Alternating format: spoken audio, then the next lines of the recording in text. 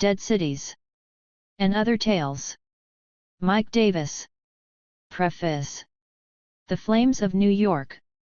Lower Manhattan was soon a furnace of crimson flames, from which there was no escape. Cars, railways, ferries, all had ceased, and never a light lit the way of the distracted fugitives in that dusky confusion but the light of burning. Dust and black smoke came pouring into the street, and were presently shot with red flame. H. G. Wells, The War in the Air, 1908. This image, part of a long warning note about the massacre of New York, slumbered for nearly a century on a back shelf of the New York Public Library. H. G. Wells, that socialist Nostradamus, penned it in 1907. The American edition of his War in the Air includes an extraordinary illustration, is it not from CNN, of a firestorm devouring Wall Street, with Trinity Church smoldering in the background. Wells also offered some shrewd and unfriendly thoughts about New York's messianic belief in its exemption from the bad side of history. For many generations New York had taken no heed of war, save as a thing that happened far away, that affected prices and supplied the newspapers with exciting headlines and pictures. The New Yorkers felt that war in their own land was an impossible thing. They saw war as they saw history, through an iridescent mist, deodorized, scented indeed, with all its essential cruelties tactfully hidden away. 2. They cheered the flag by habit and tradition, they despised other nations, and whenever there was an international difficulty they were intensely patriotic, that is to say, they were ardently against any native politician who did not say, threaten, and do harsh and uncompromising things to the antagonist people. When a foreign policy dominated by the trusts and monopolies entangles AIM or ICA in a general war of the powers, New Yorkers, still oblivious to any real danger, rally to flags, confetti, and an imperial presidency. And then suddenly, into world peacefully busied for the most part upon armaments and the perfection of explosives, war came. The immediate effect on New York was merely to intensify her normal vehemence. Great crowds assembled to listen to and cheer patriotic speeches, and there was a veritable epidemic of little flags and buttons. Strong men wept at the sight of the national banner. The trade in small arms was enormously stimulated, and it was dangerous not to wear a war button. One of the most striking facts historically about this war, and one that makes complete the separation between the methods of warfare and democracy, was the effectual secrecy of Washington. They did not bother to confide a single fact of their preparations to the public. They did not even condescend to talk to Congress. They burked and suppressed every inquiry. The war was fought by the President and the Secretary of State in an entirely autocratic manner. 2. But the Americans, blinded by the solipsistic delusion that they live in a history solely of their own making, are easy targets for that scheming new Assyria. Wilhelmine Germany. Surprise attacked by the Imperial Zeppelin fleet, ragtime New York becomes the first modern city destroyed from the air. In a single day, haughty Manhattanites are demoted to slaughtered natives. As the airships sailed along they smashed up the city as a child will shatter its cities of brick and card. Below they left ruins and blazing conflagrations and heaped and scattered dead, men, women, and children mixed together as though they had been no more than Moors, or Zulus or Chinese. The fantastic mask. The mask. Look at the mask. Sand, crocodile, and fear above New York. Federico Garcia Lorca, Dance of Death, 1929. If Wells, looking through his Edwardian spyglass, foresaw the end of American exceptionalism in eerily accurate focus, his is only one of myriad visions hurled back at us since the World Trade Center became the womb of all terror. There is, for instance, José Clemente Orozco's fierce 1931 painting Los Muertos, The Dead, which depicts Manhattan skyscrapers being broken apart like piñatas at a satanic birthday party.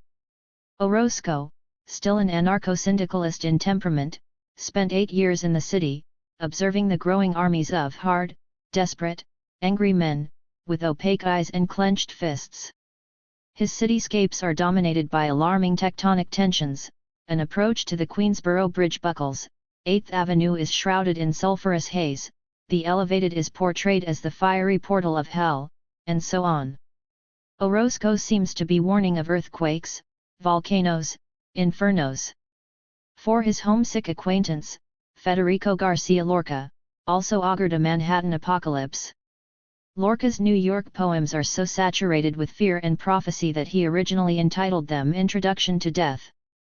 On the original Black Tuesday in 1929, the Andalusian poet wandered through the canyons of Wall Street, watching in amazement as ruined investors flung themselves from windows of monstrous buildings.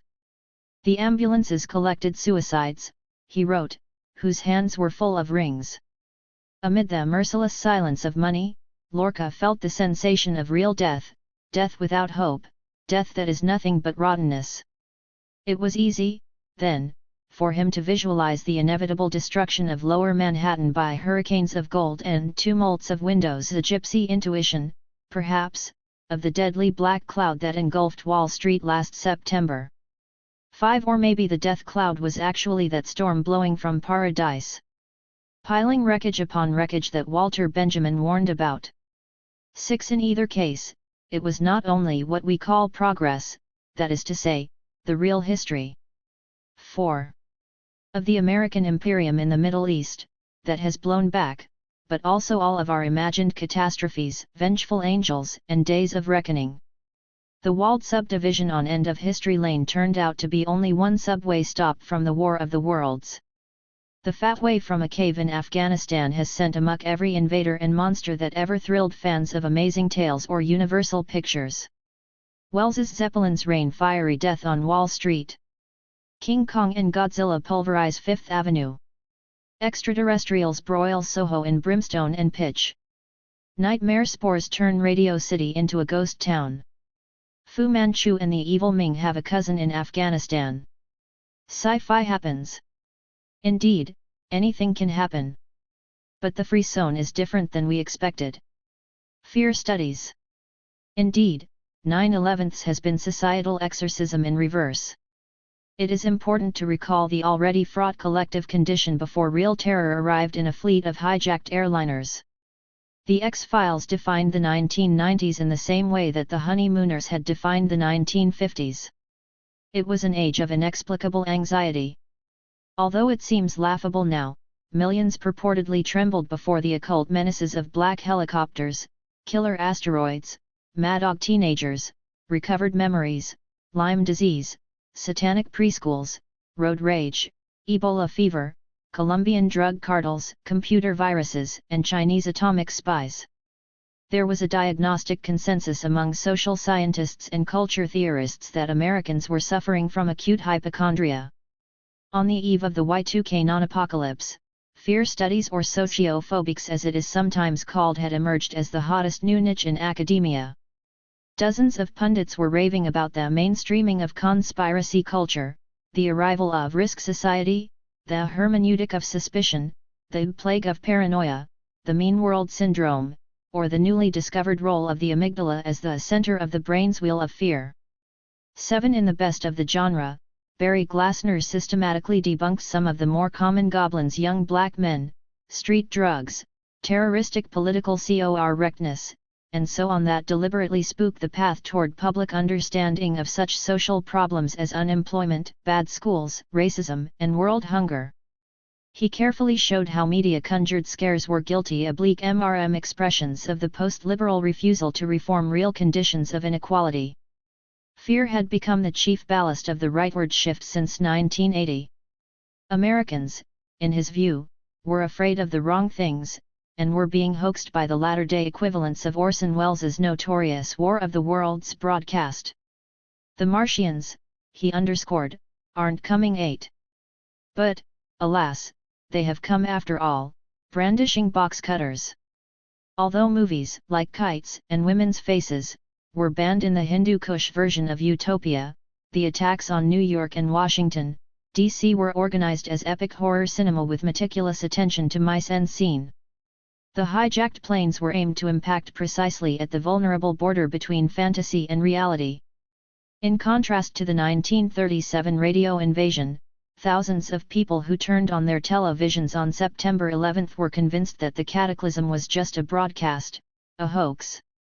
They thought they were watching rushes from the latest Bruce Willis film. Nothing since has thrown cold water on this sense of illusion. The more improbable the event, the more familiar the image. The Attack on America, and its sequels, America Fights Back and America Freaks Out, has continued to unspool as a succession of celluloid hallucinations, each of which can be rented from the corner video shop, The Siege, Independence Day, Executive Action, Outbreak, The Sum of All Fears, and so on. George W. Bush, who has a bigger studio, meanwhile responds to Osama bin Laden as one auteur to another with his own fiery wide-angle hyperboles. Has history, then, simply become a montage of prefabricated horrors crafted in Hollywood writers' huts? Certainly the Pentagon thought so when it secretly conscripted a group of famous screenwriters, including Spike Jonze, being John Malkovich, and Steven DeSouza, Die Hard, to brainstorm about terrorist targets and schemes in America and to offer solutions to those threats. The working group is based at the Institute for Creative Technology, an Army joint venture with the University of Southern California that mines Hollywood expertise to develop interactive war games with sophisticated story paths. One of its products is Real War, a video game that helps train military leaders to battle against insurgents in the Middle East. When on September 20 an unidentified foreign intelligence agency warned the FBI of a potential attack on a major Hollywood studio, it was the last twist in a Mobius strip weaving simulation into reality and back again. 9. The interminable uncanny mere skepticism seems powerless to remove the fantastic mask worn by such events.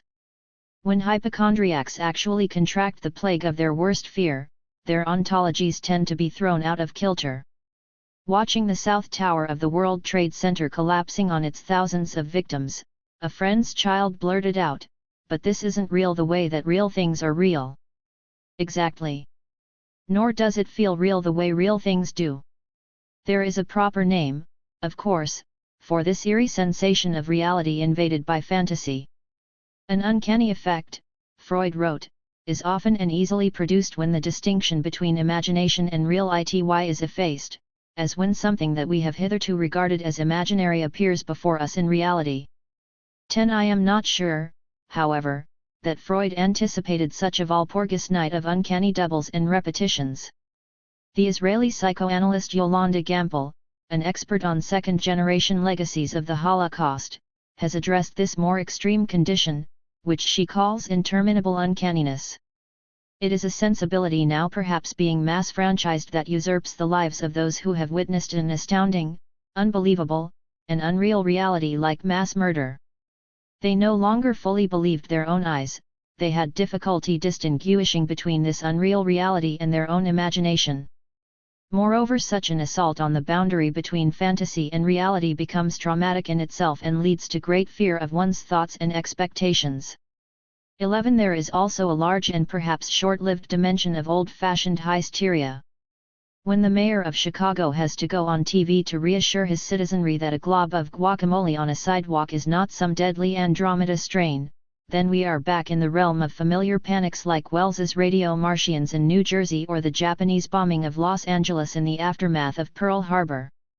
But when hysteria subsides, the uncanny will likely endure, as Gampel explains, not as a symptom, behavior, or neurotic organization but as lived experience, a permanent foreboding about urban space as potential ground zero black utopia. The bourgeois hat flies off his pointed head. Trains fall off bridges. Jacob van Hoddis, World's End, 1910. From a psychoanalytic perspective, of course, there is more to the story. Freud defined the uncanny as always involving some return of the repressed, as when, after the collapse of their religion, a people's gods turn into demons. 13. Or their skyscrapers into infernos. But what is the repressed root of modern urban fear? What is the ultimate psychosocial substrate upon which politics, and what else is it, has deposited layer after layer of spectral dangers, the fear of the poor, fear of crime, fear of blackness, and now fear of bin Laden? The most interesting answer, at least within the Marxist tradition, comes from Ernst Bloch. Although primarily known as a dialectician of hope, Bloch was also attentive to the uncanny qualities of the big city. As the one unrepentant ex-praise Zionist in the ranks of Western Marxism, he retained that apocalyptic sensibility that had first burst forth in the revolutionary poem World's End that Jacob van Hoddis read in the Das Neopathetist Cabaret in late 1910. Something uncanny was in the air, and Expressionism's was the lightning rod that captured urban fear on the brink of the First World War and converted it into a prefigurative vision of the horrors to come. 14. The poems of George Heym and George Treichel, and the canvases of Franz Marc, Ernst Kirchner, Erich Heckel, and, above all, Ludwig Meidner were ablaze with clairvoyant images of murder victims, tumbling tenements, exploding cities, and flying bodies.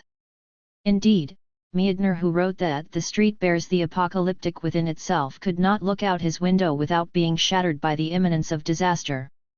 My brain bled dreadful visions, he wrote of the torrid summer of 1913. I could see nothing but 1,000 skeletons jigging in a row. Many graves and burned cities writhed across the plains. 15. In the equally ominous year of 1929, Bloch returned to this eschatological nervousness. In The Anxiety of an Engineer, he explains the fearful bore. 8. GOS, intriguingly, in terms of the contrasting urban ecologies of capitalist and pre-capitalist cities. In the latter, he uses Naples as an example. There is no delusion of total command over nature, just constant ecological adaptation. The city is an imperfect and carnivalesque improvisation that yields to the fluxes of a dynamic Mediterranean environment. Things are allowed to remain in a halfway real condition, and delight is taken in the way things come to their own equilibrium and completion.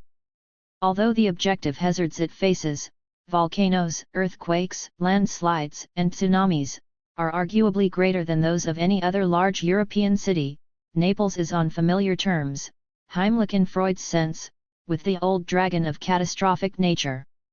Anxiety does not infuse daily life on the slopes of Vesuvius.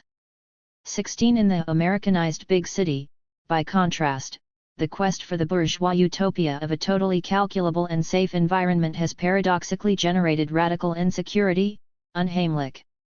Indeed, where technology has achieved an apparent victory over the limits of nature, the coefficient of known and, more significantly, unknown danger has increased proportionately.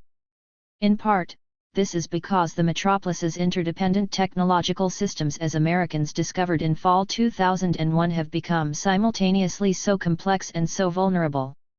More profoundly, the capitalist big city is extremely dangerous because it dominates rather than cooperates with nature.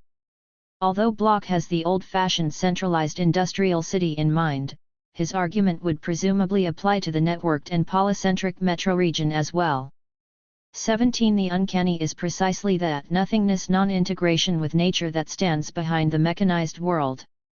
Although Bloch was acutely aware of the imminent dangers of fascism and a new world war, he insisted that the deepest structure of urban fear is not Wells's war in the air, but detachment and distance from the natural landscape. The subject is teetering on the brink of absolute nihilism, and if this mechanization with or without purpose, this universal depletion of meaning, should come to fulfillment, then the future void may prove equal to all the death anxieties of late antiquity and all the medieval anxieties about hell. 9. Years later, in The Principle of Hope, 1938-47, Bloch again reflected on the relationship between modern anxiety and urban technological perversion. This time he focused on science fiction and catastrophe.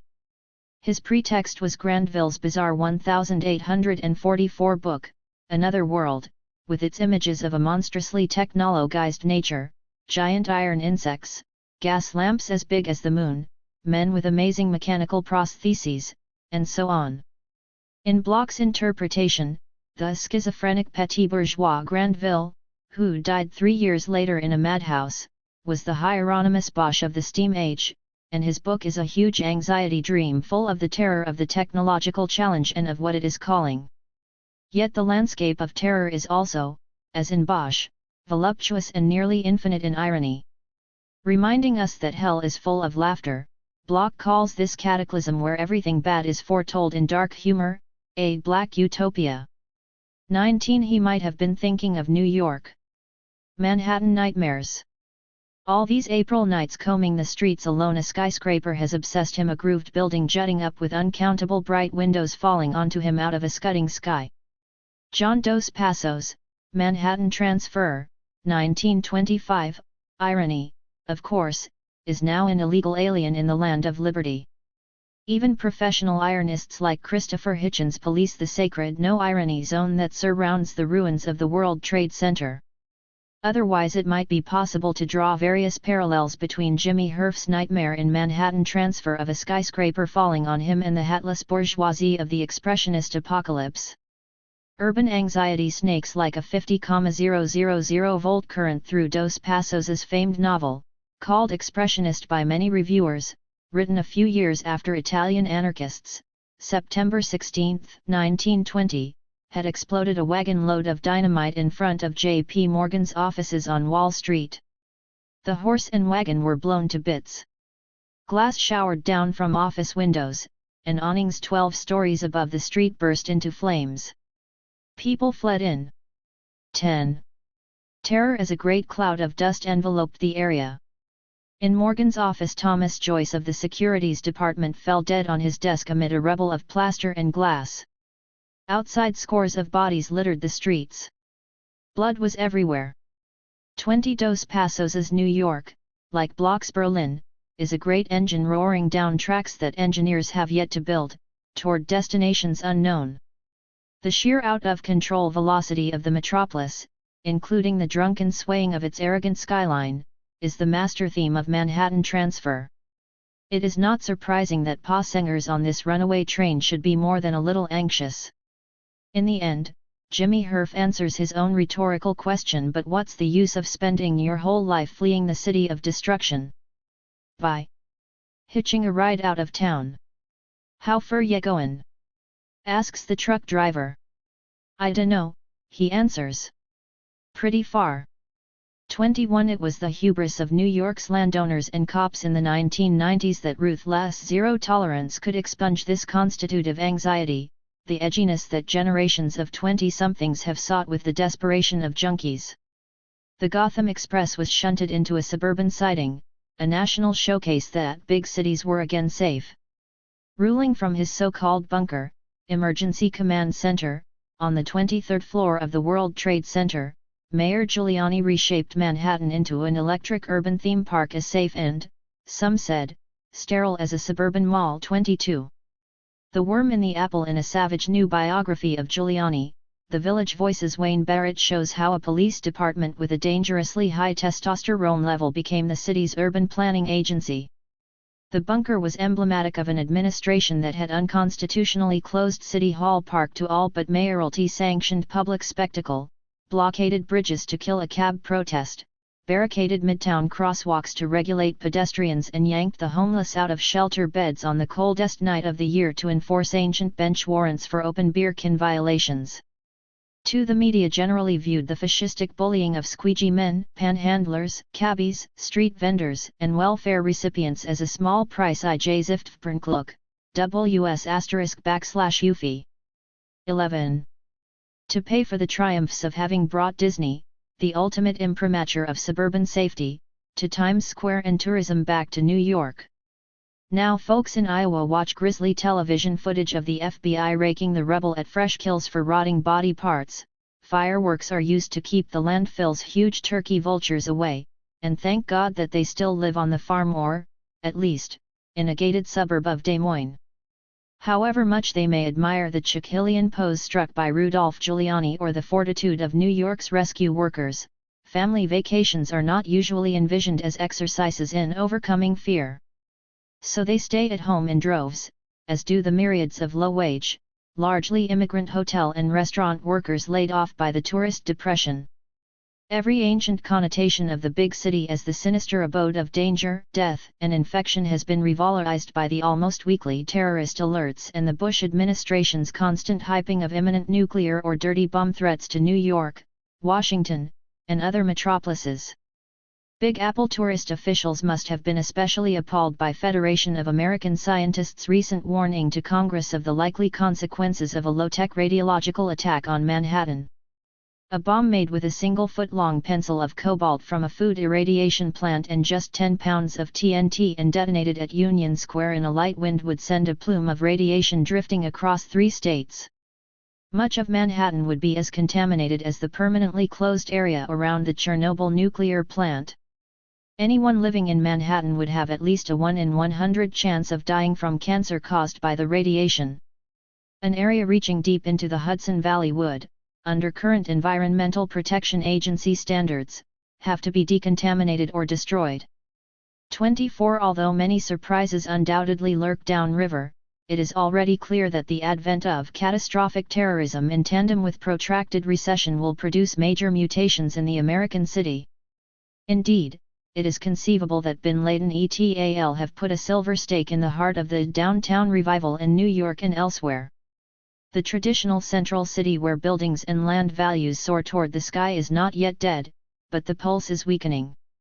The current globalization of fear will accelerate the high-tech dispersal of centralized 12 organizations, including banks, securities firms, government offices, and telecommunications centers, into regional multi-site networks. Terror, in effect, has become the business partner of technology providers like Sun Microsystems and Cisco Systems, which have long argued that distributed processing, sprawling PC networks, mandates a distributed workplace. In this spatial model, of which the Al-Qaeda network might be an exemplar, satellite offices, telecommuting, and, if need be, comfortable bunkers will replace most of the functions of that obsolete behemoth, the skyscraper. Very tall buildings have long been fundamentally uneconomic. Indeed, the absurdly overbuilt World Trade Center, a classic Rockefeller boondoggle, was massively subsidized by public sector tenants. 25. Will the hijacked airliners someday be seen as having played the same role in the extinction of skyscrapers as the Chicxulub asteroid in the demise of dinosaurs? The fear economy. Meanwhile, the fear economy, as the business press has labeled the complex of military and security firms rushing to exploit the national nervous breakdown, will grow fat amid the general famine. Fear, of course, has been reshaping American city life since at least the late 1960s, but the new terror provides a powerful Keynesian multiplier. According to Fortune magazine, the private sector will spend over $150 billion on homeland security-related expenses such as insurance, workplace security, logistics, and information technology, approximately 4 times the federal government's announced homeland security budget. Thus the already million-strong army of low-wage security guards is expected to increase 50% or more in the next decade, while video surveillance, finally beefed up to the British standard with face recognition software, will strip the last privacy from daily routine. The security regime of airport departure lounges will likely provide a template for the regulation of crowds at malls, shopping concourses, sports events, and elsewhere. Americans will be expected to express gratitude as they are scanned, frisked, imaged, taped, and interrogated for their own protection. Venture capital will flood into avant-garde sectors developing germ warfare sensors and cybersecurity systems. Sonic pundits predict that the real heroes of the war against terrorism will be a private sector army of 13 venture capitalists and security tech startups. Its best troops will be regiments of geeks rather than the special forces that struck the first blows against the Taliban in Afghanistan. These pocket protector brigades live on rations of cold pizza and coffee. They take orders not from generals or admirals but from markets and stockholders. 27. In any event, as the evolution of homeland security already illustrates, the discrete technologies of surveillance, environmental monitoring, data processing, building design, and even entertainment will grow into a single, integrated system. Security, in other words, will become a full-fledged urban utility like water, electric power, and telecommunications. Despite massive plans for hardening and terror-proofing downtown public spaces and monumental buildings, 28 however, most white-collar workers and managers will prefer to consume enhanced security closer to their suburban homes. Physical security retrofits the reinforcement of building structures, vapor and trace detection systems, traffic barricades, Bomb mitigation contain ERS, smart doors, metal detectors, bomb-proof trash cans, biometric surveillance portals.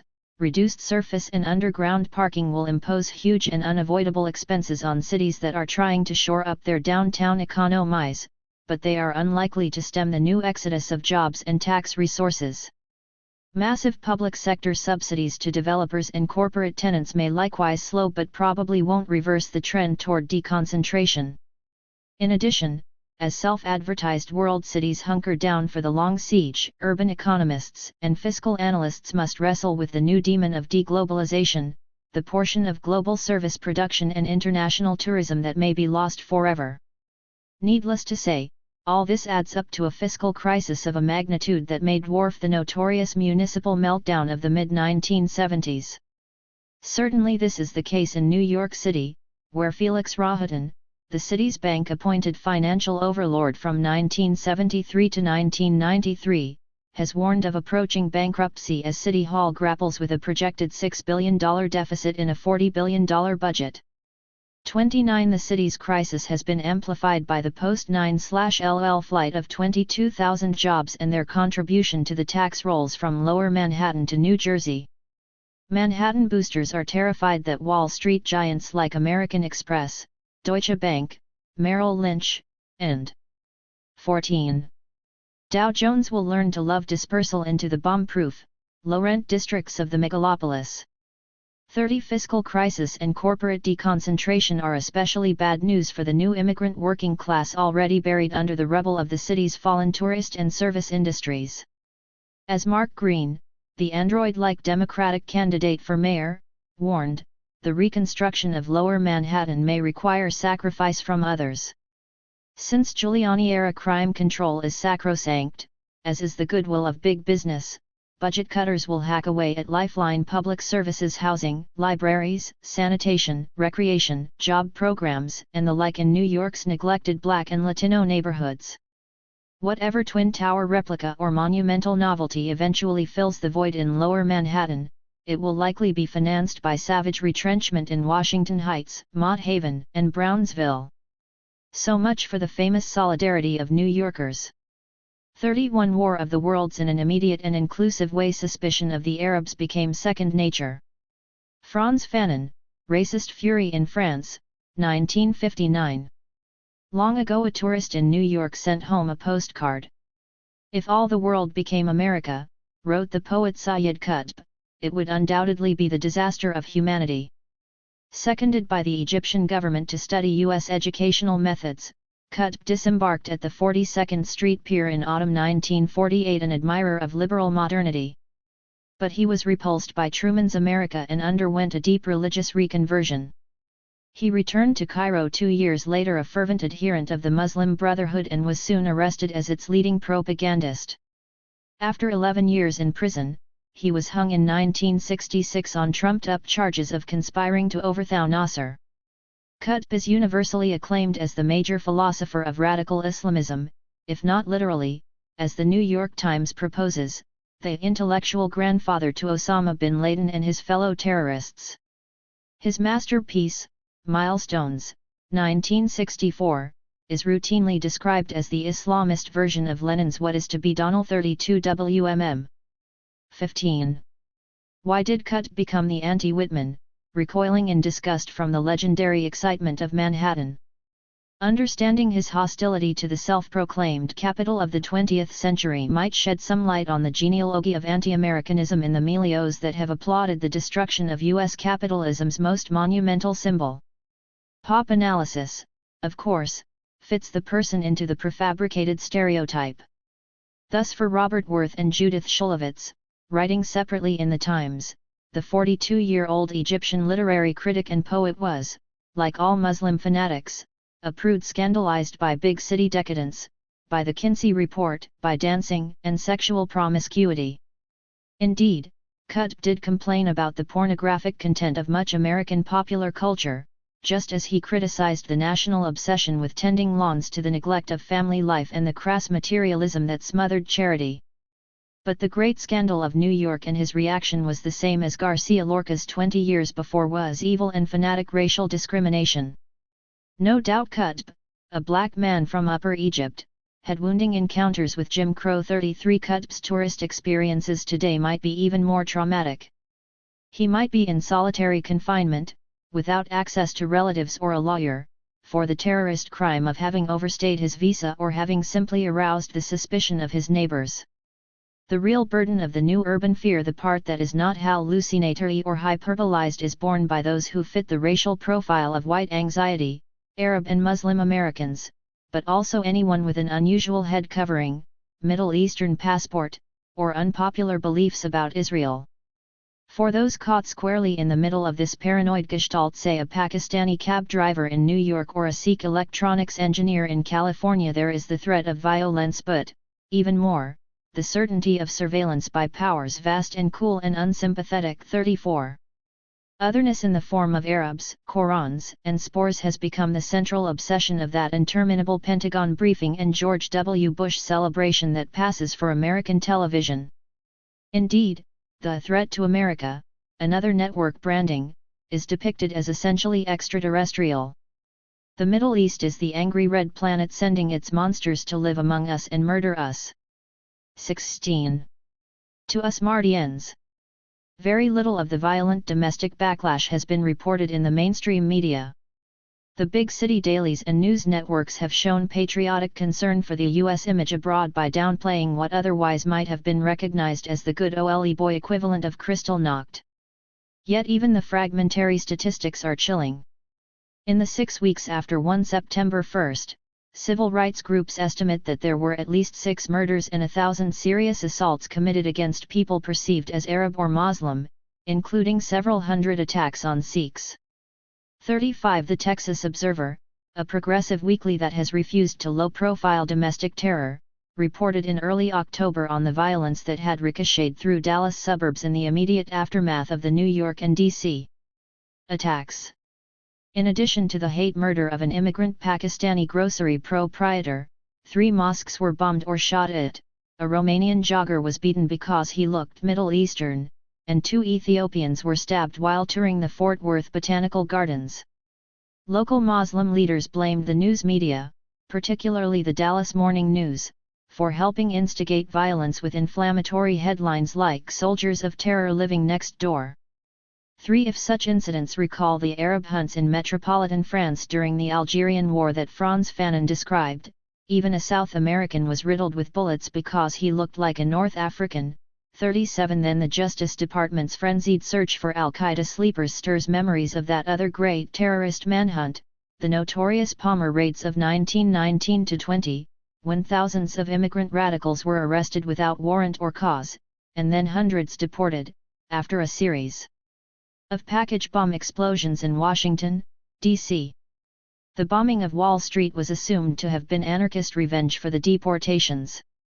This time more than 1,100 terrorist suspects have disappeared into a secretive federal maze where many have been denied lawyers, beaten by guards and inmates, blindfolded and subject to sensory deprivation, and forced to take lie detector tests.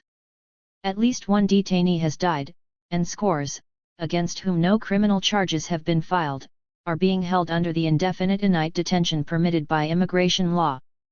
Only 4 are rumored to have any direct connection to bin Laden. Most simply have overstayed visas or used false *. 17.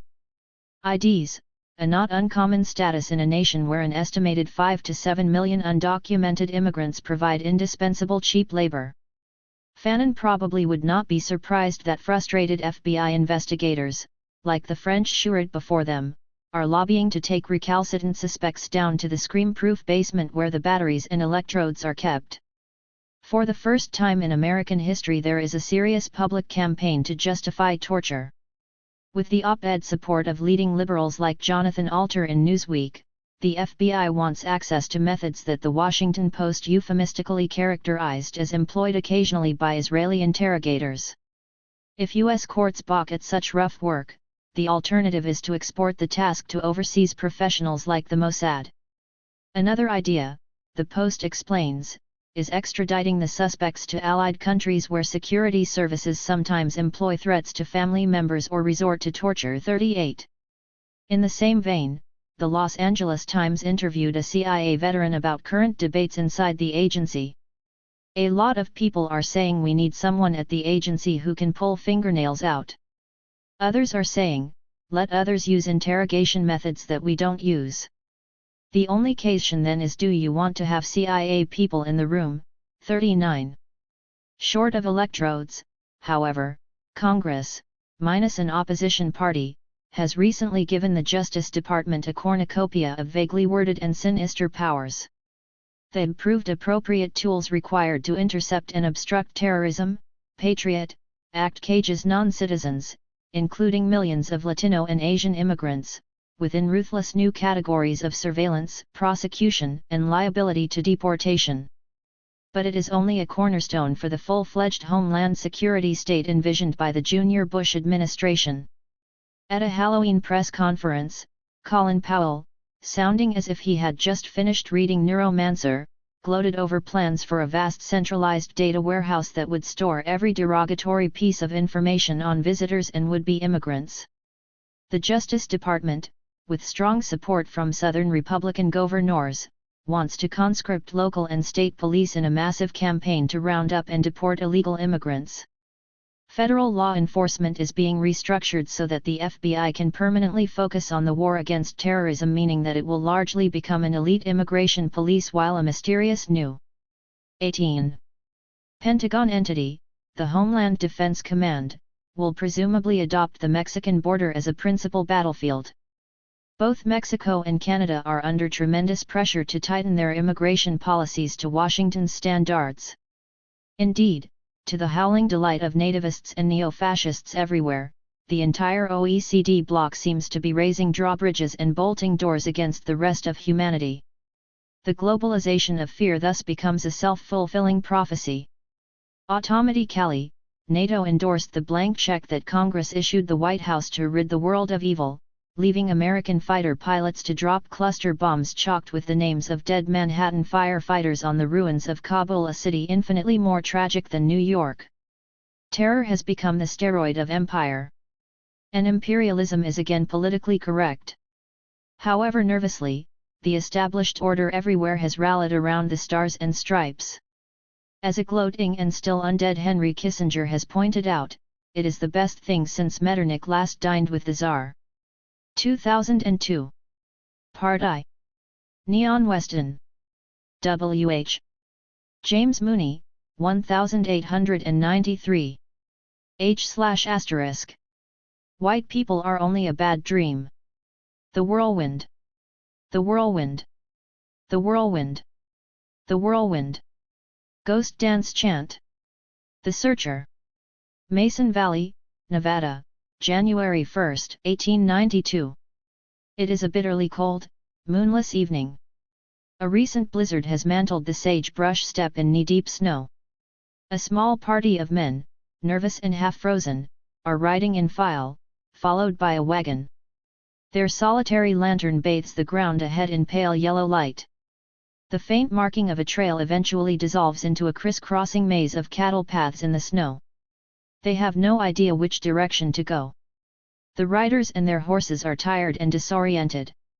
The wind is beginning to howl ominously, and each man fights a small knot of panic in his stomach. It is bad night to be lost. In such conditions, cowboys stay indoors, shepherds abandon their flocks, posses give up pursuit, and outlaws freeze to death along lonely trails. But this party, 3 Paiutes and 2 white men, has a mission of unusual urgency. They are searching for a messiah named Wovoka. After vainly following a dozen false trails and shouting repeatedly in the hope 24. of hearing an answering cry, they try a desperate expedient. Using the Frost COV-aired buckboard as a stationary point of reference, each man rides a short distance in a different direction. When they fail to find the trail, they move the wagon and start over again. Finally, the wagon driver hears sounds. A few hundred yards farther on, the party finds 4 small rural wickiups. In one of them, the Messiah is quietly waiting by his fire. The leader of the party is James Mooney, a self-taught linguist and anthropologist. He works for the Bureau of Ethnology, which has recently been moved from the U.S. Geological Survey to the Smithsonian Institution. His boss is the legendary John Wesley Powell, one-armed Civil War hero and explorer of the Grand Canyon. The Bureau's somber, 11th-hour mission is to bear scientific witness to the extinction of Native America. The nation's most eminent savants have written off the survival of most Indian cultures. Now Mooney and his colleagues are attempting to document as much as possible of these doomed lifeways before they are obliterated by white settlement and industrial progress. Mooney has the perfect melancholy temperament for his job. An Irish nationalist from Ohio, he finds a profound parallel between the decline of the American Indians and the tragedy of the Celts. Like the Kiowa and Cherokee, whose languages he speaks fluently, Mooney's own tribe, the Gaelic-speaking Irish, are human anachronisms in an age of steel cities, commodity exchange, and Hotchkiss guns. His Indian informants and friends with stirring names like Standing Bear, Fire Thunder, American Horse, George Sword, Black Coyote, and Sitting Bull detect a sensibility in Mooney deeper than his whiteness. Perhaps he has quoted to them, in their own language, the bitter epitaph of Irish patriot John Mitchell: "The very nation that I knew as Ireland is broken and destroyed, and the place that knew it shall know it no more." At any event, his empathy is compelling and he has won admission to a world otherwise sealed to whites forever by massacres and broken promises. Vouchsafed by the honor of his famous friends. Mooney passes from tribe to tribe in a quest for information about a strange new religion. Some weeks earlier, Mooney had been with the Lakota in South Dakota. Every doomed people dreams of magical rebirth. In the miser of their reservations, Phi 25 the Lakota, who only a decade earlier had been the most powerful horseman on the continent, embraced a ceremony of renewal known as the Ghost Dance. With the speed of hope, this prophecy of a world restored had spread from the Wickiup in Mason Valley to every corner of indigenous America. Like a great bellows, it awoke the dying fires of Indian spiritual self-confidence and resistance. Mooney would later see a resonance of Indian millenarianism in a Hibernian context. The Irish version of the Ghost Dance, no less fabulous and utopian, was the Celtic revival of the 1890s, which, following the successive defeats of the Fenians, David and then Parnell, sought to rebuild an Irish nation on the foundation of its forgotten culture. Its prophets and medicine men were named Yeats, Synge, Hyde, and Pearse. And for those willing to make the conceptual journey, there really was an earlier point of contact between the Lakota and the Irish in the astonishing Prairie Rebellion of the Métis mystic and utopian socialist Louis Riel. He counted both Sitting Bull and the Irish Republican Brotherhood as allies in his struggle against English Canada. The Irish awakening eventually produced a small republic on a divided island. The Lakota, however, immediately paid a terrible price for their dreaming.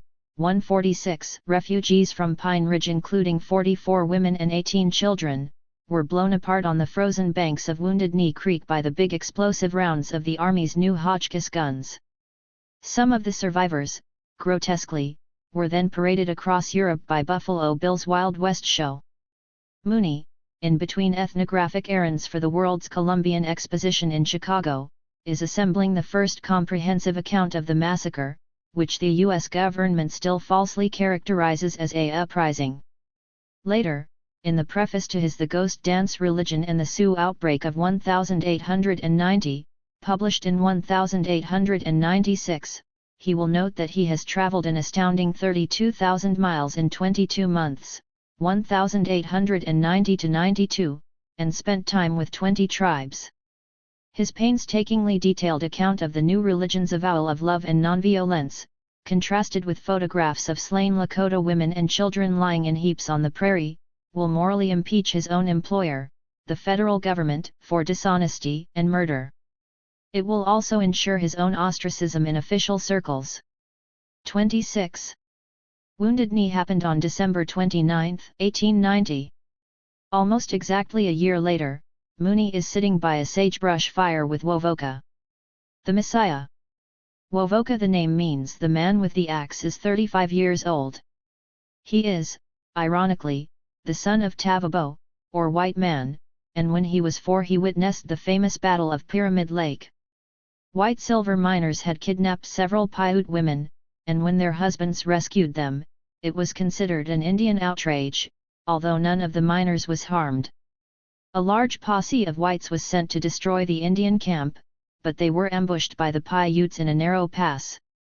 With bows and arrows alone, Wovoka's band killed nearly 50 miners and forced the rest to flee in terror. Undefeated on the battlefield, the Paiute nonetheless lost their freedom to the inexorable expansion of the white mining and cattle frontiers. Thus, following the death of his father, Wovoka was indentured to a local rancher named David Wilson. Although he refuses to learn English or move into a house, he is now called Jack Wilson by the whites and is well regarded as a reliable and hard-working ranch hand. He will spend his entire life tending cattle and sheep in Mason Valley. Like other great prophets from Moses to Joseph Smith, his revelation occurred on a mountain. One day in late 1888 or early 1889, he was cutting wood for David Wilson when the sky began to darken. Looking up he saw the sun dying, an eclipse, followed by a great clamor in the trees. Laying down his axe, he ran in the direction of the tumult. He instantly died or passed into unconsciousness. Then, as he explains to Mooney, he was taken up to the other world. Here he saw God, with all the people who had died long ago engaged in their old-time sports and occupations, all happy and forever young. It was a pleasant land and full of game. After showing him all, God told him he must go back and tell his people they must be good and love one another, have no quarreling, and live in peace with the whites. They must put away all the old practices savored of war, that if they faithfully obeyed his instructions they would at last be reunited with their friends in this other world, where there would be no death or sickness or old age or, by implication, whites. p. 772. 27 As a gift to the Indian people, God gave him a sacred dance. Performed at intervals, for 5 days at a time, the dance would beatify the performers and hasten the advent of the new time. Wovoka was also given powers to predict and control the weather. Mooney would later interview a former Indian agent at Walker Lake who claimed that Wovoka had once requested him to draw up and forward to the President Grover Cleveland a statement of his supernatural claims, with the proposition that if he could receive a small regular stipend he would take up his residence on the reservation and agree to keep Nevada people informed of all the latest news from heaven and to furnish rain whenever wanted. The agent, chuckling to himself while pretending to take Wovoka seriously, never forwarded the letter as promised. Local whites, including those who knew and liked Jack Wilson, patronizingly interpreted the revelation as little more than a hysterical reaction to the unexpected solar eclipse. To the Paiutes, on the other hand, it was a long-awaited sign. The first ghost dance took place on the Walker Lake Reservation in January 1889. It produced a spiritual earthquake half a continent in diameter.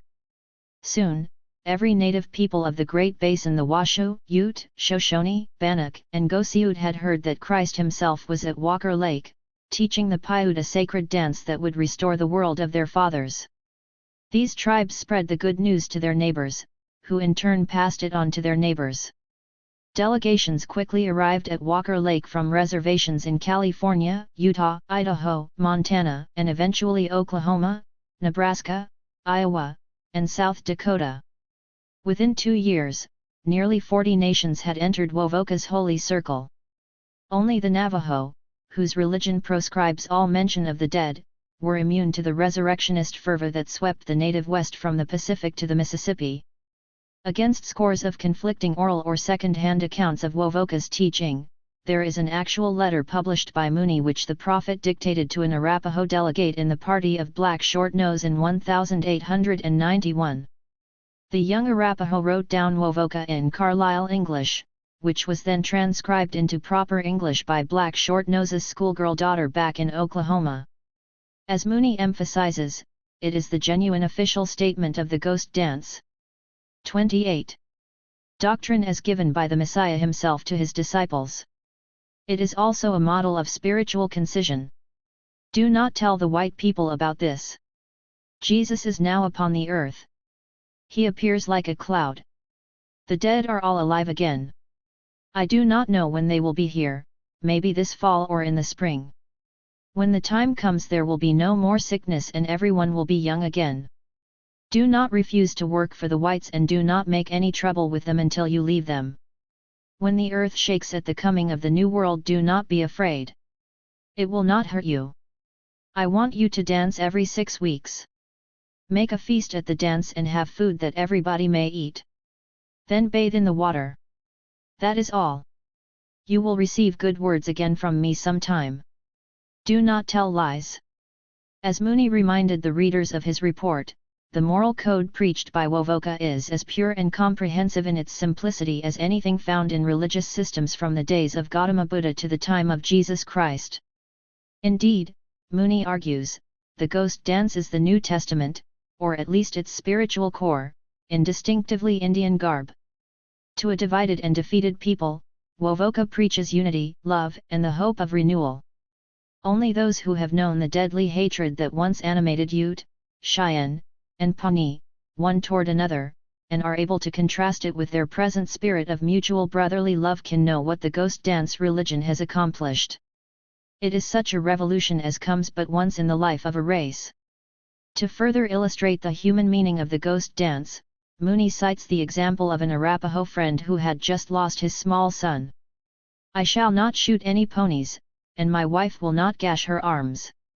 We used to do this when our friends died, because we thought we would never see them again, and it made us feel bad. But now we know we shall all be united again. As to the ceremony itself, especially the hypnotic role of dance, Muni cautions his white readers to consider how some of their own religious practices might look to strangers. In a country which produces magnetic healers, shakers, trance mediums, and the like, all these things may very easily be paralleled without going far from home. 29 The Mirage on the centenary of Muni's conversation with Wovoka, January 1991, 1. Visited Walker Lake, Nevada.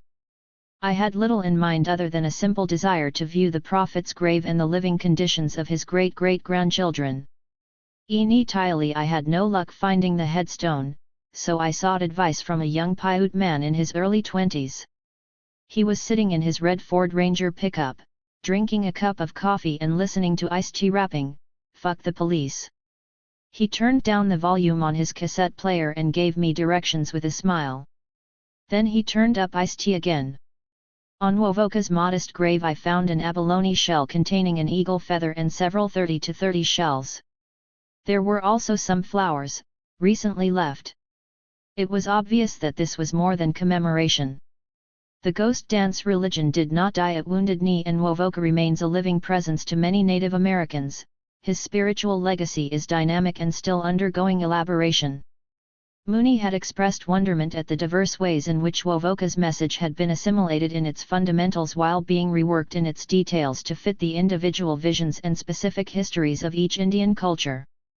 The Arapaho, for example, believed that the restored world would advance behind a wall of fire that would drive the whites back to Europe, while the Lakota, more embittered, had a vision of white civilization buried alive by earthquakes and landslides, with the survivors transformed into small fishes in the river. The Cheyenne preferred a native version of the rapture, with Indian peoples ascending through the clouds to a beautiful hunting ground, while the Shoshone foresaw a paradise where Indians and whites would dwell together in peace. In almost every version, however, the actual spiritual passageway to the new earth was the deep sleep induced by the ghost dance and lasting for 4 days. Upon awakening, the first people would realize that whites had simply been a bad dream. The year after visiting Wovoka's grave, I had an opportunity to discuss his legacy with some of the Paiute and Shoshone activists who were sponsoring the global healing demonstrations at the Nevada nuclear test site. With the nuclearized desert as a dramatic backdrop, they emphasized that while the M30 Die millenarian expectations of their great-grandparents, like the early Christians, had been frustrated, Wovoka's vision of a unified Indian people resuming stewardship of the West after white civilization has been destroyed by a cataclysm of its own making is more compelling than ever. Sweeping the horizon with his finger, one of them challenged me, "Do you really think all this can last?" His guest tour was meant to encompass not only the test site, but all the chief monuments to the past century's work of conquest, the dams, casinos, instant suburbs, bombing ranges, prisons, theme parks, toxic dumps, trophy homes, and trailer parks. The Laterda y Paiute and Shoshone, of course, themselves live in electrified homes, drive pickup trucks, send their kids to college, and lobby members of the Congress, but they do so with an keen awareness of the radical instability of this artificial world and its neon landscapes. It is a catastrophe to which they have painfully adjusted, which has transformed the outward trappings of their lives, but which they continue to resist inwardly. The essence of the ghost dance is, perhaps, precisely the moral stamina to outlast this great mirage. The prophecy. It is interesting to speculate what Frederick Jackson Turner was doing the day that Mooney met with Wovoka. As he sat down to New Year's dinner with his family in front of a warm hearth, was he already ruminating over the famous speech that he would give 2 years later at the World's Columbian Exposition in Chicago? What had been his reaction to the lurid newspaper accounts of the recent Sioux uprising in South Dakota? Did he know who Wovoka was? Or Mooney? I have never visited Turner's grave, so I don't know if anyone has placed fresh flowers there recently, much less seashells, eagle feathers, and Winchester cartridges. Yet his somber cult continues to endure. Historians have marched by his tomb for 4 generations now, and rare is the article or monograph, even in this postmodernist era, that doesn't doff its cap to the boss. True, there are other major traditions in the historiography of the West, most notably Bolton's School of Comparative Frontier Studies and Innis's historical geographies of the staple trades. Enough intermarriage, moreover, has occurred within the field to produce revisionists who are still American exceptionalists and Turnerians who TOJNF 31 study cities and commodity circuits. But virtually everyone working in the field, whether their theoretical genealogy begins in Berkeley, Toronto, Madison, or even Paris, and whether they mourn with the victims or gloat with the victors, accepts the evolutionary pathway from frontier to region, from colonial periphery to Sunbelt. Virtually by definition, they acknowledge a certain stable core of regional identity and historical continuity. Everyone, that is, except the heirs to Wovoka. They reject the telos of the finished product, the conquered landscape, the linear historical narrative, the managed ecosystem. They see a chaos more ontological than the boom and bust cycle. They know the supposedly permanent structures of tradition and meaning in the White West seldom endure more than a single generation before they are overthrown and replaced. Like a certain German philosopher, they are all too aware that all that is solid melts into air, including our most dearly held conceptions of the West as a region. Wovoka, in other words, sustains his great-great-grandchildren with an apocalyptic vision of the history of the American West. Since apocalypse is such an overused and cheapened term, it is important to recall its precise meaning in the Abrahamic religions. An apocalypse is literally the revelation of the secret history of the world as becomes possible under the terrible clarity of the last days. It is the alternate, despised history of the subaltern classes, the defeated peoples, the extinct cultures. I am claiming, in other words, that Wovoka offers us a neo-catastrophist epistemology for reinterpreting Western history from the standpoint of certain terminal features of the approaching millennial landscape. He invites us to reopen that history from the vantage point of an already visible future when sprawl, garbage, addiction, violence, and simulation will have overwhelmed every vital life space west of the Rockies. This is Turnerian history, if you will, stripped down to its ultimate paranoia, the West become Los Angeles. For those who retain the ghost dance tradition, this end point is also paradoxically the point of renewal and restoration. It is through this black hole that the West will disappear into the singularity of catastrophe, only to re-emerge, on the other side, with streams full of salmon and plains black with bison. 1999. Richard Misrach, Dead Animals No. 327. jrvhiv.hj. Ecocide in Marlborough Country. Was the Cold War the Earth's worst eco-disaster in the last 10,000 years? The time has come to weigh the environmental costs of the Great Twilight Struggle and its attendant nuclear arms race. Until recently, most ecologists have underestimated the impact of warfare and arms production on natural history. Yet there is implacable evidence that huge areas of Eurasia and North America, particularly the militarized deserts of Central Asia and the Great Basin, have become unfit for human habitation, perhaps for thousands of years, as a direct result of weapons testing, conventional, nuclear, and biological, by the Soviet Union, China, and the United States. Part 1, Portraits of Hell. These national sacrifice zones, two now barely recognizable as parts of the biosphere, are also the homelands of indigenous cultures, Kazakh, Paiute, Shoshone, among others, whose peoples may have suffered irreparable genetic damage. Millions of other soldiers, armament workers, and downwind civilians have become the silent casualties of atomic plagues. If, at the end of the old superpower era, a global nuclear apocalypse was finally averted, it was only at the cost of these secret holocausts. 3*34. This hidden history has come unraveled most dramatically in the ex-Soviet Union, where environmental and anti-nuclear activism, first stimulated by Chernobyl in 1986, emerged massively during the crisis of 1990–91. Grassroots protests by miners, school children, healthcare workers, and indigenous peoples forced official disclosures that confirmed the sensational accusations by earlier Samis. Writers like Zhores Medvedev and Boris Komarov, Zeev Wolfson. Izvestiya finally printed chilling accounts of the 1957 nuclear catastrophe in the secret military city of Chelyabinsk 40, as well as the poisoning of Lake Baikal by a military factory complex. Even the glacial wall of silence around radiation accidents at the Semipalatinsk polygon, the chief Soviet nuclear test range in Kazakhstan, began to melt. For as a result, the ex-Soviet public now has a more ample and honest view than their American or British counterparts of the ecological and human costs of the Cold War. Indeed, the Russian Academy of Sciences has compiled an extraordinary map that shows environmental degradation of irreparable, catastrophic proportions in 45 different areas, comprising no less than 3.3% of the surface area of the former USSR. Not surprisingly, much of the devastation is concentrated in those parts of the southern Urals and Central Asia that were the geographical core of the USSR's nuclear military-industrial complex. 5 veteran Kremlinologists, in slightly uncomfortable green disguises, have fastened on these revelations to write scathing epitaphs for the USSR. According to Radio Liberty and RAND researcher D.J. Peterson, the destruction of nature had come to serve as a solemn metaphor for the decline of a nation.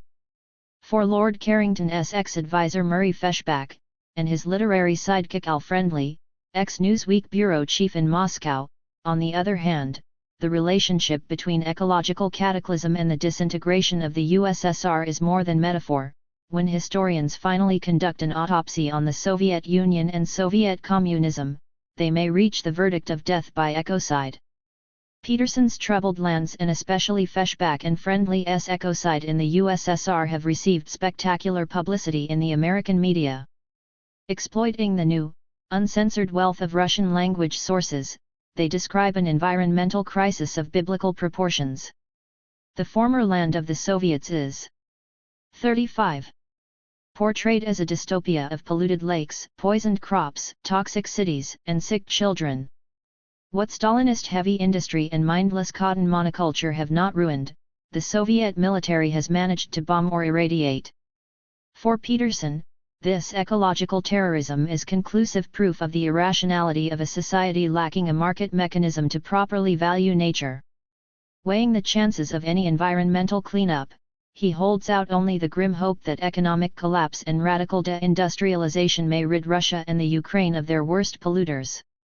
8 Pentagon eco-freaks Feshbach and Friendly are even more unsparing.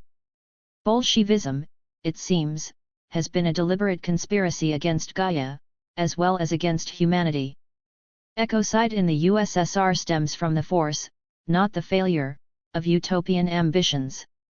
It is the ultimate expression of the revolution's physical and spiritual brutality. With Old Testament righteousness, they repeat the opinion that there is no worse ecological situation on the planet 9.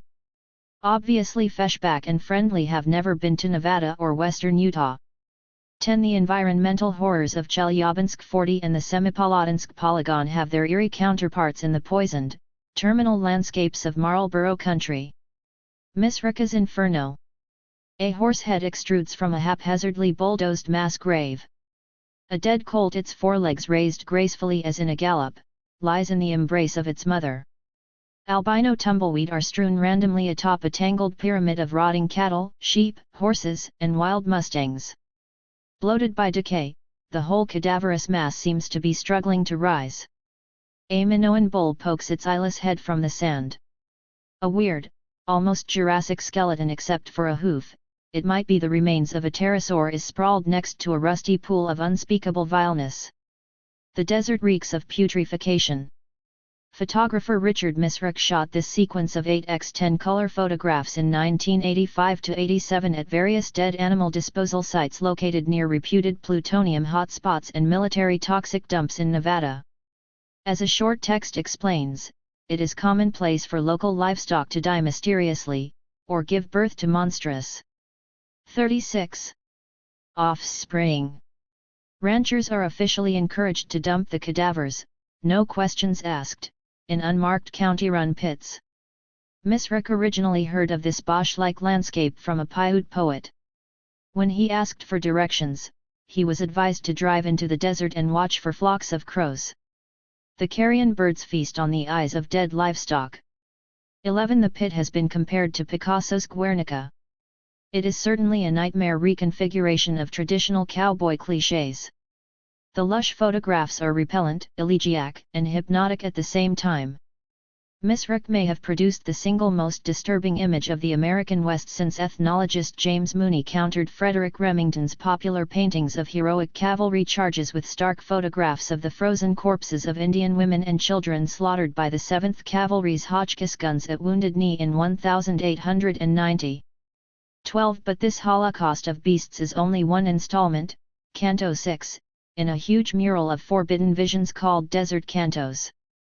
Misrak is a connoisseur of trespass who since the late 1970s has penetrated some of the most secretive spaces of the Pentagon Desert in California, Nevada, and Utah.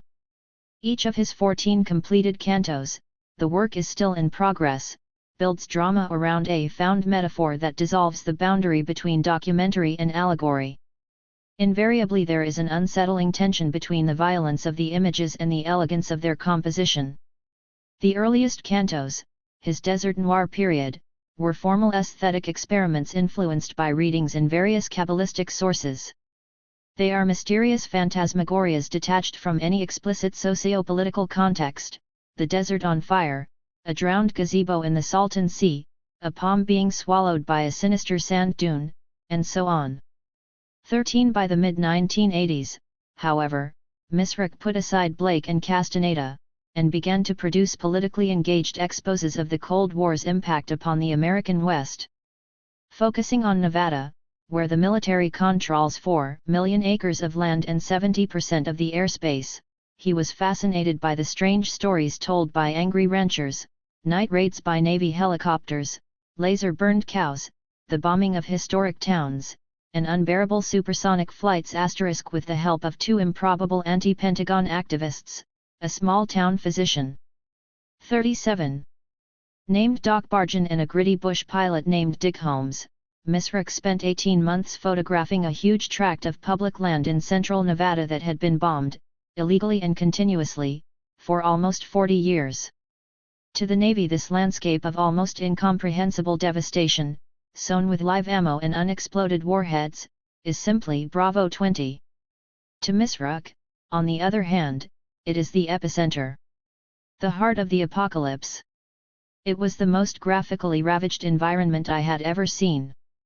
I wandered for hours amongst the craters. There were thousands of them. Some were small, shallow pits the size of a bathtub, others were gargantuan excavations as large as a suburban 2-car garage. Some were bone-dry, with walls of traumatized earth splatterings, others were eerie pools of blood-red or emerald-green water. Some had crystallized into strange salt formations. Some were decorated with the remains of blown-up jeeps, tanks, and trucks. 14. Although Misrak's photographs of the pulverized public domain, published in 1990, riveted national attention on the bombing of the West. It was a bittersweet achievement. His pilot friend Dick Holmes, whom he had photographed raising the American flag over a lunarized hill in a delicious parody on the Apollo astronauts, was killed in an inexplicable plane crash. The Bush administration, meanwhile, accelerated the modernization of bombing ranges in Nevada, Utah, and Idaho. Huge swathes of the remote West, including Bravo 20, have been updated into electronically scored, multi-target grids, which from space must now look like a colossal Pentagon video game board. In his most recent collection of cantos, Violent Legacies, which includes The Pit, Misrach offers a haunting, visual archaeology of Project W-47, the super-secret final assembly and flight testing of the bombs dropped on Hiroshima and Nagasaki. The hangar that housed the Enola Gay still stands, a sign warns, use of deadly force authorized, amid the ruins of Wendover Air Base in the Great Salt Desert of Utah. In the context of incipient genocide, the fossil flight crew humor of 1945 is unnerving. Thus a fading slogan over the A-bomb assembly building reads "Blood, Sweat, and Beers," while graffiti on the administrative headquarters commands "Eat my fallout." The rest of the base complex, including 38. The atomic bomb storage bunkers and loading pits, has eroded into megalithic abstractions that evoke the ground zero helter-skelter of J.G. Ballard's famous short story The Terminal Beach. Outlined against ochre desert mountains, the Newfoundland Range, I believe, the forgotten architecture and casual detritus of the first nuclear war are almost beautiful. 15. In cultivating a neo-pictorialist style, Misrach plays subtle tricks on the sublime. He can look Keats's horror straight in the face and make a picture postcard of it. This attention to the aesthetics of murder infuriates some partisans of traditional black and white political documentarism, but it also explains Misrach's extraordinary popularity. He reveals the terrible, hypnotizing beauty of nature in its death throes, of landscape as inferno. We have no choice but to look. If there is little precedent for this in previous photography of the American West, it has a rich resonance in contemporary, especially Latin American political fiction. Discussing the role of folk apocalypticism in the novels of Garcia Marquez and Carlos Fuentes, Lois Zamora inadvertently supplies an apt characterization of desert cantos. The literary devices of biblical apocalypse and magical realism coincide in their hyperbolic narration and in their surreal images of utter chaos and unutterable perfection. And in both cases, this surrealism is not principally conceived for psychological effect, as in earlier European examples of the mode, but is instead grounded in social and political realities and is designed to communicate the writer's objections to those realities. 16. Resurveying the West. Just as Marquez and Fuentes have led us through the hallucinatory labyrinth of modern Latin American history, so Misrach has become an indefatigable tour guide to the apocalyptic kingdom that the Department of Defense has built in the Desert West.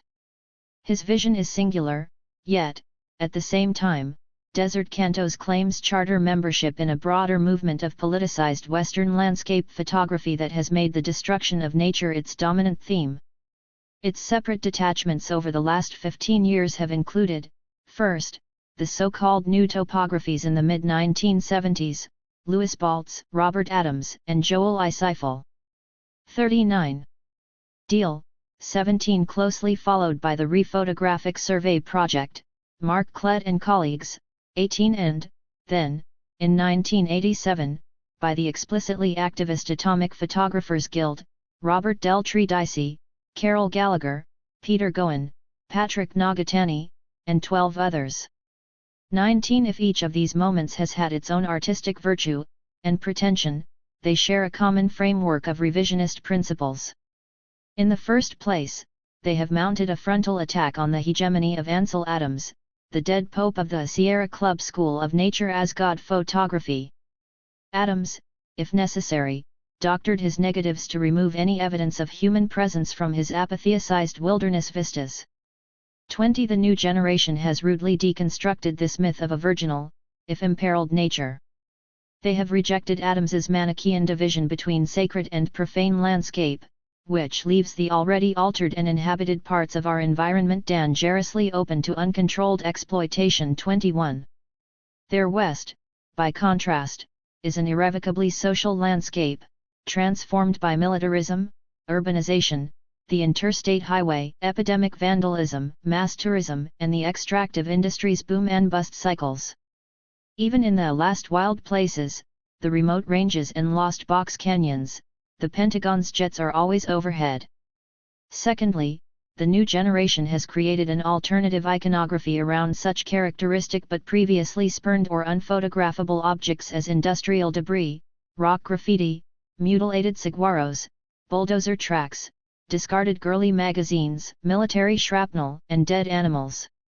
22. Like the surrealists, they have recognized the oracular and critical potencies of the commonplace, the discarded, and the ugly. 23. But as environmentalists, they also understand the fate of the rural West as the national dumping ground.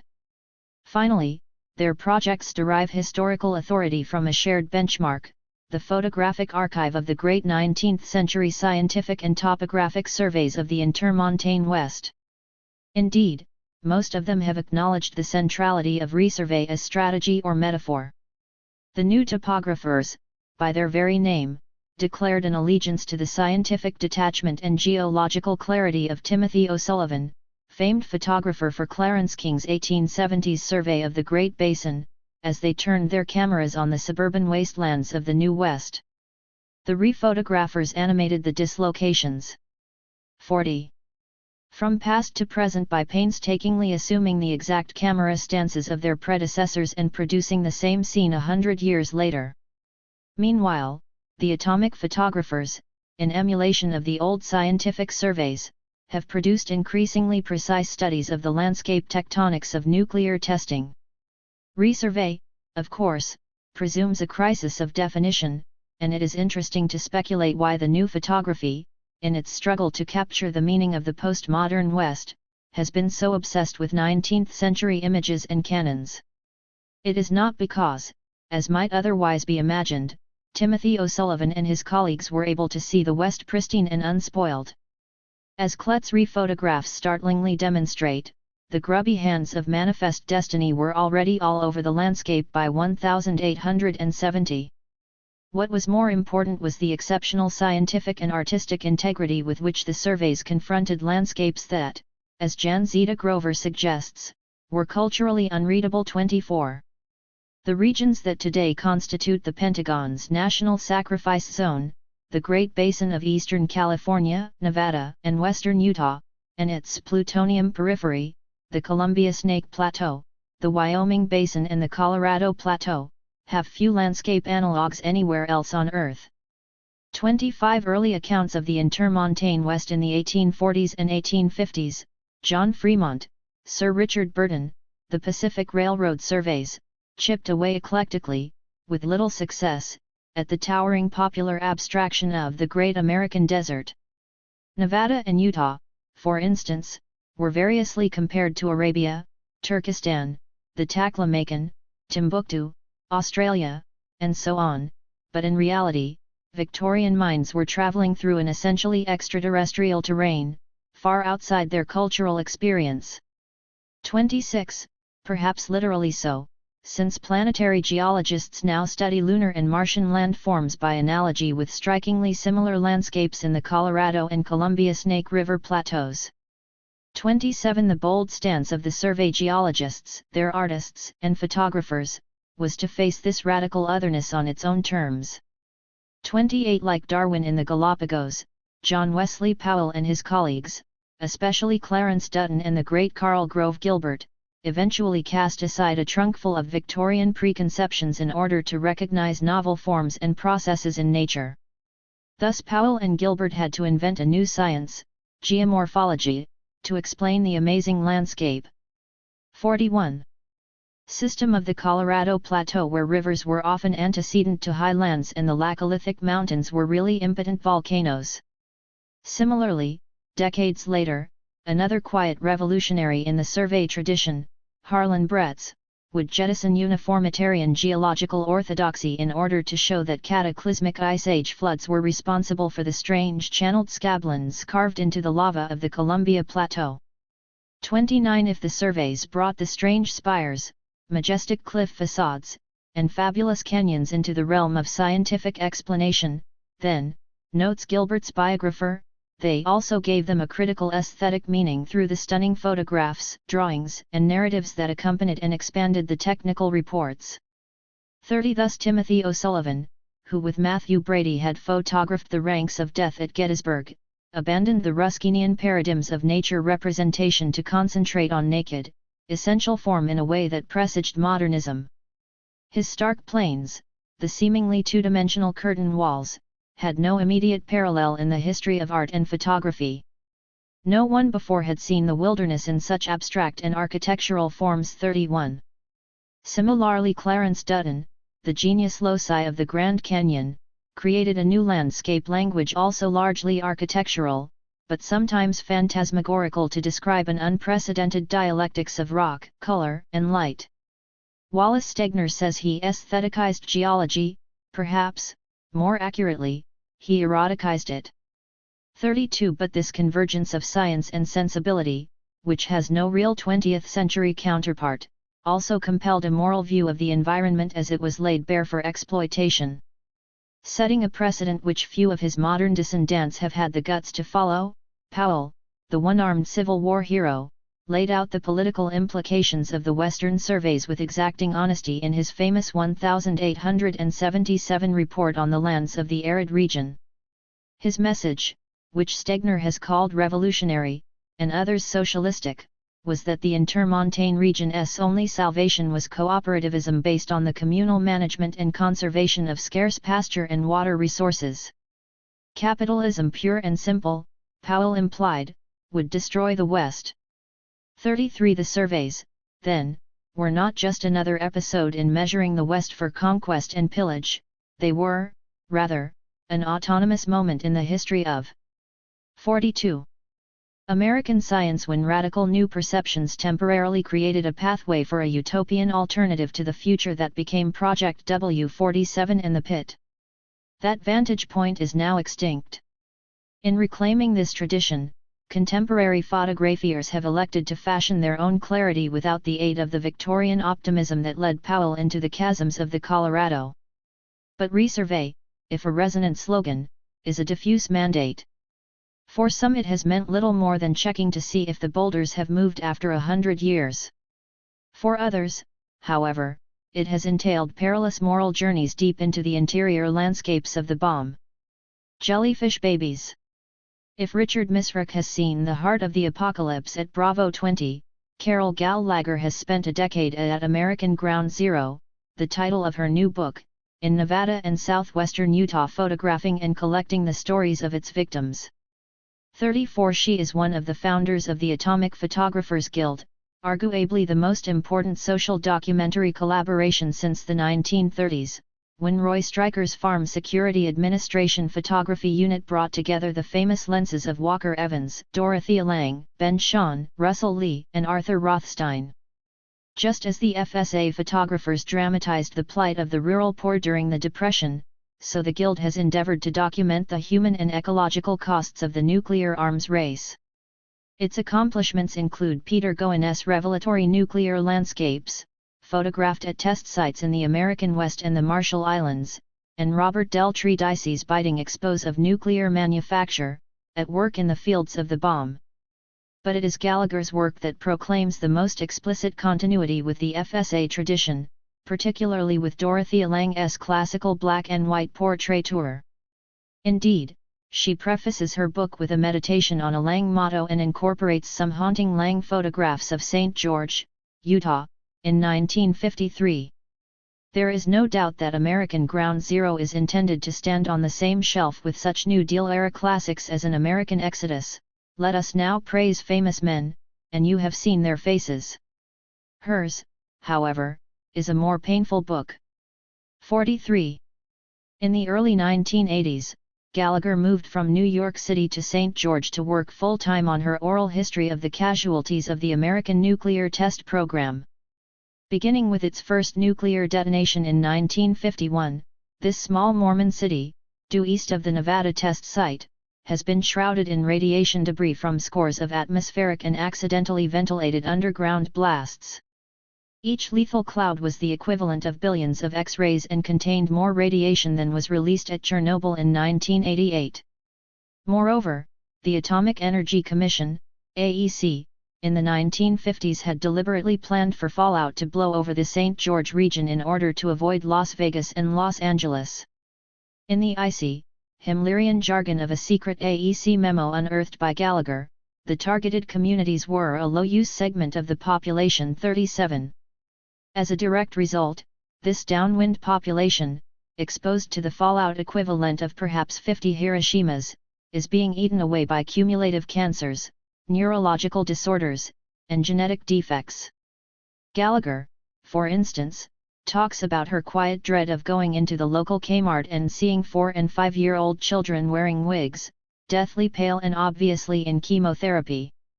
38 But such horror has become routinized in a region where cancer is so densely clustered that virtually any resident can matter-of-factly rattle off long lists of tumorous or deceased friends and family. The 80-some voices former Nevada test site workers and atomic GIs as well as downwinders that comprise American Ground Zero are weary with the minutiae of pain and death.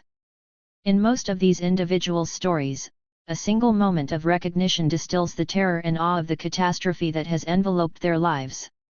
For example, 2 military veterans of Shot Hood, a 74-kiloton hydrogen bomb detonated in July 1957, recall the vision of hell they encountered in the Nevada desert.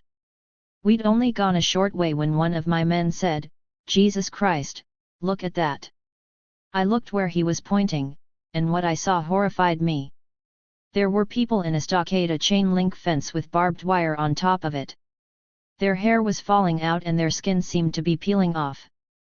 They were wearing blue denim trousers but no shirts. I was happy, full of life before I saw that bomb, but then I understood evil and was never the same. I seen how the world can end." 39. 44. For sheep ranchers it was the unsettling spectacle they watched season after season in their lambing sheds as irradiated ewes attempted to give birth. Have you ever seen a 5-legged lamb? For one husband, on the other hand, it was simply watching his wife wash her hair. 4 weeks after that the atomic test, I was sittin' in the front room reading the paper and she'd gone into the bathroom to wash her hair. All at once she let out the most ungodly scream, and I run in there and there's about half her hair layin' in the wash basin. You can imagine a woman with beautiful, raven black hair, so black it would glint green in the sunlight just like a raven's wing, and it was long hair down onto her shoulders. There was half of it in the basin and she was as bald as old Yul Brynner. 41. Perhaps most bone-chilling, even more than the anguished accounts of small children dying from leukemia, are the stories about the jellyfish babies, irradiated fetuses that developed into grotesque hydatidiform moles. I remember being worried because they said the cows would eat the hay and all this fallout had covered it and through the milk they would get radioactive iodine. From 4 to about 6 months I kept wondering because I hadn't felt any kicks. I hadn't progressed to the size of a normal pregnancy and the doctor gave me a sonogram. He couldn't see any form of a baby. He did a D&C. My husband was there and he showed him what he had taken out of my uterus. There were little grape-like cysts. My husband said it looked like a bunch of peeled grapes. For the ordinary Americans who lived, and still live, these nightmares are rendered in great dignity in Gallagher's photographs. But she cannot suppress her frustration with the passivity of so many of the Mormon downwinders. Their unquestioning submission to a Cold War government in Washington and an authoritarian church hierarchy in Salt Lake City disabled effective protest through the long decades of contamination. To the cynical Democrats in the AEC, they were just gullible hicks in the sticks, suckers for soapy reassurances and idiot the atom is your friend propaganda films. As one subject recalled his Utah childhood, I remember in school they showed a film once called A is for Atom, B is for the bomb. I think most of us who grew up in that period have now added C is for cancer. 45. D is for death. 43. Indeed, most of the people interviewed by Gallagher seem to have had a harder time coming to grips with government deception than with cancer. Ironically, Washington waged its secret nuclear war against the most patriotic cross-section of the population imaginable, a virtual Norman Rockwell tapestry of Americana, gung-ho Marines, ultra-loyal test site workers, Nevada cowboys and tungsten miners, Mormon farmers, and freckle-faced Utah school children. For 40 years the Atomic Energy Commission and its successor, the Department of Energy, have lied about exposure levels, covered up Chernobyl-sized accidents, suppressed research on the contamination of the milk supply, ruined the reputation of dissident scientists, abducted hundreds of body parts from victims, and conducted a ruthless legal battle to deny compensation to the downwinders. A 1980 congressional study accused the agencies of fraud upon the court, but Gallagher uses a stronger word, genocide, and reminds us that lack of vigilance and control of the weaponeers has morally and economically played a large role in bankrupting not just one superpower but 245. And what has been the ultimate cost? For decades the AEC cover-up prevented the accumulation of statistics or the initiation of research that might provide some minimal parameters. However, an unpublished report by a Carter Administration task force, quoted by Philip Fradkin, determined that 170,000 people had been exposed to contamination within a 250-mile radius of the Nevada test site. In addition, roughly 250,000 servicemen, some of them cowering in trenches a few thousand yards from ground zero, took part in atomic war games in Nevada and the Marshall Islands during the 1950s and early 1960s. Together with the test site workforce, then, it is reasonable to estimate that at least 500,000 people were exposed to intense, short-range effects of nuclear detonation. For comparison, this is the maximum figure quoted by students of the fallout effects from tests at the Semipalatinsk polygon. 46. But these figures are barely suggestive of the real scale of nuclear toxicity. Another 1 million Americans have worked in nuclear weapons plants since 1945, and some of these plants, especially the giant Hanford complex in Washington, have contaminated their environments with secret, deadly emissions, including 46. Radioactive iodine. 47. Most of the urban Midwest and Northeast, moreover, was downwind of the 1950s atmospheric tests, and storm fronts frequently dumped carcinogenic, radioisotope hotspots as far east as New York City. As the commander of the elite Air Force squadron responsible for monitoring the nuclear test clouds during the 1950s told Gallagher, he was suffering from cancer. There isn't anybody in the United States who isn't a downwinder. When we followed the clouds, we went all over the United States from east to west. Where are you going to draw the line? 48. Part 2, Healing Global Wounds. Yet over the last decade Native Americans, ranchers, peace activists, downwind ERS, and even members of the normally conservative Mormon establishment have attempted to draw a firm line against further weapons testing, radiation poisoning, and ecocide in the deserts of Nevada and Utah. The 3 short field reports that follow, written in 1992, 1993, and 1996–97, are snapshots of the most extraordinary social movement to emerge in the post-war West. Humbling Mighty Uncle. Flashback to fall 1992. They, private, Wackenhut guards at the main gate of the Nevada Nuclear Test Site, NTS, nervously adjust the visors on their riot helmets and fidget with their batons. 1 block away, just beyond the permanent traffic sign that warns watch for demonstrators. 1,000 anti-nuclear protesters, tie-dyed banners unfurled, are approaching at a funeral pace to the somber beat of a drum. The unlikely leader of this youthful army is a rugged-looking rancher from the Ruby Mountains named Raymond Yowell. With a barrel chest that strains against his pearl-buttoned shirt, and calloused hands that have roped 1,000 Mustangs, he makes the Marlboro Man seem wimpy. But if you look closely, you will notice a sacred eagle feather in his Stetson. Mr. Yowell is chief of the Western Shoshone National Council. When an official warns protesters that they will be arrested if they cross the asterisk. 47. Cattle guard that demarcates the boundary of the test site, Chief Yaol scowls that it is the Department of Energy who is trespassing on sacred Shoshone land. "We would be obliged," he says firmly, "if you would leave. And please take your damn nuclear waste and rent a cops with you." While Chief Yaol is being handcuffed at the main gate, scores of protestors are breaking through the perimeter fence and fanning out across the desert. They are chased like rabbits by armed Wackenhuts in fast, low-slung dubug geese. Some try to hide behind Joshua trees, but all will be eventually caught and returned to the concrete and razor wire compound that serves as the test site's Huskow. It is October 11, the day before the quincentenary of Columbus's crash landing in the New World. The U.S. nuclear test program has been under almost constant siege since the Las Vegas-based American Peace Test, a direct action offshoot of the old moratorium, first encamped outside the NTS's Mercury Gate in 1987. Since then, more than 10,000 people have been arrested at apt mass demonstrations or in smaller actions ranging from Quaker prayer vigils to Greenpeace commando raids on Ground Zero itself. In Violent Legacies, Misrach includes a wonderful photograph of the princesses against plutonium, attired in radiation suits and death masks, illegally camped inside the NTS perimeter.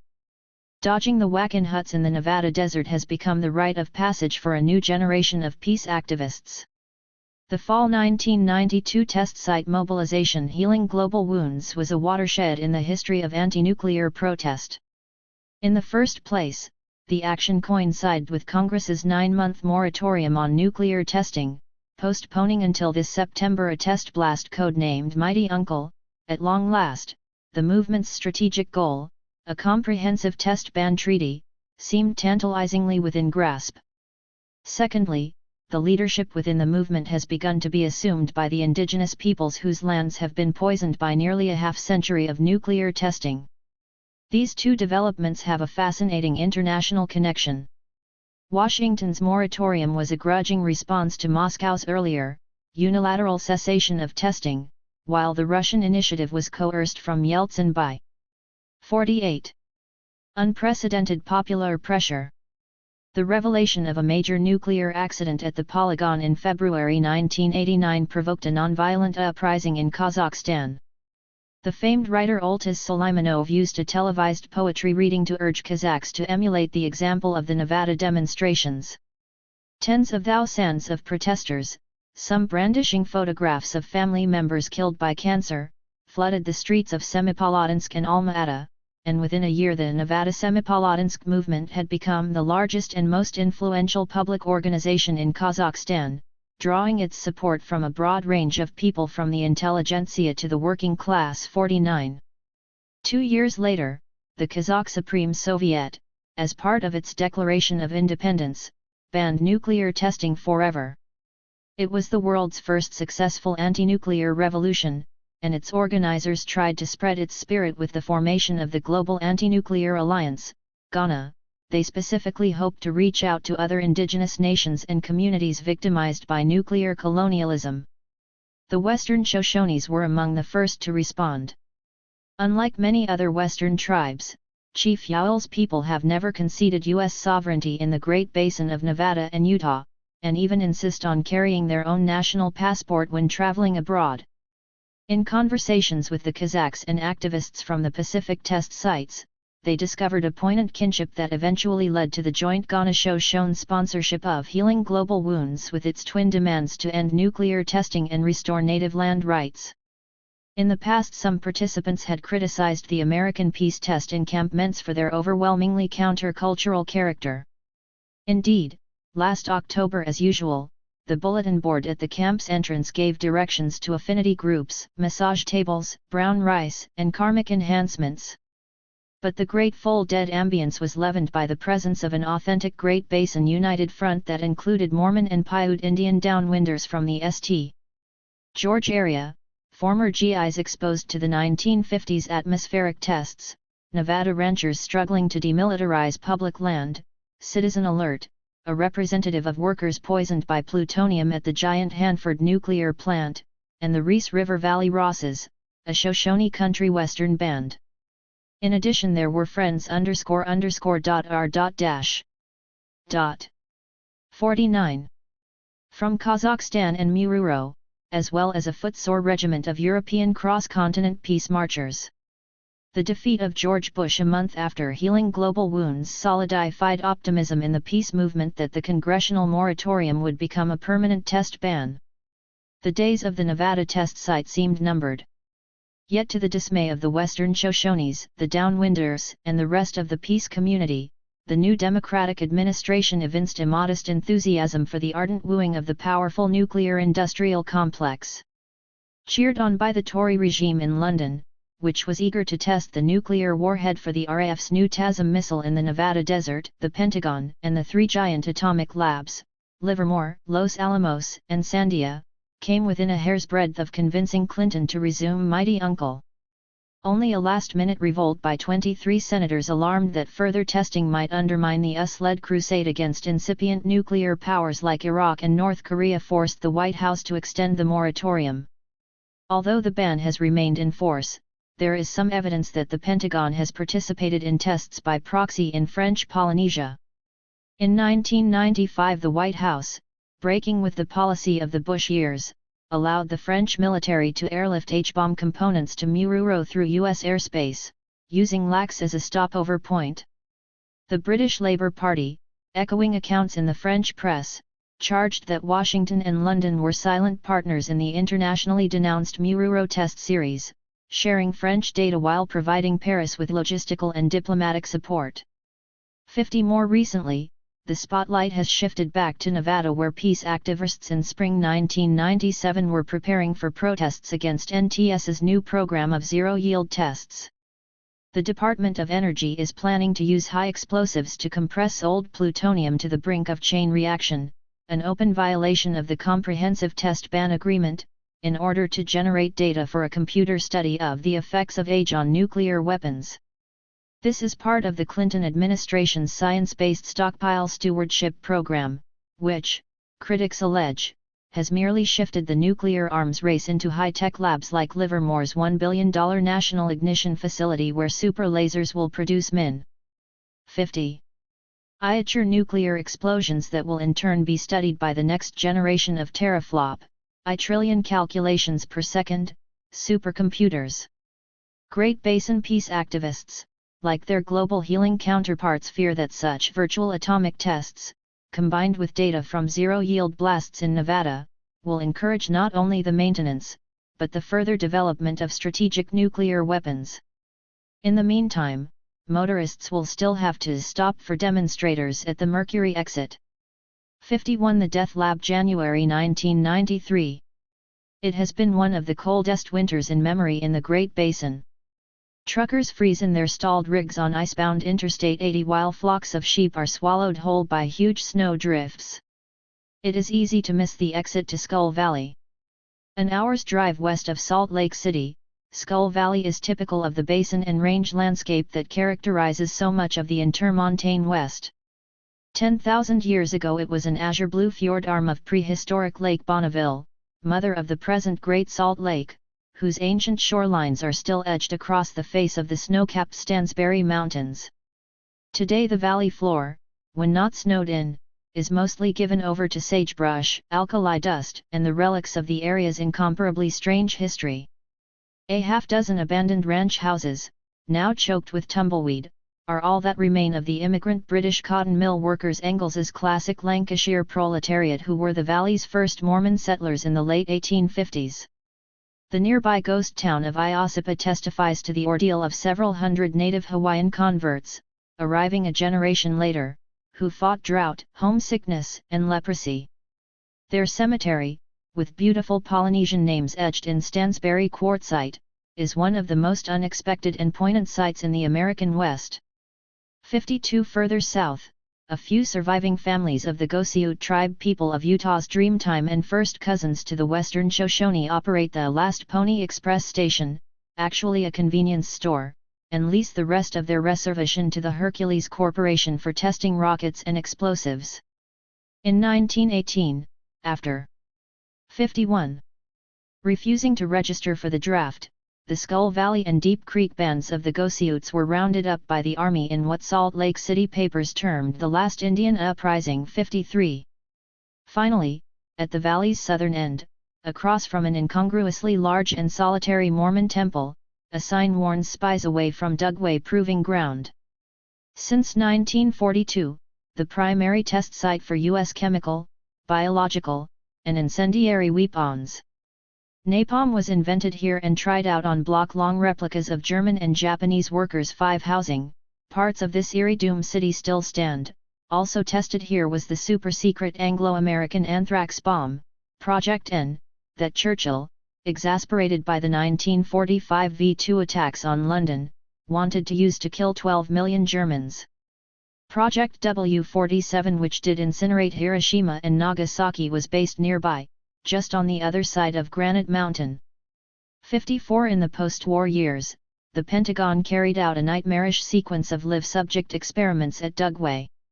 In 1955, for example, a cloud generator was used to saturate 30 volunteers, all Seventh-day Adventist conscientious objectors, with potentially deadly Q fever.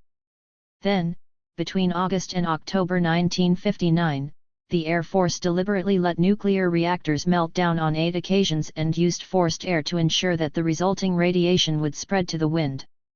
Sensors were set up over a 210-mile area to track the radiation clouds. When last detected, they were headed toward the old US 40, now Interstate 80.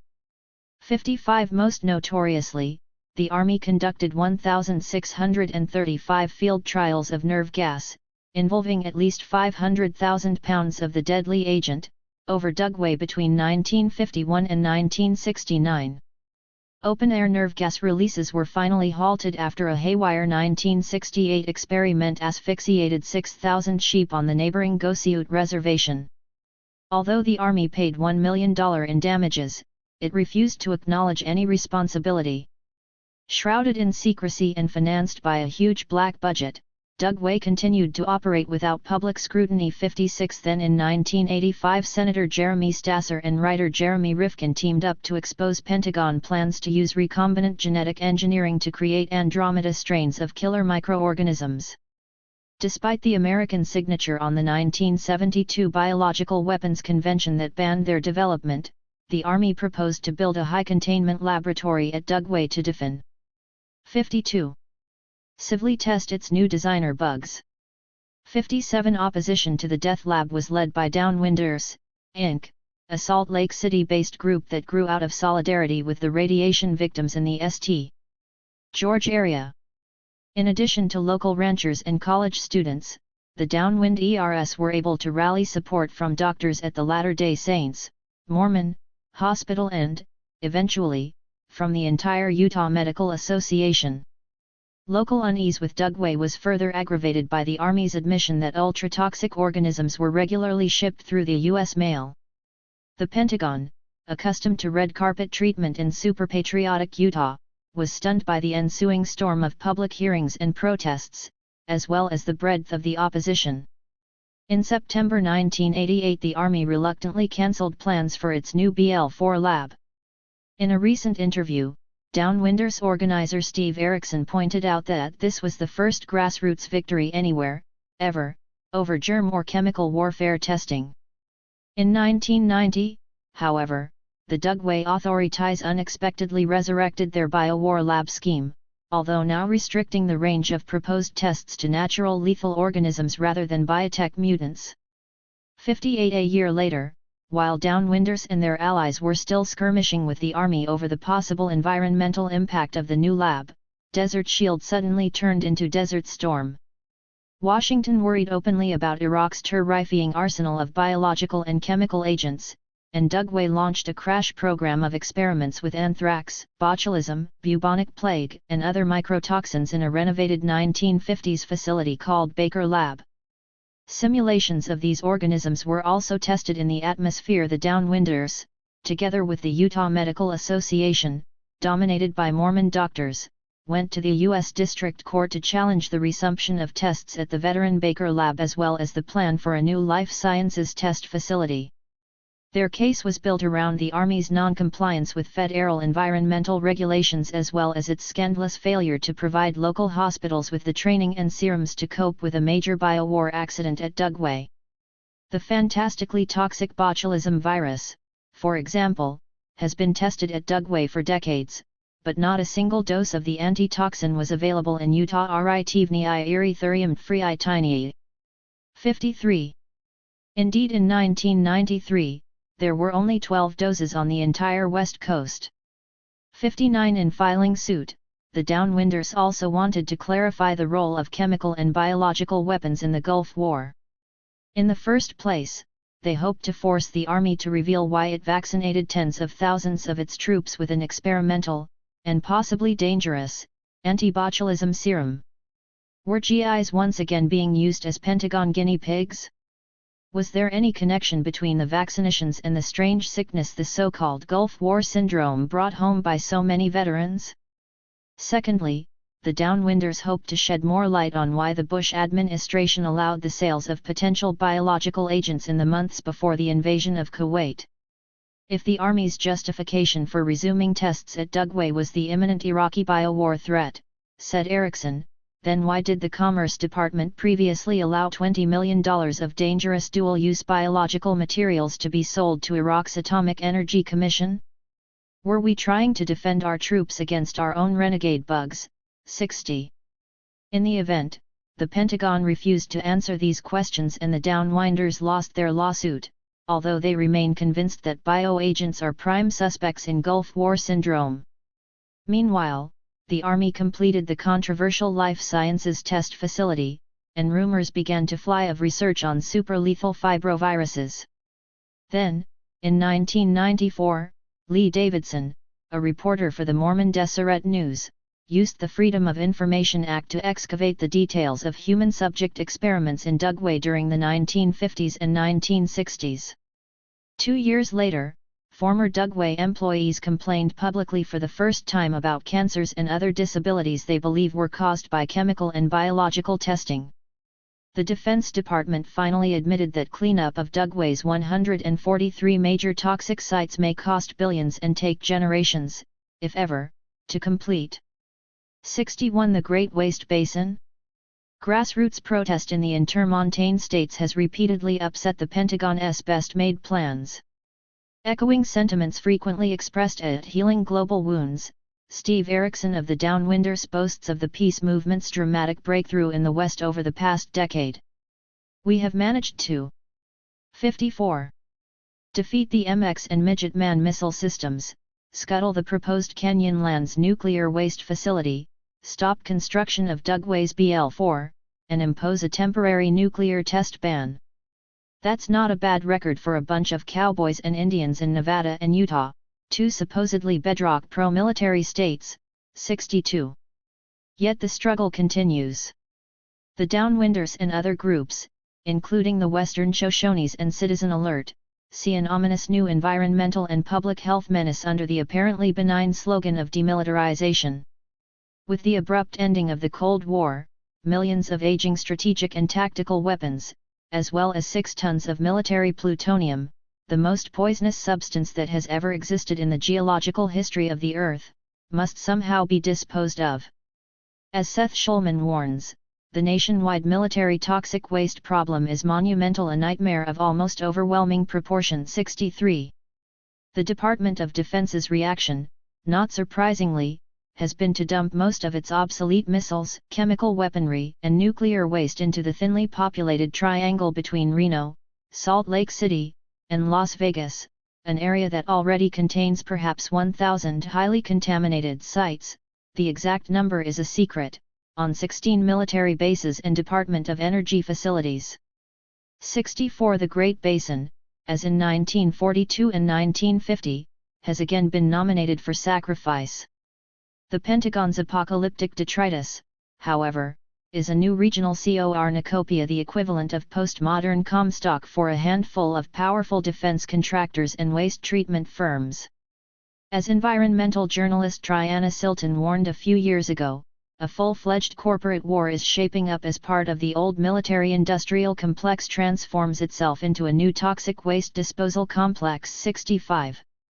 There are huge profits to be made disposing of old ordnance, rocket engines, chemical weapons, uranium trailings, radioactive soil, and the like. And company bottom lines look even better when military recycling is combined with the processing of imported urban solid waste, medical debris, industrial toxics, and non-military radioactive waste. The big problem has been to find compliant local governments willing to accept the poisoning of their natural and human landscapes. No locality has been more eager to embrace the new political economy of MM*/TTR. 55. Toxic waste than Tooele County, just west of Salt Lake City. As one prominent activist complained to me, the county commissioners have turned Tooele into the West's biggest economic red light district. 66. In addition to Dugway Proving Ground and the old Wendover and Deseret bombing ranges, the county is also home to the sprawling Tooele Army Depot, where nearly half of the Pentagon's chemical weapons stockpile is awaiting incineration. Its non-military toxic assets include Magnesium Corporation of America's local smelter, the nation's leading producer of chlorine gas pollution, and the West Desert Hazardous Industry Area, UDIA, which imports hazardous and radioactive waste from all over the country for burning in its 2 towering incinerators or burial in its 3 huge landfills. 67. Most of these facilities have been embroiled in recent corruption or health and safety scandals. Utah's former state radiation control director, for example, was accused in late December 1996 of extorting $600,000, in everything from cash to coins to condominiums, from Khosrow Semnani, the owner of Environ-Care, the low-level radioactive waste dump in the Udia. Semnani has contributed heavily to local legislators in a successful attempt to keep state taxes and fees on Environ-Care as low as possible. Whereas the 2 other states that license commercial sites for low-level waste, South Carolina and Washington, receive $235 and $13.75 per cubic foot, respectively. Utah charges a negligible $0.10 per cubic foot. As a result, radioactive waste has poured into the Udia from all over the country. 68. Meanwhile, anxiety has soared over safety conditions at the $500 million chemical weapons incinerator managed by EG&G Corporation at Tooele Army Depot. As the only operational incinerator in the continental United States, another, accident-ridden incinerator is located on isolated Johnson Atoll in the Pacific. The depot is the key to the Pentagon's $31 billion chemical demilitarization program. Vehement public opposition has blocked incinerators originally planned for sites in 7 other states. Only in job and tax-hungry Tooele County, which has been promised $13 million combat pay over 7 years, did the Army find a welcome mat. 69. Yet as far back as 1989, reporters had obtained an internal report indicating 56. That in a worst-case scenario an accident at the plant could kill more than 2,000 Tooele residents and spread nerve gas over the entire urbanized Wasatch Front. The National Gulf War Resource Center in Washington, D.C. later warned that if there is a leak of sarin from the Tooele incinerator or one of the chemical warfare agent bunkers, residents of Salt Lake City may end up with Gulf War illness coming to a neighborhood near you. Federal courts nonetheless rejected a last-minute suit by the Sierra Club and the Vietnam Veterans of America Foundation to prevent the opening of the incinerator in August 1996. 70. Within 72 hours of ignition, however, a nerve gas leak forced operators to shut down the facility. Another serious leak occurred a few months later. Then, in November 1996, the plant's former director corroborated the testimony of earlier whistleblowers when he publicly warned EG&G officials that 300 safety, quality, and operational deficiencies still plagued the operation. He also complained that the plant is run by former Army officers who disregard safety risks and are too focused on ambitious incineration schedules. Environmental groups, meanwhile, have raised fears that even successful operation of the incinerator might release dangerous quantities of carcinogenic dioxins into the local ecosystem. 71. Indeed, there is disturbing evidence that a sinister synergy of toxic environments may already be creating a slow holocaust comparable to the ordeal of the fallout-poisoned communities chronicled by Carol Gallagher. At the northeastern end of Tooele Valley, for example, Grantsville, POP 5000, is currently under the overlapping shadows of the chlorine plume from Magnesium Corporation, the emissions from the Hosmet incinerators in the Udia, and whatever is escaping from the chemical demilitarization facility. In the past it has also been downwind of nuclear tests in Nevada and nerve gas releases from Dugway, as well as clearly from the open detonation of old ordnance at the nearby but now closed north area of the Army Depot.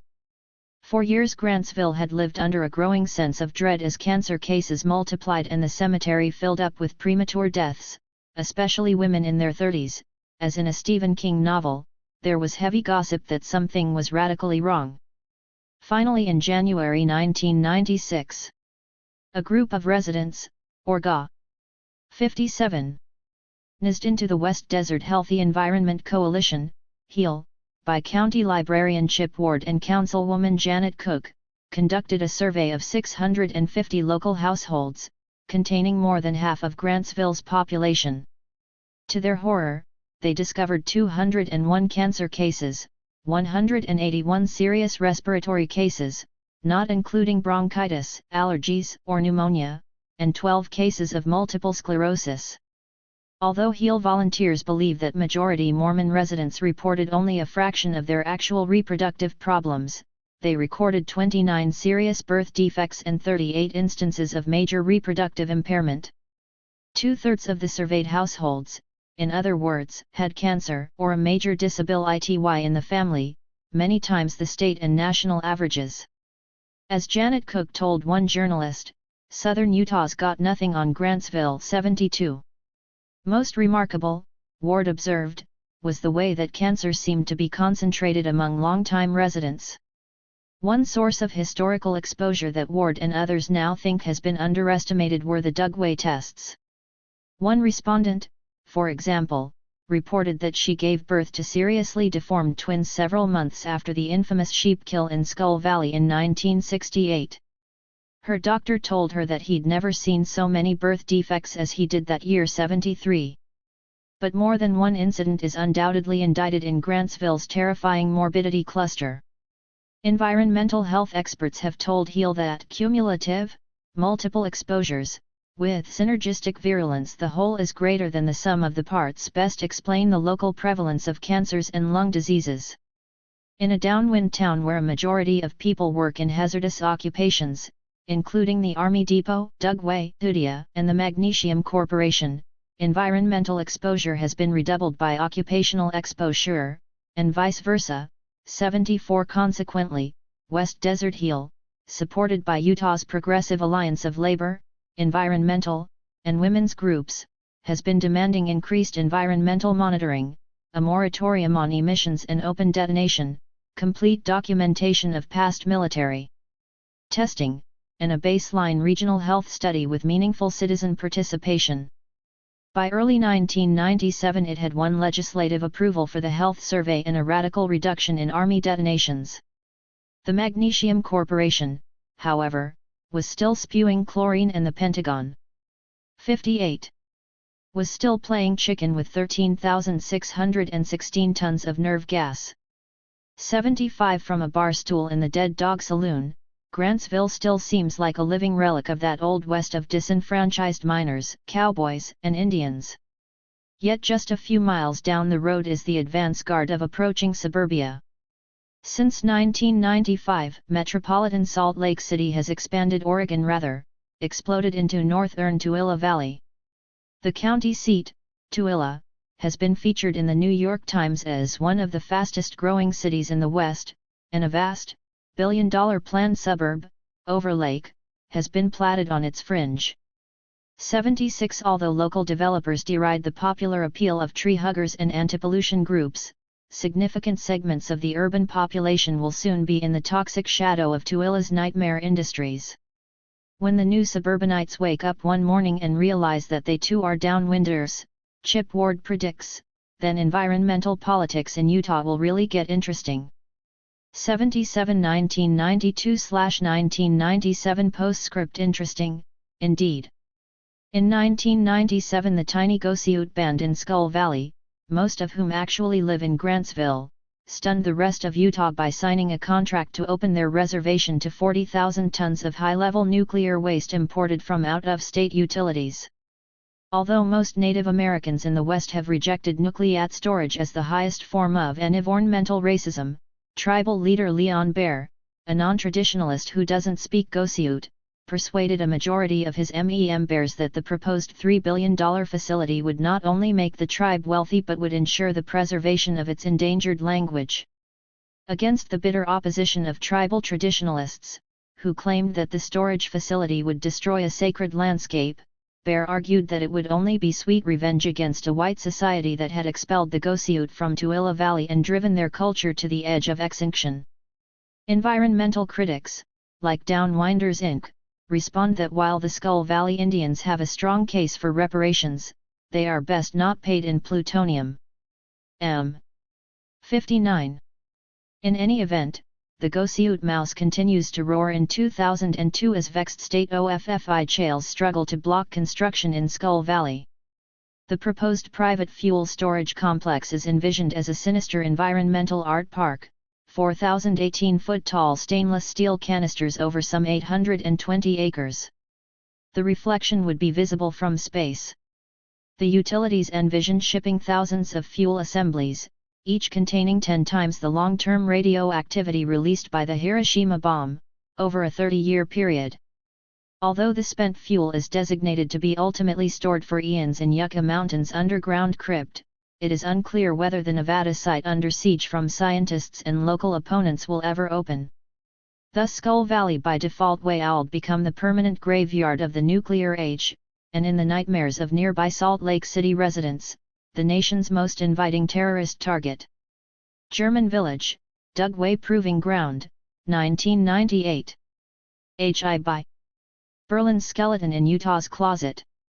All Scattered Lies Berlin. Gientergrass. Berlin's most far-flung, secret, and orphan suburb sits in the saltbrush desert about 90 miles southwest of Salt Lake City. German Village, as it is officially labeled on declassified maps of the U.S. Army's Dugway Proving Ground, is the remnant of a much larger, composite German/Japanese doomtown constructed by Standard Oil in 1943. It played a crucial role in the New Deal's last great public works project, the incineration of the cities of eastern Germany and Japan. In 1997, the Army allowed me to briefly tour German Village with a dozen of my students from the Southern California Institute of Architecture. Dugway, it should be pointed out, is slightly bigger than Rhode Island and more toxically contaminated than the nuclear test site in nearby Nevada. As the Devil's Own laboratory for 3 generations of U.S. chemical, incendiary, and biological weapons, it has always been shrouded in official secrecy and Cold War myth. The threat of base restructuring, however, has prompted the Army to mount a small public relations campaign on Dugway's behalf. Since napalm, botulism, 66, and binary nerve gas are not conventional tourist attractions, Dugway Proving Ground instead extols its preservation of an original section of the Lincoln Highway. Most visitors are pioneer motoring enthusiasts who come to admire the decrepit, one-lane bridge that fords a swampy patch in Baker area, not far from the controversial biowarfare lab, guarded by a double perimeter of razor wire, where the Army tinkers with Andromeda strains. German Village is a dozen or so miles farther west, in a sprawling maze of mysterious test sites and target areas which Dugway's commander is not eager to add to the visitor itinerary. He relented only when we convinced his press office that the village had an important aura that might enhance base heritage. It was designed by one of modernism's gods, the German Jewish architect Erich Mendelsohn. Bombing Brecht. In 1943, the Chemical Warfare Corps secretly recruited Mendelsohn to work with Standard Oil engineers and RKO set designers to create a miniature Hohenzollern slum in the Utah desert. Nothing in the appearance of the surviving structure, the double tenement block known as Building 8100, gives any hint that it is the product of the same hand that designed such landmarks of Weimar Berlin as the offices of the Berliner Tageblatt, the Columbus House, the Sternfeld Villa in Charlottenburg, or the Waga complex on the Kurfürsten Dam. Absolute typicality in all aspects of layout and construction was what the Chemical Warfare Corps wanted. 2. They were in a hurry despite the horrifying successes of their 1,000-bomber fire raids against Cologne and Hamburg. their British allies were increasingly frustrated by their inability to ignite a firestorm in the Reich's capital. The top Allied science advisors urged a crash program of incendiary experimentation on exact replicas of working-class housing. Only the United States, or, rather, the combined forces of Hollywood and the oil industry, had the resources to complete the assignment in a few months. The design and construction processes were dovetailed with parallel secret research on the fire characteristics of Japanese homes coordinated by the architect Antonin Raymond, who had worked in MM/67 Japan before the war. 3. The eventual test complex was 5 square miles in area. Mendelssohn's achievement was the anonymity of his result. 6 iterations of the steeply gabled brick tenements Mietskasernen or rent barracks that made the red districts of Berlin the densest slums in Europe. 3 of the apartment blocks had tile-on-batten roofs, characteristic of Berlin construction, while the other 3 had slate oversheathing roofs, more commonly found in the FAC-Tory cities of the Rhine. Although not as tall as their 7-story counterparts in Wedding or Kreuzberg, the test structures were otherwise astonishingly precise replicas, far surpassing in every specification what the British had achieved at their own German target complex at Harmansworth. Before drawing any blueprints, Mendelssohn exhaustively researched the roof area coverage, a critical incendiary parameter of target neighborhoods in Berlin and other industrial cities. His data were extended and confirmed, reported the Standard Oil Development Company, by a member of the Harvard Architecture School, an expert on German wooden frame building construction. Could it have been Walter Gropius? The builders, working with fire protection engineers, then gave extraordinary attention to ensuring that the framing, authentic woods imported from as far away as Murmansk, duplicated the aging and specific gravity of older German construction. When the fire experts objected that Dugway's climate was too arid, their Standard Oil counterparts contrived to keep the wood moist by having GIs regularly water the targets in simulation of Prussian rain. The interior furnishing, meanwhile, was subcontracted to RKO's Authentic ITY division, the wizards behind Citizen Kane. Using German-trained craftsmen, they duplicated the cheap but heavy furniture that was the dowry of Berlin's proletarian households. German linen was carefully studied to ensure the typicality of bed coverings and drapes. While the authenticators debated details with Mendelssohn and the fire engineers, the construction process was secretly accelerated by the wholesale conscription of inmates from the Utah State Prison. It took them only 44 days to complete German Village and its Japanese counterpart, 12 double apartments fully furnished in hinoki and tatami. The entire complex was firebombed with both thermite and napalm, and completely reconstructed at least 3 times between May and September 1943. The tests 68 demonstrated conclusively the superiority of the newly invented M69 napalm munition. 4. It was a splendid example of the characteristic American approach to war as a vast engineering project whose essential processes are as precisely calculated as the tensile strength requirements of a dam or bridge. 5. Mendelssohn's secret signature on German Village is also rich in irony. Like all of his progressive Weimar contemporaries, he had a deep interest in housing reform and the creation of a neue Wohnkultur, new culture of living. Yet, as all of his biographers have noted, he never participated in the big social housing competitions organized by the Social Democrats in the later 1920s, which were such crucial showcases for the urbanist ideas of the emergent modern movement. His absence was most dramatic, and mysterious, in the case of the 1927 Weissenhof-Siedlung, the model housing project coordinated by Mies van der Rohe and sponsored by Stuttgart's left-wing government, which Philip Johnson has called the most important group of buildings in the history of modern architecture. In his biography, Bruno Zevi says that Mendelssohn was excluded from the large works of the Siedlung. Is he implying anti-Semitism? 6. If so, Dugway's German Village was his revenge. Here was workers' housing perversely designed to accelerate the campaign to dehouse the German industrial worker, as the British bluntly put it. The Weissenhof masterpieces of Gro Pius and the Tott brothers were included in the 45% of the 1939 German housing stock that Bomber Command and the 8th Air Force managed to destroy or damage by the spring of 1945. 7. Indeed, Allied bombers pounded into rubble more 1920s socialist and modernist utopias than Nazi villas. 95% of the Nazi Party membership is estimated to have survived the Second World War. 8. Did Mendelssohn and the other anti-Nazi refugees who worked on German village have any qualms about incendiary experimentation that involved only plebeian housing? Did they apprehend the agony that the Chemical Warfare Corps was meticulously planning to inflict upon the Berlin proletariat? Standing in front of Building 8100, I couldn't help but think, this is like bombing BRCCHT.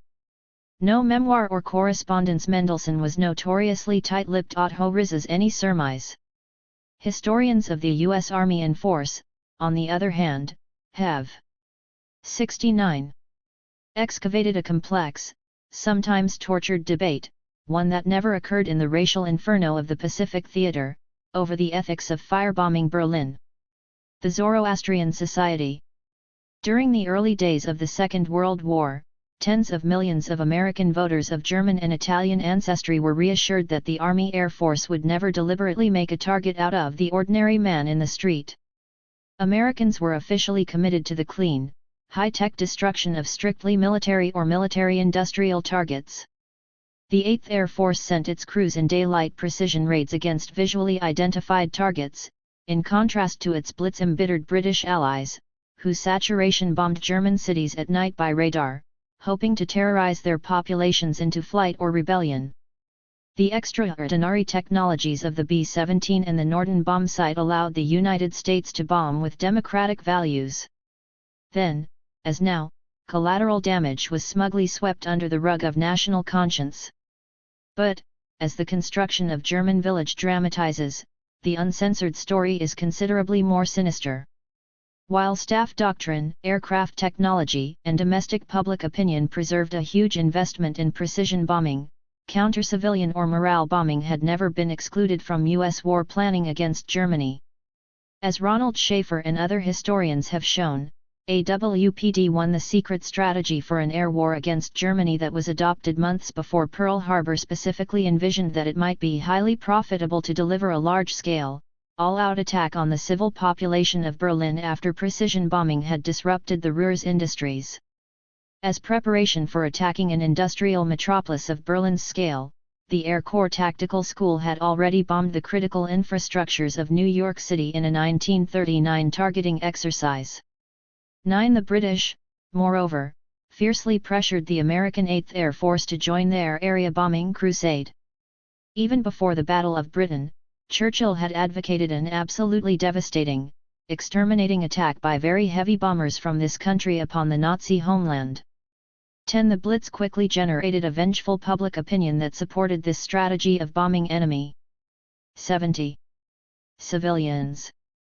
But neither Churchill nor his chief science advisor and Dr. Strangelove, Lord Charwell, were primarily interested in revenge per se. As they unleashed the fury of Bomber Command in March 1942, they were testing the hypothesis long advanced by Lord Trenchard, Britain's pioneer theorist of strategic bombing, that domestic morale, as in 1918, was Germany's Achilles heel. It soon became the idée fixe around which all British air policy revolved. 11. Of course there were different ways to terrorize Germans from the sky. For example, a case might have been made for singling out the mansions of the Nazi political and industrial elites for aerial punishment. But this risked retaliation against Burke's peerage and was excluded by Charwell from the outset. The bombing must be directed essentially against working-class houses. Middle-class houses have too much space around them, and so are bound to waste bombs. Thus the squalid Majestätscasernen were the bullseye, and area bombing was adopted as the official euphemism for Churchill's earlier extermination. 12. It has been decided, read the official order to air crews in February 1942, that the primary objective of your operations should now be focused on the morale of the enemy civil population and in particular of the industrial workers. 13. By November 1942, when 1,000 bomber night raids had become common over western Germany, Churchill was able to boast to FDR about the heroic quotas that the RAF had pledged to produce: 900,000 civilians dead, 1 million seriously injured, and 25 million homeless. 14 A. J. P. Taylor would later write of the readiness, by the British, of all people, to stop at nothing when waging war. Civilized constraints, all considerations of morality, were abandoned. At the time, the only significant public dissent was British writer Vera Britton's powerful protest, Massacre by Bombing, which was published in the United States by the Fellowship of Reconciliation. Socialist leader Norman Thomas then defended Britain in a famous radio debate with Norman Cousins, the bellicose editor of the Saturday Evening Post. Although Britain and Thomas were generally excoriated in the press, some of the U.S. air chiefs, like General George MacDonald, the Director of Air Force Intelligence, privately shared their revulsion against indiscriminate homicide and destruction. One's General Cabell, another precisionist, complained about the same old babies e.j. 71. Killing plan of the get-rich-quick psychological boys. 16 Secretary of War Henry Stimson and Chief of Staff George Marshall also quietly struggled to maintain a moral distinction between the Nazi leadership and the German working class. Stimson, not wanting the United States to get the reputation of outdoing Hitler in atrocities, equally opposed the firebombing of Japan. 17 Meanwhile, reports to FDR complained that 8th Air Force crews, harboring no particular hatred of the Germans, lacked the vengeful racial motivation of their brothers in the Pacific.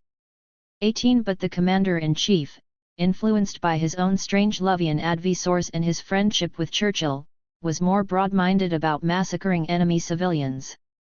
When RAF's Operation Gemara in July and August 1943 succeeded in kindling tornadic firestorms in the heart of Hamburg, 7,000 children were amongst the carbonized victims. Roosevelt was reported to be greatly impressed.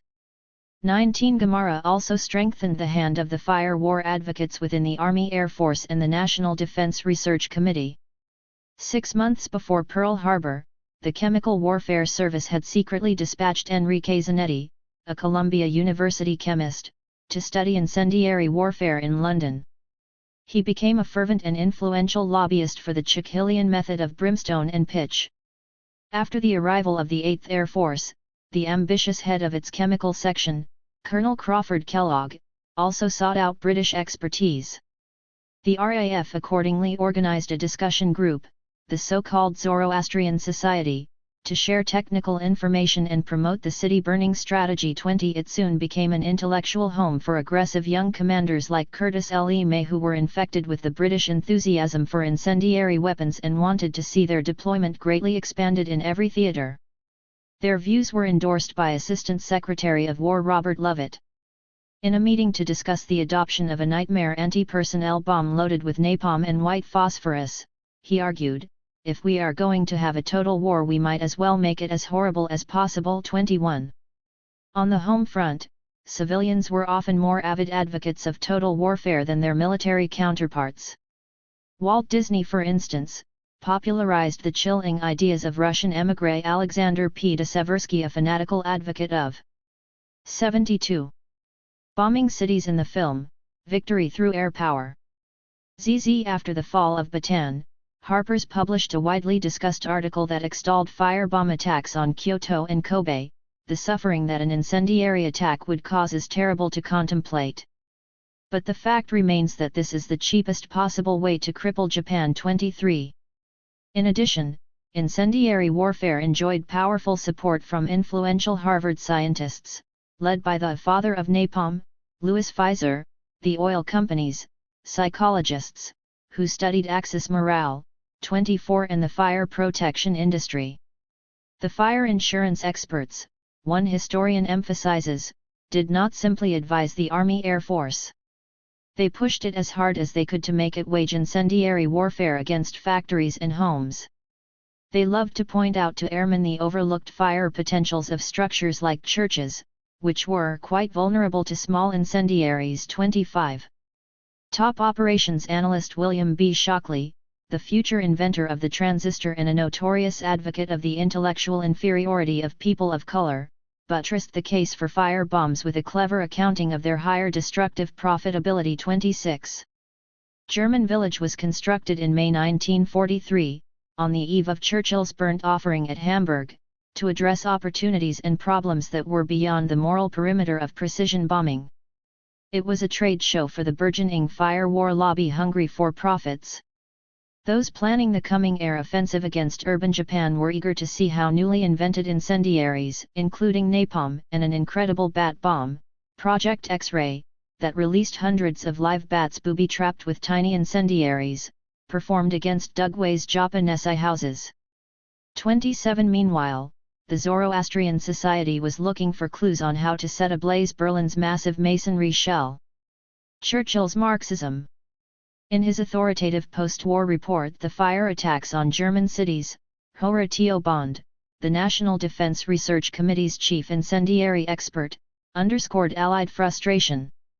Berlin was harder to burn than most of the other German cities. There was better construction and better compartmentation. In other words, residential buildings did not present as large fire divisions or fire areas. Approximately twice as many incendiaries had to be dropped to assure BWJS. 73. A fire in each fire division. As the German village tests demonstrated, little could be expected in the way of the free spread of fire from building to building. Buildings were lost because they were hit by bombs rather than because fire spread from other buildings. 28. Yet until Zhukov was literally spitting in the spree, the British clung to the belief, or dementia, as many Americans saw it, that Berlin could be bombed out of the war. What the Majestätsgärden refused to oblige in terms of combustibility, RAF planners argued, could be compensated for by more bombers and greater incendiary density. They assumed that intolerable civilian suffering would inevitably produce a proletarian revolt in the heart of the Third Reich. The British, explains Robert Papa, had distinctively married the air scare to the Red Scare of the 1920s. Air power, according to this logic, would bomb industrial centers, creating mass unemployment and panic, especially among the working classes, who in turn would overthrow the government. In short, air attack against populations would cause workers to rise up against the ruling classes. 29. Churchill, who thought enough Lancaster bombers could turn Berlin's workers back into anti-fascists, remained a more orthodox Marxist than Stalin, who alone seems to have understood the enormity of Hitlerism's moral hold on the Reich's capital. Promising the British people that Berlin will be bombed until the heart of Nazi Germany ceases to beat, Sir Arthur Harris, whose enthusiasm for bombing civilians dated back to the Third Afghan War in 1919-30, unleashed the RAF's heavy bombers on November 18. In a new strategy that the Germans called Bombenteppich or carpet bombing, the Lancasters, flying in dangerously tight formations, concentrated their bomb loads on small, densely populated areas. Mission performance was measured simply by urban acreage destroyed. Incendiary attacks were followed up by explosives with the deliberate aim of killing firefighters, rescue workers, and refugees. In line with the Churchillian doctrine of targeting Weimar's red belts to maximize discontent, the famous KPD stronghold of Wedding was thoroughly pulverized and set afire. 31. The zoo was also a major target, which inadvertently increased the meat ration of the city's poorer residents. Berliners discovered to their surprise that some unusual dishes were extremely tasty. Crocodile tail, for instance, cooked. 74. Slowly in large containers, was not unlike fat chicken, while bear ham and sausages proved a particular delicacy. Although Harris was unable to fuel a Hamburg-style firestorm over the Tiergarten, the Lancasters did flatten almost a quarter of the metropolitan core. The BBC boasted that as many as 1 million Berliners had been killed or injured. 32. Yet as Harris himself had to acknowledge to Churchill, the RAF's all-out effort did not appear to be an overwhelming success. For one thing, Goebbels, the city's real ruler, mounted a brilliant defense with his flak towers, squadrons of deadly night fighters, and fire brigades conscripted from all over Germany. 5% of Harris's air crews were shot out of the sky every night, an unsustainable sacrifice for bomber command. Moreover, despite terrible damage to the slums, the real machinery of power and production in Berlin remained remarkably undamaged. The Americans, who had broken the Japanese codes, found no reports of crippling damage in intercepted wires from Japan's embassy in Berlin. Strategic bombing analysts, for their part, marveled at the ability of the city's industries to produce war material in scarcely diminished quantities almost up to the end 33. As for the calculus of suffering that firebombing was supposed to instruct, Goebbels cunningly shifted the parameters. Issue no denials of the English claim to have killed 1 million in Berlin, he ordered his propagandists. The sooner the English believe there's no life in Berlin, the better for us. 34 Meanwhile, he evacuated more than 1 million non-essential civilians, especially children, into the countryside. Conversely, he moved hundreds of thousands of Russian and Polish prisoners of war directly under Allied bomb sites. As Alexander Ritchie has described their plight, they had almost no protection from air raids, were kept in concentration camp conditions, received low rations, and were inevitably given the most difficult, filthy, and dangerous jobs. OJF: the 720 people killed in a typical raid on December 16, 1943, 249 were slave laborers. 3 While Hitler was throwing tantrums in his bunker, Goebbels was holding stirring rallies in the ruins of the Red Belt, harvesting the populist anger against the Allies that carpet bombing had aroused in working-class neighborhoods. At the same time, he massively reinforced his incomparable network of surveillance and 75. Terror, ensuring that any seed of discontent would be promptly destroyed before it could germinate into a larger conspiracy. If the British were dumbly oblivious to the possibility that morale bombing actually strengthened the Nazi state, Goebbels's own internal enemies had no doubts. The terror of the bombings forged men together. In rescue work there was no time for men to ask one another who was for and who against the Nazis. In the general hopelessness, people clung to the single fanatical will they could see, and unfortunately Goebbels was the personification of that will. It was disgusting to see it, but whenever that spiteful dwarf appeared, people still thronged to see him and felt beatified to receive an autograph or a handshake from him. 36 The RAF clung with fanaticism to its flawed paradigm. Harris convinced Churchill, whose own penchant was for massive, first-use poison gas attacks, that we can still wreck Berlin from end to end if the US Air Force will come in on it. It will cost us between 400 to 500 aircraft. It will cost Germany the war. 37.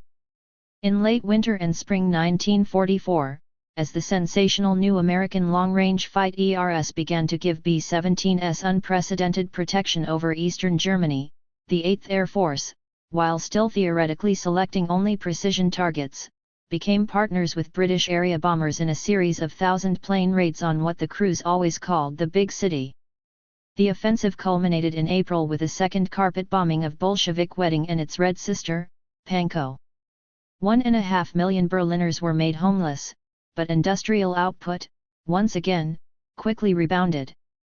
38 Operation Thunderclap. Roosevelt had thus far in the war reconciled the divergent philosophies of straight GIC bombing by accepting at the 1943 Casablanca Conference the British concept of a combined bomber offensive to undermine the morale of the German people, but at the same time preserving the Army Air Force's tactical option for daylight, precision targets.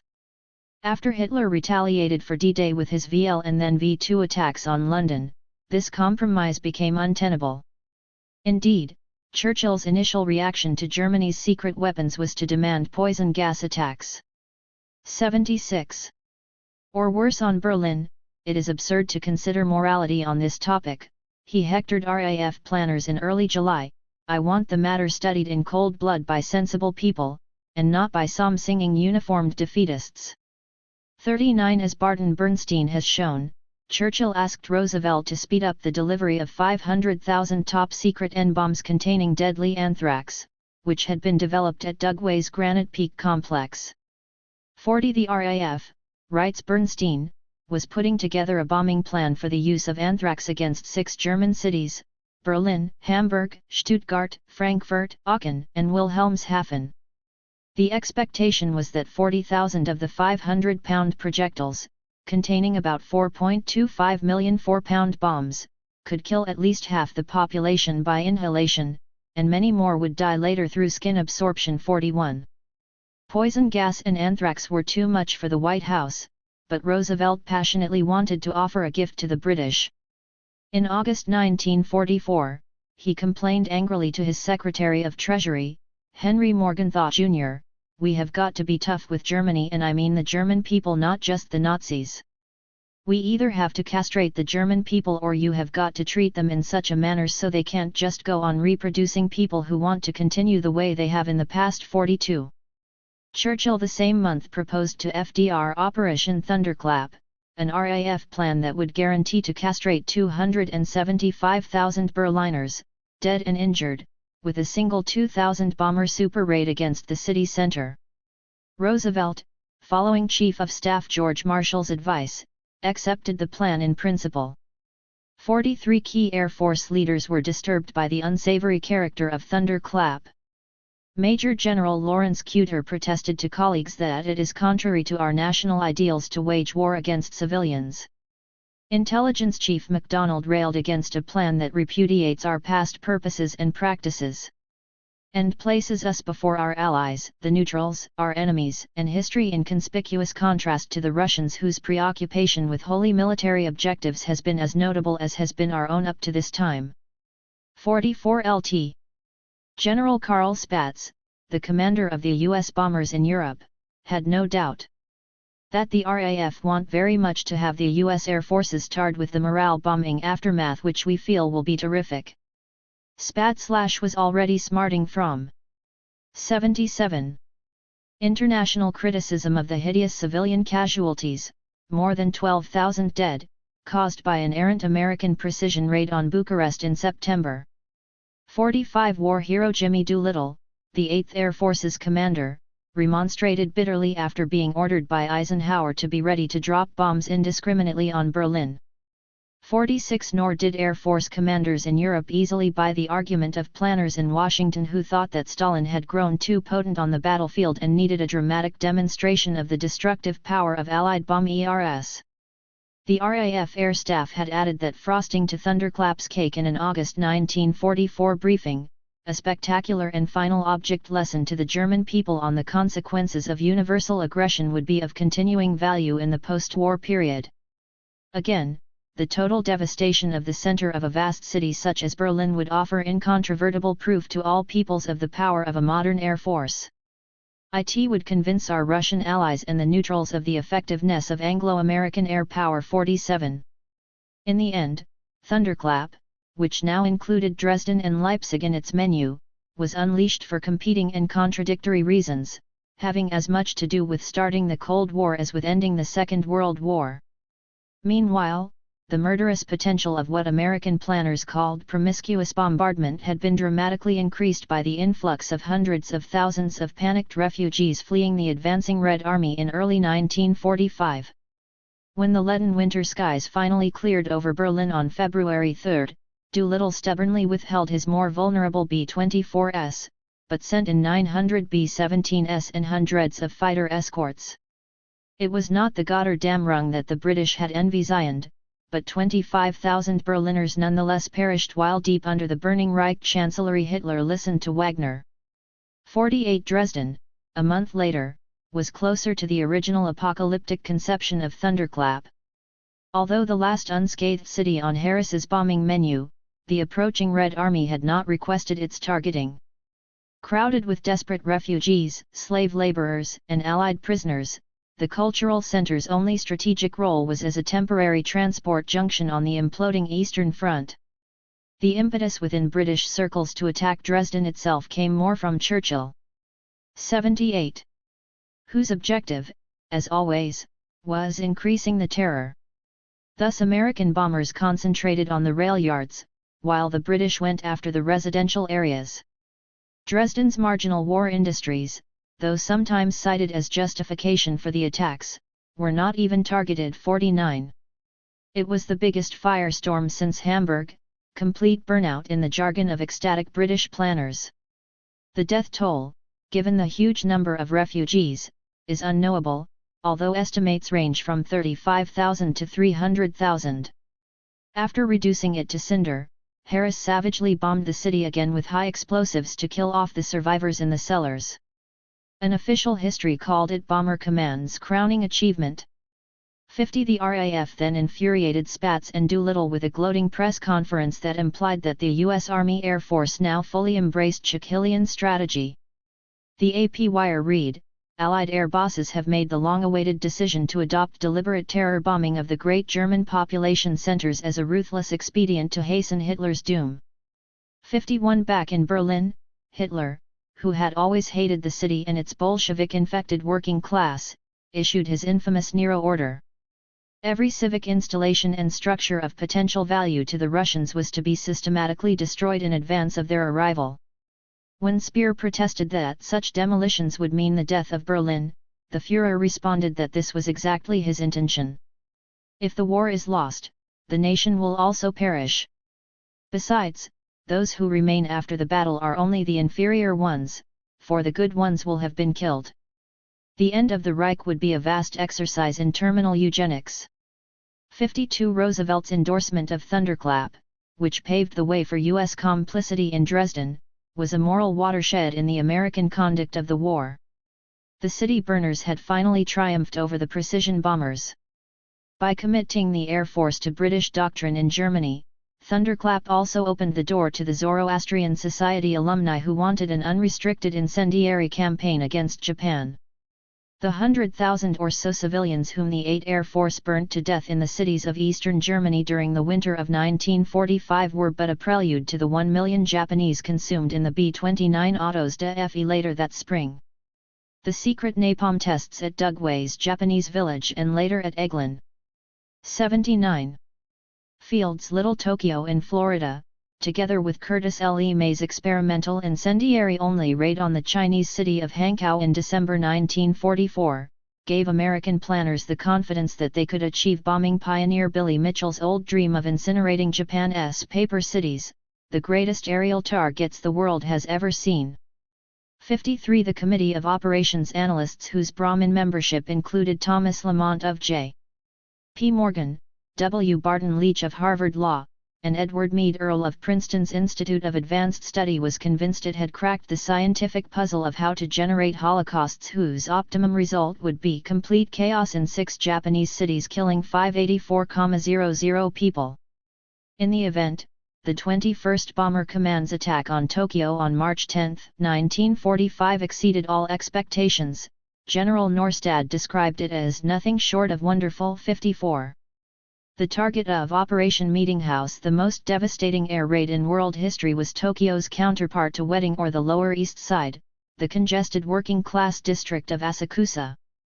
The 5th Air Force's commander, Curtis L. E. May, regarded the Japanese in the same way that a Heydrich or an Eichmann regarded Jews and communists.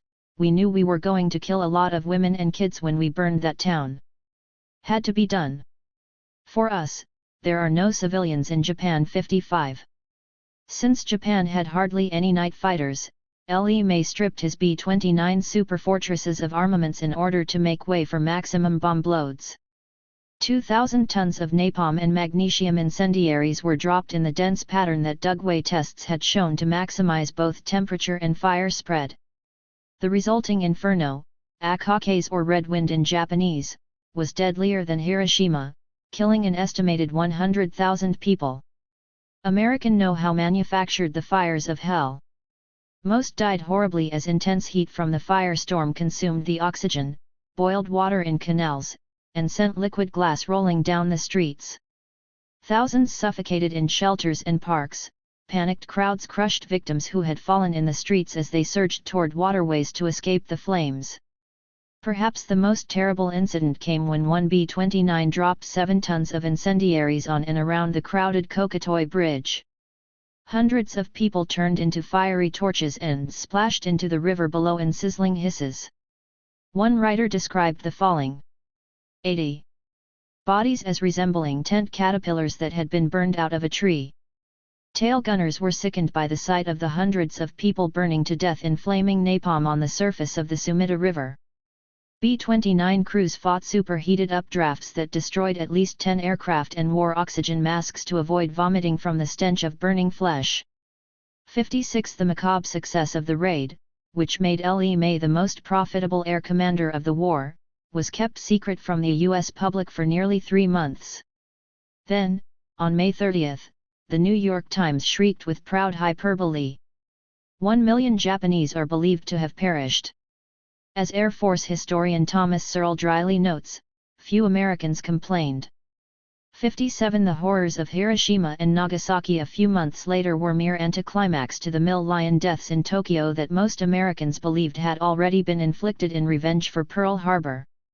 The mass extermination of Japanese civilians had passed the muster of public opinion long before the Enola Gay locked Hiroshima's city hall into its bomb site. These ghosts of the good war's darkest side, perhaps 2 million Axis civilians, still haunt the lifeless waste around German Village. The ghastly history of modern incendiary warfare is archived here. Now that Potsdamer Platz and the other open wounds of Berlin's history have been healed into showpieces of reunified prosperity, Mendelssohn's Forlorn Majestätsgärnen suddenly seems monumental, reproof to the self-righteousness of punishing bad places by bombing them. German Village is Berlin's secret heartache, whispering in the contaminated silence of the Utah desert.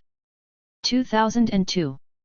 Fake Cactus, Las Vegas, 1994. Las Vegas vs. Nature.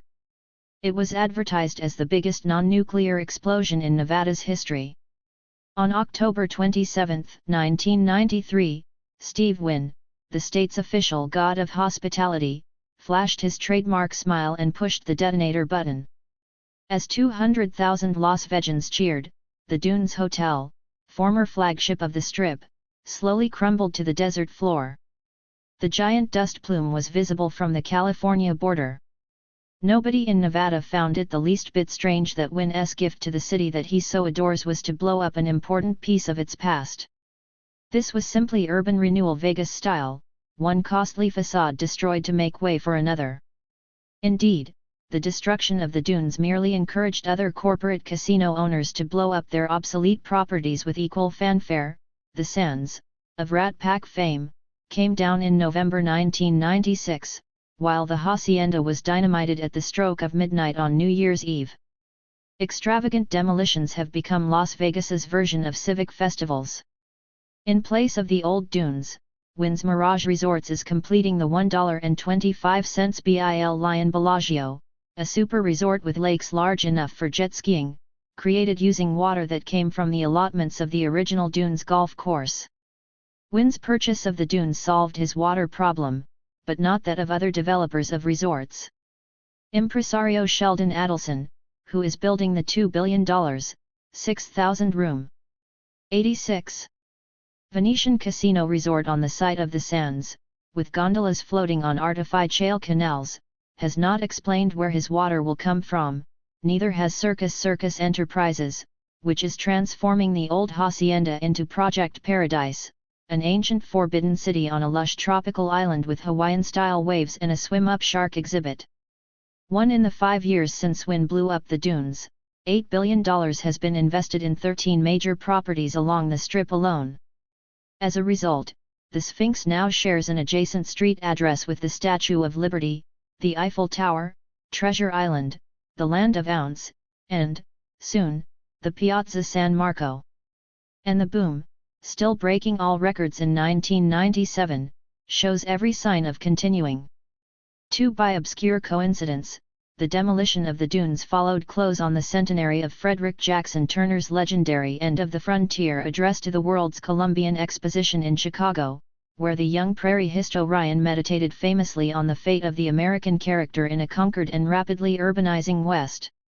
Turner questioned the survival of frontier democracy in the emergent epoch of giant cities and trusts, not to mention Coney Island and movies, and wondered what the West would be like a century hence. Steve Wynn and the other robber barons of the Strip think they know the answer. Las Vegas is the terminus of Western history, the end of the trail. As an overpowering cultural artifact, it bestrides the gateway to the 21st century in the same way that Burnham's White City along the Chicago lakefront was supposed to prefigure the 20th century. At the edge of the millennium, this strange amalgam of boomtown, World's Fair, and highway robbery is the fastest-growing metropolitan area in the United States. It is also, as we shall see, the brightest star in the neon firmament of postmodernism. More than 30 million tourists had their pockets picked by its one-armed bandits and crap tables in 1996, a staggering 33% increase since 1990. By the time you read this, Vegas should be hard on the heels of Orlando, Florida, which is, with 35 million visitors to Walt Disney World and Universal MGM Studios, the world's premier tourist destination.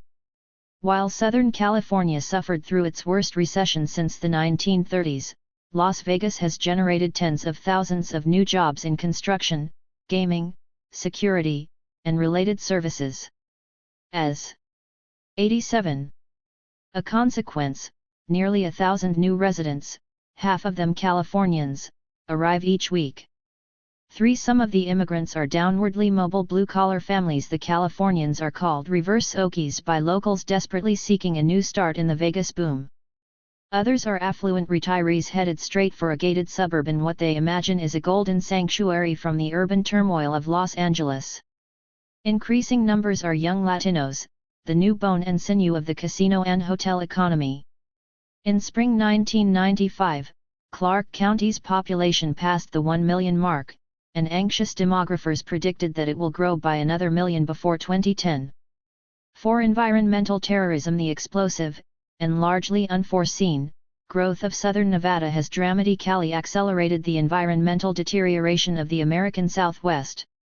Las Vegas long ago outstripped its own natural resource infrastructure, and its ecological footprint now covers all of southern Nevada and adjacent parts of California and Arizona. The hydrofetishism of Steve Wynn, he once proposed turning downtown's Fremont Street into a pseudo-Venetian Grand Canal, sets the standard for Las Vegas' prodigal overconsumption of water, 360 gallons daily per capita versus 211 in Los Angeles, 160 in Tucson, and 110 in Oakland. In a desert basin that receives only 7 to 8 inches of annual rainfall, irrigation of lawns and golf courses, 60% of Las Vegas's total water consumption, not to mention artificial lakes and lagoons, adds the equivalent of another 20 to 30 inches of rainfall per acre. 5. Yet southern Nevada has little water capital to squander. As Johnny come lately to the Colorado Basin water wars, it has to sip Lake Mead through the smallest straw. At the same time, reckless groundwater overdrafts in the Las Vegas Valley are producing widespread and costly subsidence of the city's foundations.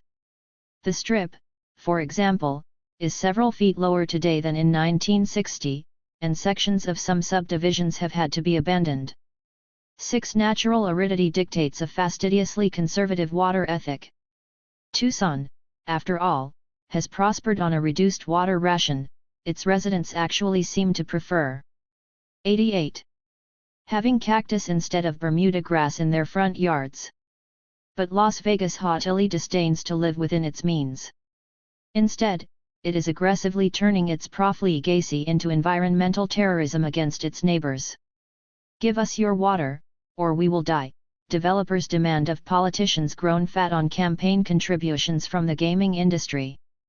Las Vegas is currently pursuing 2 long-term and fundamentally imperialist strategies for expanding its water resources. First, the Southern Nevada Water Authority is threatening to divert water from the Virgin River, a picturesque tributary of the Colorado with headwaters in Zion National Park, or steal it from ranchers in sparsely populated central Nevada. In 1989, the authority, then called the Las Vegas Valley Water District, stunned rural Nevadans by filing claims on more than 800,000 acre-feet of surface and groundwater rights in White Pine, Nye, and Lincoln counties. 7. This infamous water grab, cooperative water project in official parlance, brought together an unprecedented coalition of rural Nevadans, ranchers, miners, farmers, the Mopa Band of Paiutes, and environmentalists. Their battle cry has been "Remember the Owens Valley," in reference to Los Angeles's notorious annexation of water rights in that once lush valley on the eastern flank of the Sierra Nevada, an act of environmental piracy immortalized in the film Chinate Don. Angry residents of the Owens Valley blew up sections of the Los Angeles Aqueduct during the 1920s, and some central Nevadans have threatened to do the same to any pipeline hijacking local water to Las Vegas. 8. Since 1966, the authority, without abandoning its legal claims to Central Nevada water, has put more emphasis on withdrawing Virgin River water directly from its terminus in Lake Mead. This conforms to its second, and more important, strategy of increasing Las Vegas's withdrawal of Colorado River water stored in Lake Mead or in downstream reservoirs. To circumvent the status quo of the Colorado River Compact, the authority has teamed up with the powerful Metropolitan Water District of Southern California in what most observers believe is the first phase of a major water war in the Southwest. Las Vegas and the Los Angeles area want to restructure the allocation of Colorado River water away from agriculture and toward their respective metropolitan regions. In most scenarios, this involves a raid on Arizona's allotment. 89. And Arizona's governor, J. Fife Symington III, retaliated by allying himself with water managers in San Diego and the Imperial Valley. Other major players in this anti-metropolitan water district coalition include the billionaire Bass Brothers from Fort Worth, who have bought up tens of thousands of acres of choice agricultural land in the El Centro area in order to sell their federally subsidized water allotments to San Diego. 8. Through one or another of these Machiavellian gambits, the authority's general manager, Pat Mulroy, has assured the gaming industry that Clark County will have plenty of water for continued breakneck growth over the next generation. Independent water experts have criticized Mulroy's optimistic projections, however, and one of them, Hal Furman, caused a small sensation in February 1997 with his assertion that southern Nevada will run dry shortly after the turn of the century. In the event of such a crisis, Las Vegas's last resort probably would be to help subsidize the costly process of desalting Pacific Ocean water in exchange for some of California's Colorado River share. This, however, would almost certainly double the current artificially low acre-foot cost of water. 10. Compounding the problem of future water supply is the emergent crisis of water quality in Lake Mead, which operates as both reservoir and wastewater sink for Las Vegas. Federal researchers in 1997 discovered that female egg protein in blood plasma samples of male carp was causing widespread reproductive deformation in the fish. This catastrophic endocrine disruption, with potential human genetic impact as well, is likely related to the large amounts of toxic waste, especially pesticides and industrial chemicals, that are discharged into the lake. 11. In 1994, moreover, 37 people, most with AIDS, died as a result of a lethal protozoan, Cryptosporidium parvum, that experts from the National Centers for Disease Control surmised was carried in tap water drawn from Lake Mead. Public health researchers have become alarmed by the coincidence of these two outbreaks at a time when hypergrowth is overwhelming regional water and waste treatment capabilities. As one biologist recently asked on the op-ed page of the Las Vegas Review-Journal, will more people die from Cryptosporidium contamination of our drinking water when we put more wastewater back in the lake? 12. 90.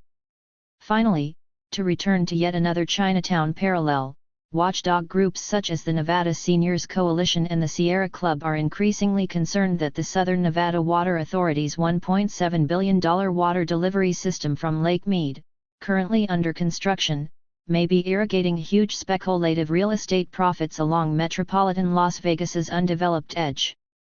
For example, one major pipeline, the so-called South Valley Lateral, runs through an area near the suburb of Henderson, where private investors recently acquired huge parcels in a complicated land swap with the Bureau of Land Management, which controls most of Las Vegas's desert periphery.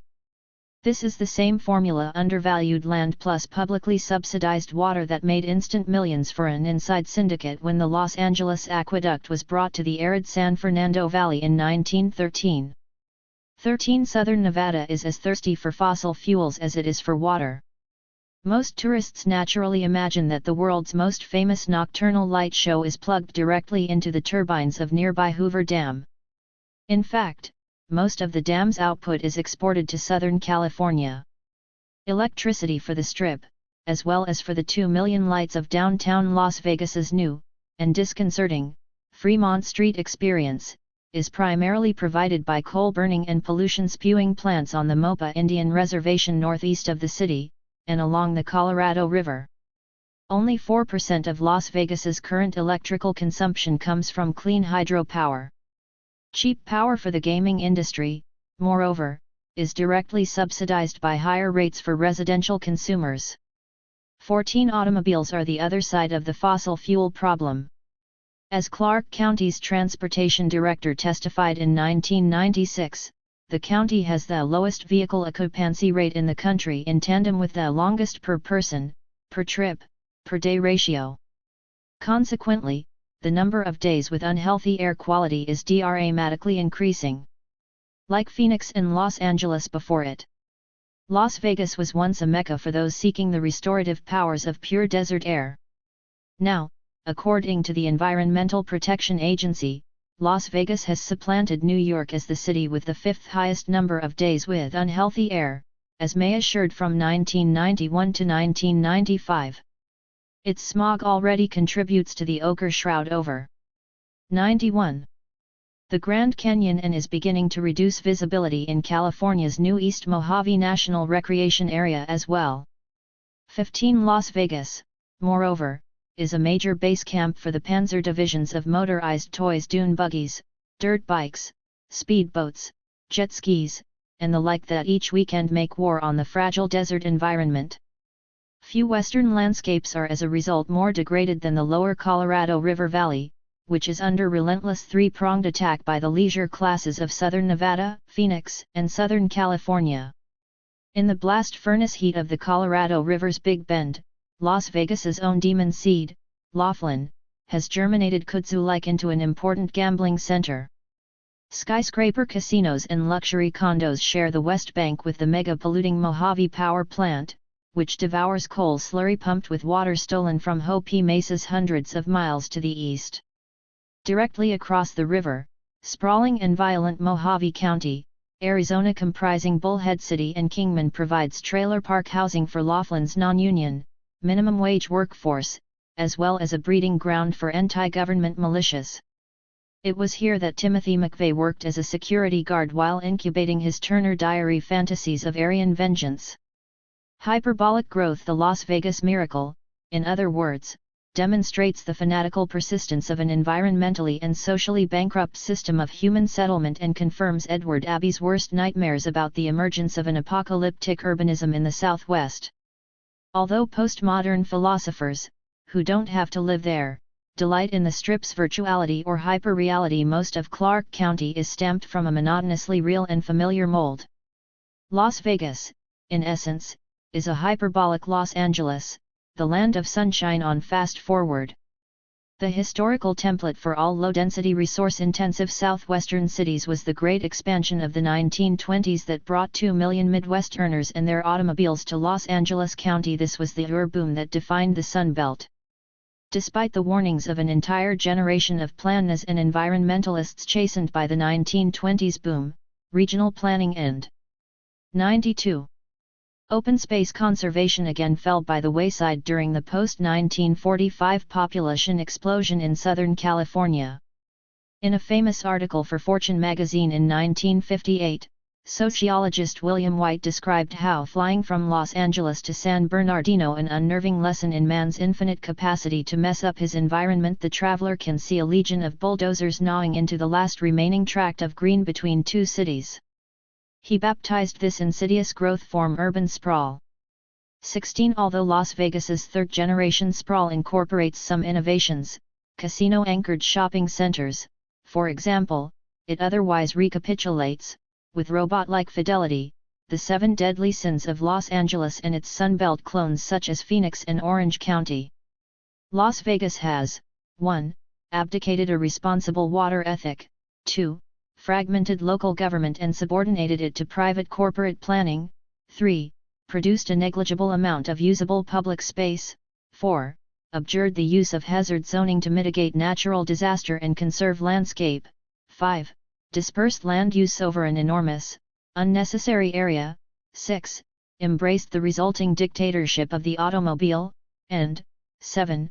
Tolerated extreme social and, especially, racial inequality. 17. In Mediterranean California or the desert Southwest, water use is the most obvious measure of the environmental efficiency of the built environment.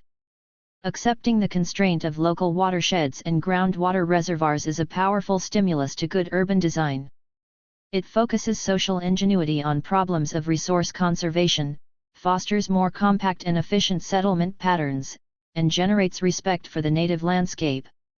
In a nutshell, it makes for smart urbanism, as seen in modern Israel, or the classical city-states of Andalusia and the Maghreb, with a bias toward continual economies in resource consumption. 18 Southern California in the early citrus era, when water recycling was at a premium, was a laboratory of environmental innovation, as evinced by such inventions as the bungalow, with its energy-efficient use of shade and insulation, solar heating systems, widespread until the 1920s, and state-of-the-art sewage and wastewater recovery technologies. Its departure from the path of water rectitude, and thus smart urbanism, began with the Owens Valley Aqueduct. 93. And culminated in the 1940s with the arrival of cheap, federally subsidized water from the Colorado River. Hoover Dam extended the suburban frontier deep into Southern California's inland basins and in the process underpriced traditional water conservation practices such as sewer farming and storm water recovery out of existence. Unlike Los Angeles, Las Vegas has never practiced water conservation or environmental design on any large scale. It was born dumb. Cheap water has allowed it to exorcise even the most residual semiotic allusion to its actual historical and environmental roots. Visitors to the contemporary Strip, with its tropical islands and Manhattan skylines, will search in vain for any reference to the Wild West, whether dude ranches or raunchy saloons, that themed the first-generation casinos of the Bugsy Siegel era. The desert, moreover, has lost all positive presence as landscape or habitat. It is merely the dark, brooding backdrop for the neon Babel being created by Wynn and his competitors. Water profligacy likewise dissolves many of the traditional bonds of common citizenship. Los Angeles County is notorious for its profusion of special inter-EST governments, phantom cities, county islands, and geographical tax shelters, all designed to concentrate land use and fiscal powers in the hands of special interests. Clark County, however, manages to exceed even Los Angeles in its radical dilution and dispersal of public authority. The Las Vegas city limits, for example, encompass barely one-third of the metropolitan population, versus nearly half in the city of Los Angeles. The major regional assets, the Strip, the Convention Center, McCarran International Airport, and the University of Nevada, Las Vegas, UNLV, are located in an unincorporated township aptly named Paradise, while poverty, unemployment, and homelessness are disproportionately concentrated within the boundaries of the cities of Las Vegas and North Las Vegas. This is a political geography diabolically conceived to separate tax resources from regional social needs. Huge, sprawling county electoral districts weaken the power of minorities and working-class voters. Unincorporation, conversely, centralizes land use decision-making in the hands of an invisible government of gaming corporations and giant residential and commercial strip developers. 94. In particular, the billion-dollar corporate investments along the Strip, with their huge social costs in terms of traffic congestion, water and power consumption, housing, and schools, force the fiscally malnourished public sector to play constant catch-up. This structural asymmetry in power between the gaming corporations and local government is most dramatically expressed in the finanking of the new public infrastructures to accommodate casino expansion and the growth of tourism. A classic example is the Southern Nevada Water Authority's new water distribution system, whose bonds are guaranteed by sales taxes, the most regressive means available, but the only significant source of undesignated state revenue in Nevada. 19. Contrary to neoclassical economic dogmas and trendy public choice theory, corporate-controlled economic development within a marketplace of weak, competing local governments is inherently inefficient. Consider, for example, the enormous empty squares in the urbanized fabric of Las Vegas, dramatically visible from the air, that epitomize the leapfrog pattern of development that planners have denounced for generations in Southern California because it unnecessarily raises the costs of streets, utilities, and schools. Crucial habitat for humans, in the form of parks, as well as for endangered species such as the desert tortoise, is destroyed for the sake of vacant lots and suburban desolation. Similarly, both Los Angeles and Las Vegas zealously cultivate the image of infinite opportunity for fun in the sun. In reality, however, free recreation is more accessible in older eastern and midwestern cities that cherish their parks and public landscapes. As long ago as 1909, experts were warning Los Angeles's lead ERS about the region's looming shortage of parks and public beaches. Although the beach crisis was partially ameliorated in the 1950s, Los Angeles remains the most park-poor of major American cities, with only one-third the usable per capita open space of New York City. 20 Las Vegas, meanwhile, has virtually no commons at all, just a skinflint 1.4 acres per thousand residents, compared with the recommended national minimum of 10 acres. This park shortage may mean little to the tourist jet skiing across Lake Mead or lounging by the pool at the Mirage, but it defines an impoverished quality of life for thousands of low-wage service workers who live in the 95 stucco tenements that line the side streets of the Strip. Boosters' claims about hundreds of thousands of acres of choice recreational land in Clark County refer to car trip destinations, not open space within walking distance of homes and schools. One is not a substitute for the other. 21 Some of the most beautiful desert areas near Las Vegas, moreover, are now imperiled by rampant urbanization. Developers are attempting to raise land values by privatizing natural amenities as landscape capital. The local chapter of the Sierra Club, for example, has recently mobilized against the encroachment of Summerlin West, a segment of the giant Summerlin planned community that is the chief legacy of Howard Hughes, upon Red Rock Canyon National Conservation Area native Las Vegas' favorite site for weekend hikes and picnics. The project, as endorsed by the Las Vegas City Council, which was subsequently allowed to annex the development, encompasses 20,000 homes, 2 casinos, 5 golf courses, and nearly 6 million square feet of office and commercial space. As one local paper put it, most environmental activists were less than enthused about the possibility of lining one end of Red Rock Canyon, one of the valley's most pristine landmarks, with casinos, businesses, and homes. 22. The recreation crisis in Sunbelt cities is the flip side of the failure to preserve native ecosystems, another consequence of which is the loss of protection from natural hazards such as floods and fires. The linkage between these issues is part of a lost legacy of urban environmentalism espoused by planners and landscape architects during the City Beautiful era. In 1930, for example, Frederick Law Olmsted Jr., the greatest city designer of his generation, recommended hazard zoning to Los Angeles County as the best strategy for reducing the social costs of inevitable floods, wildfires, and earthquakes. In his sadly unrealized vision, development would have been prohibited in floodplains and fire-prone foothills. These terrains, he argued, were best suited for preservation as multipurpose greenbelts and wilderness parks, with the specific goal of increasing outdoor recreational opportunities for poorer citizens. 23 Las Vegas is everything Olmsted abhorred.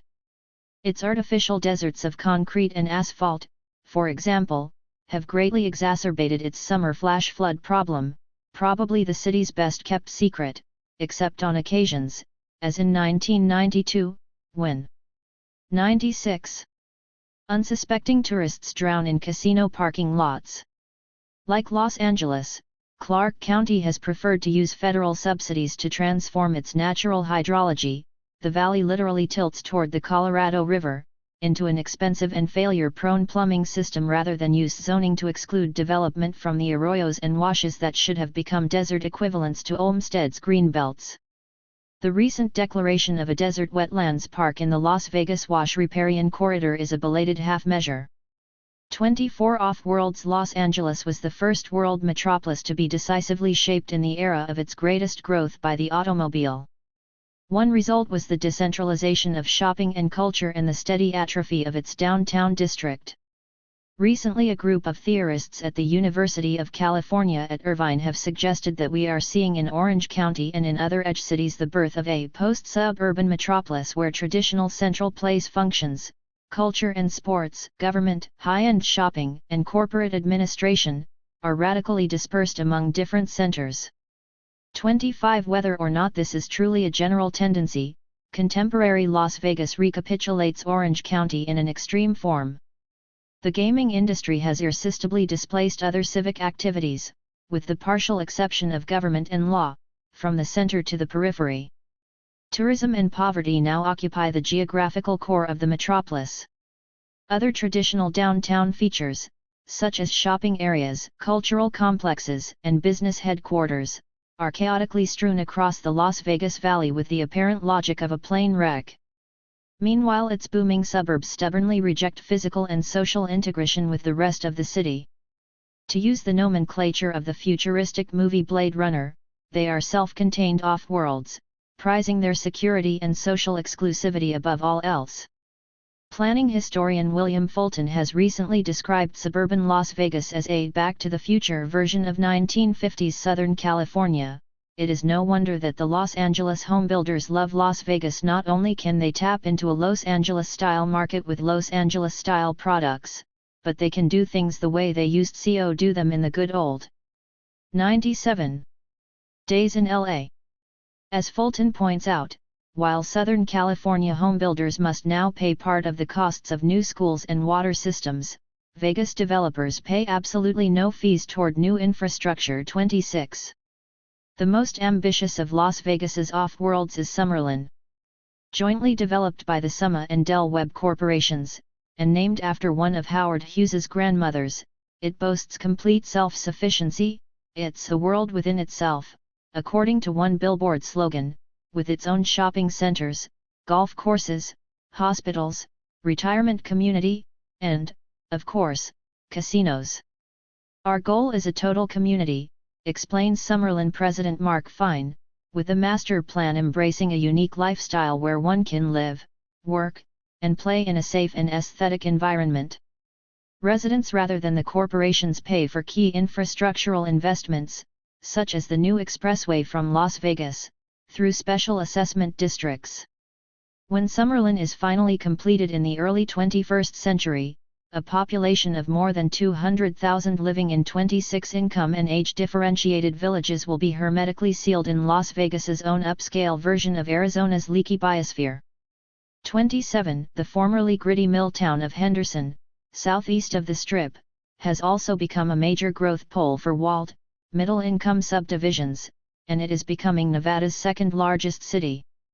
For optimal advantage in its utility and tax obligations, Summerlin is divided between the city of Las Vegas and unincorporated Clark County. On the edge of Henderson is the larval Xanadu of Lake Las Vegas, a Wynian fantasy created by erecting an 18-story dam across Las Vegas Wash. The largest privately funded development under construction in North America, according to a 1995 brochure, Lake Las Vegas, controlled by the ubiquitous Bass Brothers of Fort Worth, is sheer hyperbole, including $2 million lakefront villas in a private gated subdivision within a larger guard-gated residential community. The Bass's grand plan envisions the construction of 6 major resorts, anchored by luxury hotels and casinos, as well as 5 world-class golf courses, in addition to restaurants and retail shops that will be the upscale alternative for Las Vegas. 28. Las Vegas's centrifugal urban structure, with such gravitationally powerful edge cities as Summerlin and Henderson Lake Las Vegas, reinforces a slavish 98. Dependence on the automobile. According to trendy architectural theorists such as Robert Venturi and Anise Scott Brown, whose Learning from Las Vegas has been a founding text of postmodernism, Las Vegas Boulevard is supposed to be the apotheosis of car-defined urbanism, the mother of strips. Yet the boom of the last decade has made the Strip itself almost impassable. Las Vegas Boulevard is usually as gridlocked as the San Diego Freeway at rush hour, and its intersection with Tropicana Road is supposedly the busiest street corner in the nation. 29. As a result, frustrated tourists soon discover that the ride from McCarran Airport, immediately adjacent to the Strip, to their hotel frequently takes longer than the plane flight from Los Angeles. The Brobdingnagian scale of the proper ties and the savage summer heat, not to mention the constant assault by hawk ers of sex-for-sale broadsheets, can turn pedestrian expeditions into ordeals for the elderly and families with children. The absence of coherent planning for the Strip as a whole, the inescapable consequence of giving the gaming corporations total control over the development of their sites, has led to a series of desperate, patchwork solutions, including a few new pedestrian overpasses. In the main, however, the Nevada Resort Association representing the major gaming corporations is relying on new freeways and arterials to divert cross-traffic from the Strip and a proposed $1.2 billion monorail to speed customers between the larger casino hotels. For most of the 1990s, contemporary Las Vegas has been one vast freeway construction site. Nothing has been learned from the dismal California experience, not even the elementary lesson that freeways increase sprawl and consequently the demand for additional freeways. When completed, the new Las Vegas freeway network will allow most local commuters to bypass the Strip entirely, but it will also centrifuge population growth farther into the desert, with correspondingly higher social costs for infrastructure and schools. Meanwhile, the Nevada Resort Association has concentrated its overwhelming political clout to ensure that a proposed increase in the 8% hotel room tax is spent exclusively on its own resort corridor transportation master plan, the monorail.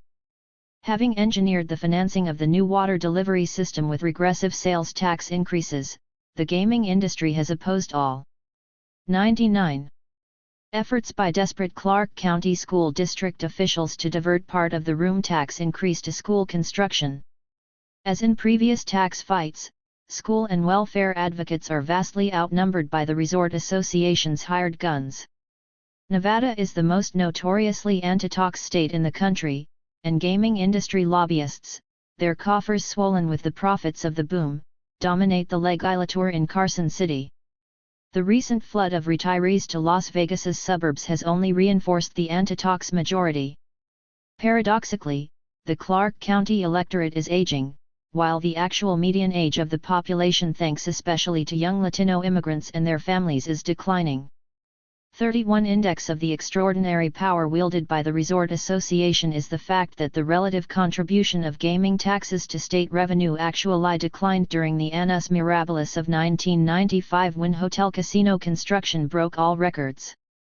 Yet the industry, shaken by the local Rodney King riots in spring 1992, is not unconscious that eroding education quality and social services will eventually produce social pathologies that may undermine the city's resort atmosphere. Their calculated solution, after months of top-level discussion in the winter of 1996-97, has been to volunteer the room tax increase, which is directly passed on to tourists and then spent exclusively on the Strip monorail as a heroic act of social responsibility. This reduced the tax heat on the casino owners while conveying the clear message, scripted by Resort Association lobbyists, that the time had come for homebuilders and small business owners to make a contribution to school finance.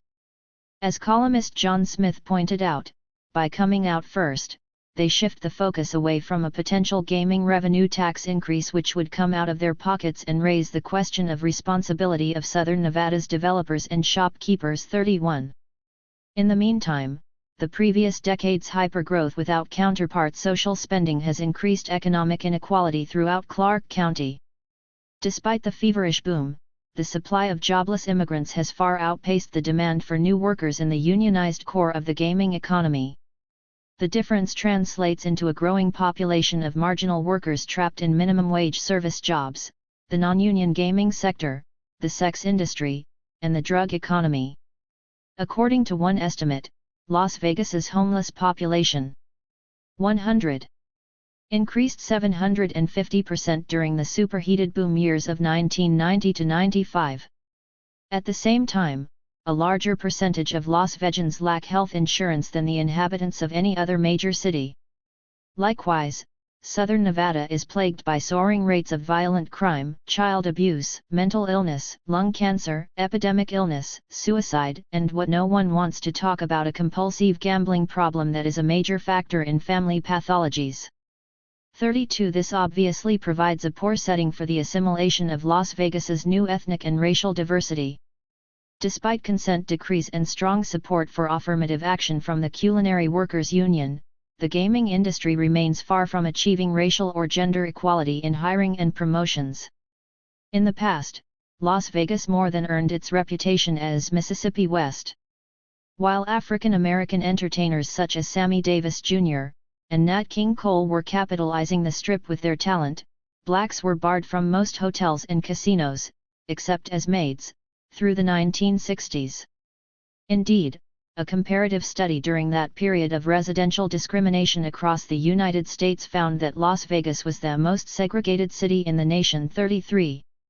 More recently, persistent high unemployment rates in the predominantly black West Side precipitated 4 violent weekends of rioting following the Rodney King verdict in April 1992. Interethnic tensions, exacerbated by a relatively shrinking public sector, have also increased as Latinos replace African Americans as the Valley's largest minority group. Indeed, black leaders have warned of creeping Miamization because some casino owners prefer hiring Latino immigrants instead of local blacks. Latinos, for their part, point to overcrowded schools. Latinos now constitute 40% of the elementary school population in the city of Las Vegas, police brutality and lack of representation in local government. 44 Greening the urban desert. Let's return, once again, to Las Vegas and the end of Western history. In his apocalyptic potboiler, The Stand, 1992, Stephen King envisioned Las Vegas as Satan's earthly capital, with the evil one literally enthroned in the MGM Grand. Many environmentalists, together with the imperiled small-town populations of Las Vegas's desert hinterlands, would probably agree with this characterization of Die. 101. Glitterdome's diabolical zeitgeist. No other city in the American West seems to be as driven by occult forces or as unresponsive to social or natural constraints. Like Los Angeles, Las Vegas seems headed for some kind of eschatological crack-up. In the King novel, Satan ultimately nukes himself. Confronted with the devil himself, and his inexorable plan for 2 million plus Las Vegans, what can the environmental community do? The strategic choices are necessarily limited. On one hand, environmentalists can continue to defend natural resources and wilderness areas one at a time against the juggernaut of development, a purely defensive course that may win some individual victories but is guaranteed to lose the larger war. On the other hand, they can oppose development at the source by fighting for a moratorium on further population growth in the arid Southwest. Pursued abstractly, however, this dogmatic option will only pigeonhole Greens as enemies of jobs and labor unions. Indeed, on the margins, some environmentalists may even lose themselves in the Malthusian blind alley of border control, by allying themselves with nativist groups that want to deport hard-working Latino immigrants whose per capita consumption of resources is only a small fraction of that of their native-born employers. A better approach, even if utopian in the short or medium run, would focus comprehensively on the character of desert urbanization.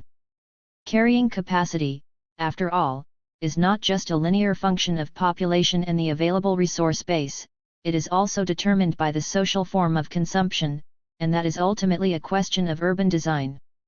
Cities have incredible, if largely untapped, capacities for the efficient use of scarce natural resources. Above all, they have the potential to counterpose public affluence, great libraries, parks, museums, and so on, as a real alternative to privatized consumerism, and thus cut through the apparent contradiction between improving standards of living and accepting the limits imposed by ecosystems and finite natural resources. In this perspective, the most damning indictment against the Sun Belt city is the atrophy of classical urban, and pro-environmental, qualities such as residential density, pedestrian scale, mass transit, and a wealth of public landscapes. Instead, Los Angeles and its postmodern clones are stupefied by the ready availability of artificially cheap water, power, and land. Bad design, moreover, has 102. Seen environmental consequences, as illustrated by Southern Nevada's colossal consumption of electric power. Instead of mitigating its desert climate through creative design, for example, proper orientation of buildings, maximum use of shade, minimization of heat-absorbing hardscape, and so on, Las Vegas, like Phoenix, simply relies on universal air conditioning. But, thanks to the law of the conservation of energy, the waste heat is merely exported into the general urban environment. As a result, Las Vegas is a scorching heat island whose nightly temperatures are frequently 5 to 10 degrees hotter than the surrounding desert. Fortunately, embattled Western environmentalists have some new allies. In their crusade for the new urbanism, Peter Calthorpe, Andreas Dewey, and other young environmentally conscious architects have re-established a critical dialogue between urban designers and mainstream environmental groups, particularly the Sierra Club. They have sketched, with admirable clarity, a regional planning model that cogently links issues of social equity, economically diverse residential areas, recreational equality, greater housing affordability through elimination of the need for second cars, and a preferential pedestrian landscape for children and seniors, with high-priority environmental concerns, on-site recycling of waste products, green belts, integrity of wetland ecosystems, wildlife corridors, and so on. They offer, in effect, elements of a powerful program for uniting otherwise disparate constituencies: inner-city residents, senior citizens, advocates of children, environmentalists, all of whom are fundamentally disadvantaged by the suburban, automobile-dominated city. The new urbanism has had many small successes in Northern and Central California, the Pacific Northwest, and other areas where preservation of environmental quality commands a majority electoral constituency. In the Southwest, by contrast, the Summerlin model with its extreme segregation of land uses and income groups, as well as its slavish dependence on cheap water and energy, remains the best practice standard of the building industry. Only Tucson, with its self-imposed environmental discipline, constitutes a regional exception.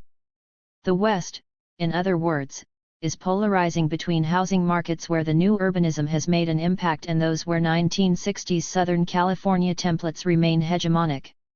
In the case of Las Vegas, where the contradictions 103 of hypergrowth and inflexible resource demand are most acute, the need for an alternative settlement model has become doubly urgent. The new urbanism by itself is a starting point, not a panacea. A green politics for the urban desert would equally have to assimilate and synthesize decades of international research on human habitats in drylands environments. It would also have to consider the possible alternatives to a regional economy that has become fatally dependent on a casino-theme park monoculture. And it would need to understand that its major ally in the long march towards social and environmental justice must be the same labor movement, particularly the progressive wing represented by unions such as the Las Vegas Culinary Workers, that today regards local environmental activists with barely disguised contempt. These are the new labors of Hercules. Creating a vision of an alternative urbanism, sustainable and democratic, in the Southwest is an extraordinary challenge. But this may be the last generation even given the opportunity to try. 1998. 1946 Memorial, La Poeoe Point Tsunami Memories. A land which bears itself to tourism veils itself metaphysically, it sells scenery at the expense of magic. Gerhard Nebel. Hilo, according to that indefatigable Victorian globetrotter Isabella Bird Bishop, 6 months in the Sandwich Islands, is the paradise of Hawaii. What Honolulu attempts to be, Hilo is without effort/some of the lotus-eating ambience, to be sure, has eroded from the capital of the Big Island since Portly Isabella was rowed ashore in 1875. With the construction of the modern breakwater, few athletes, like the bronzes of the Naples Museum, ride the waves on their surfboards, and the morning commute, complete with mini gridlock on Highway 11, has replaced the brilliant dressed riders in their muumuas and leis cantering along the beach. Yet the fundamental things still apply, a greenness that makes Ireland look grey encircling a perfect crescent bay with Pele's immense thrones, Mauna Loa, and snow-capped Mauna Kea, piercing the cloud bank in the background.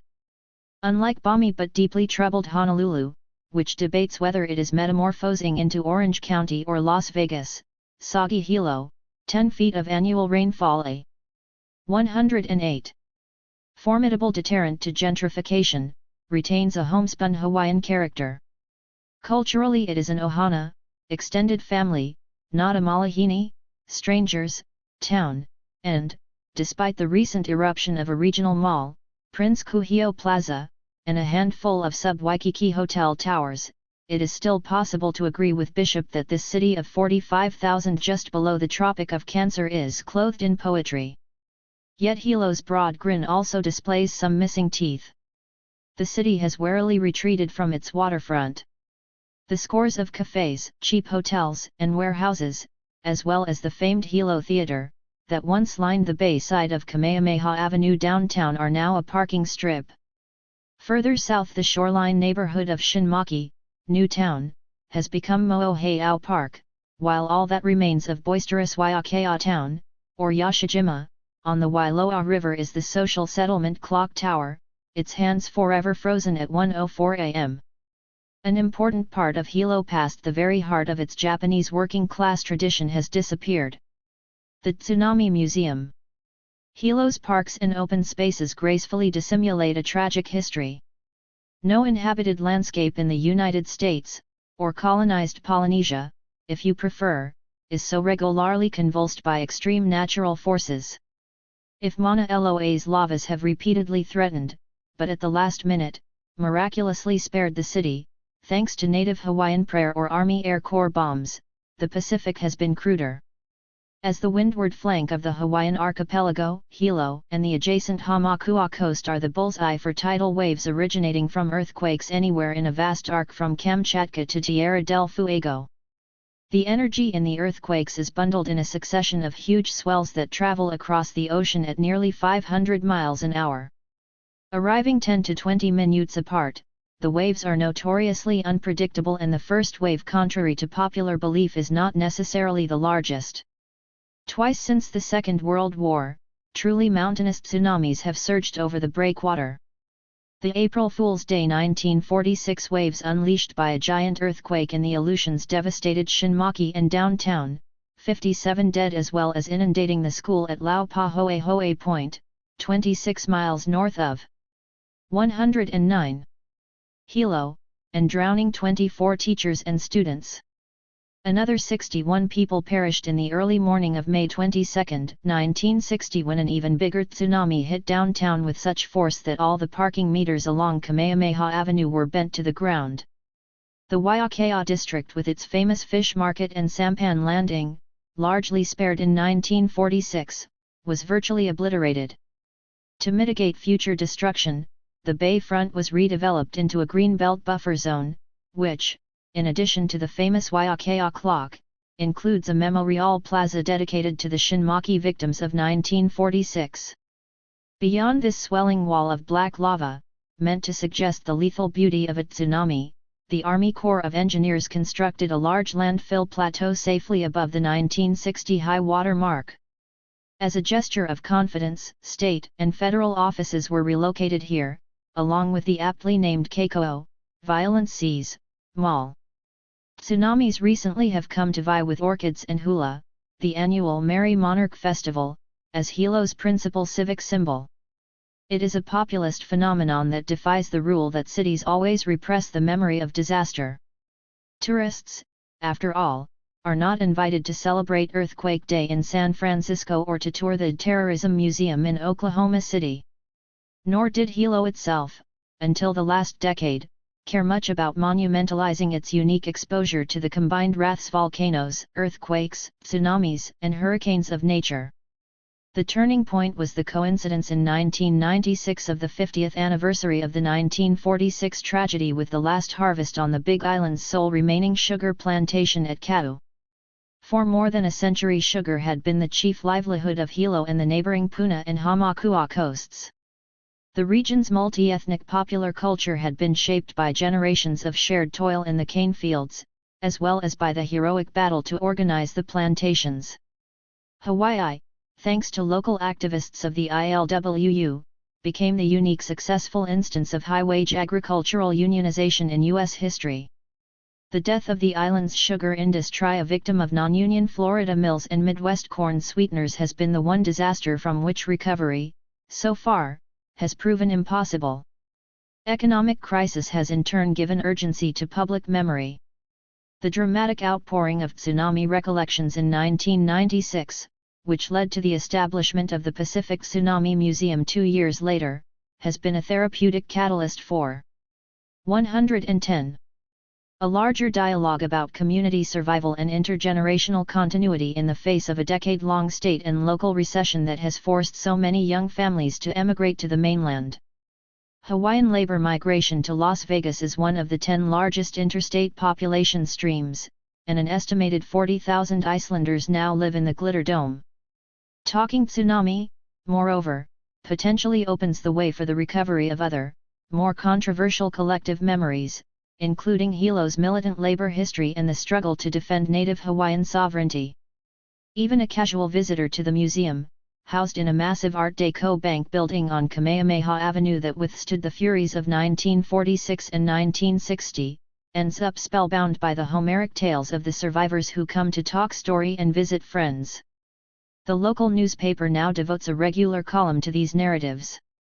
Yet the terrain of memory is complex, and the museum is obviously a coalition of different agendas. It is my outsider's impression, and I apologize for any caricature, that at least 4 kinds of interests participate in the current memorialization of tsunami as island heritage. The boosters, qua the character in John Sales's Limbo who wants to disneyfy the Alaskan wilderness, perceive tsunami history as a thrilling adventure theme to attract more visitor dollars from the tourist-rich, and heavily Californianized, Kona side of the island. The Dodgers, like their matronly counterparts in other small towns, are concerned to preserve the hegemony of old ruling Haole families over anything that smacks of genealogy or local history. The tsunami buffs, meanwhile, are simply enthralled by the romance of these spectacular cataclysms. But the principal constituency of the museum is the activists, although some will disdain such a loaded term, struggling to preserve Ohana values in the face of the centrifugal forces of deindustrialization, outmigration, and scattered gentrification. 2 groups in particular have become exemplary grassroots historians. For both the oldsters of the Waiakea Pirates Athletic Club, custodians of the famous clock, and the youngsters of Laupahoehoe School, curators of an oral history of the 1946 tragedy, tsunamis are a way of evoking solidarity, courage, and community identity. 111. The Waiakea Pirates. Although the Hilo region offers a diverse menu of tsunami ruins and monuments, including the Shinmaki Memorial, the site of the Hakalau Mill, and the museum itself, it is the Waiakea clock that tourists take home as an image on a t-shirt or even as a 10-inch replica.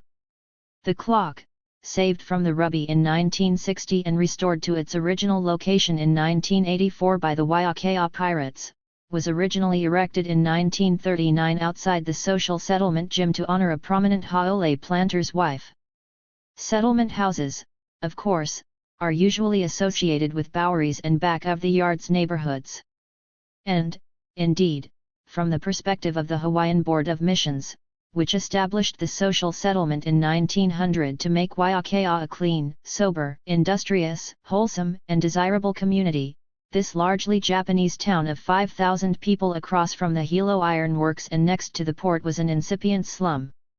Certainly it had a tough, rambunctious atmosphere, and Waiakea kids were famous for our gang monikers that would not have been out of place in Hell's Kitchen: Spittoon Hamano, Rek Matsuno, Blackie Takemura, Bones Kondo, Cowboy Joe Okahara.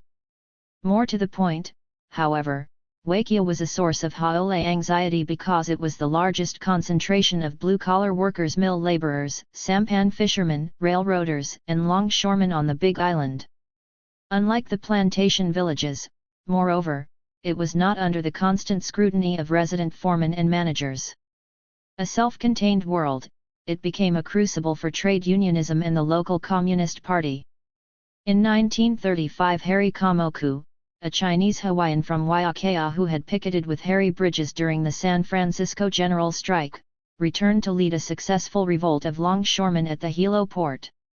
The ILWU Hall at 1383 Kamehameha Avenue in Waiakea, now the third hole of the Country Club Hawaii Golf Course, became the regional CIO headquarters. On August 1, 1938, several hundred longshoremen, unionized laundrywomen, and Waiakea residents marched to the wharves in a show of solidarity with the striking CIO sailors of the Inter-Island Steam Navigation Company.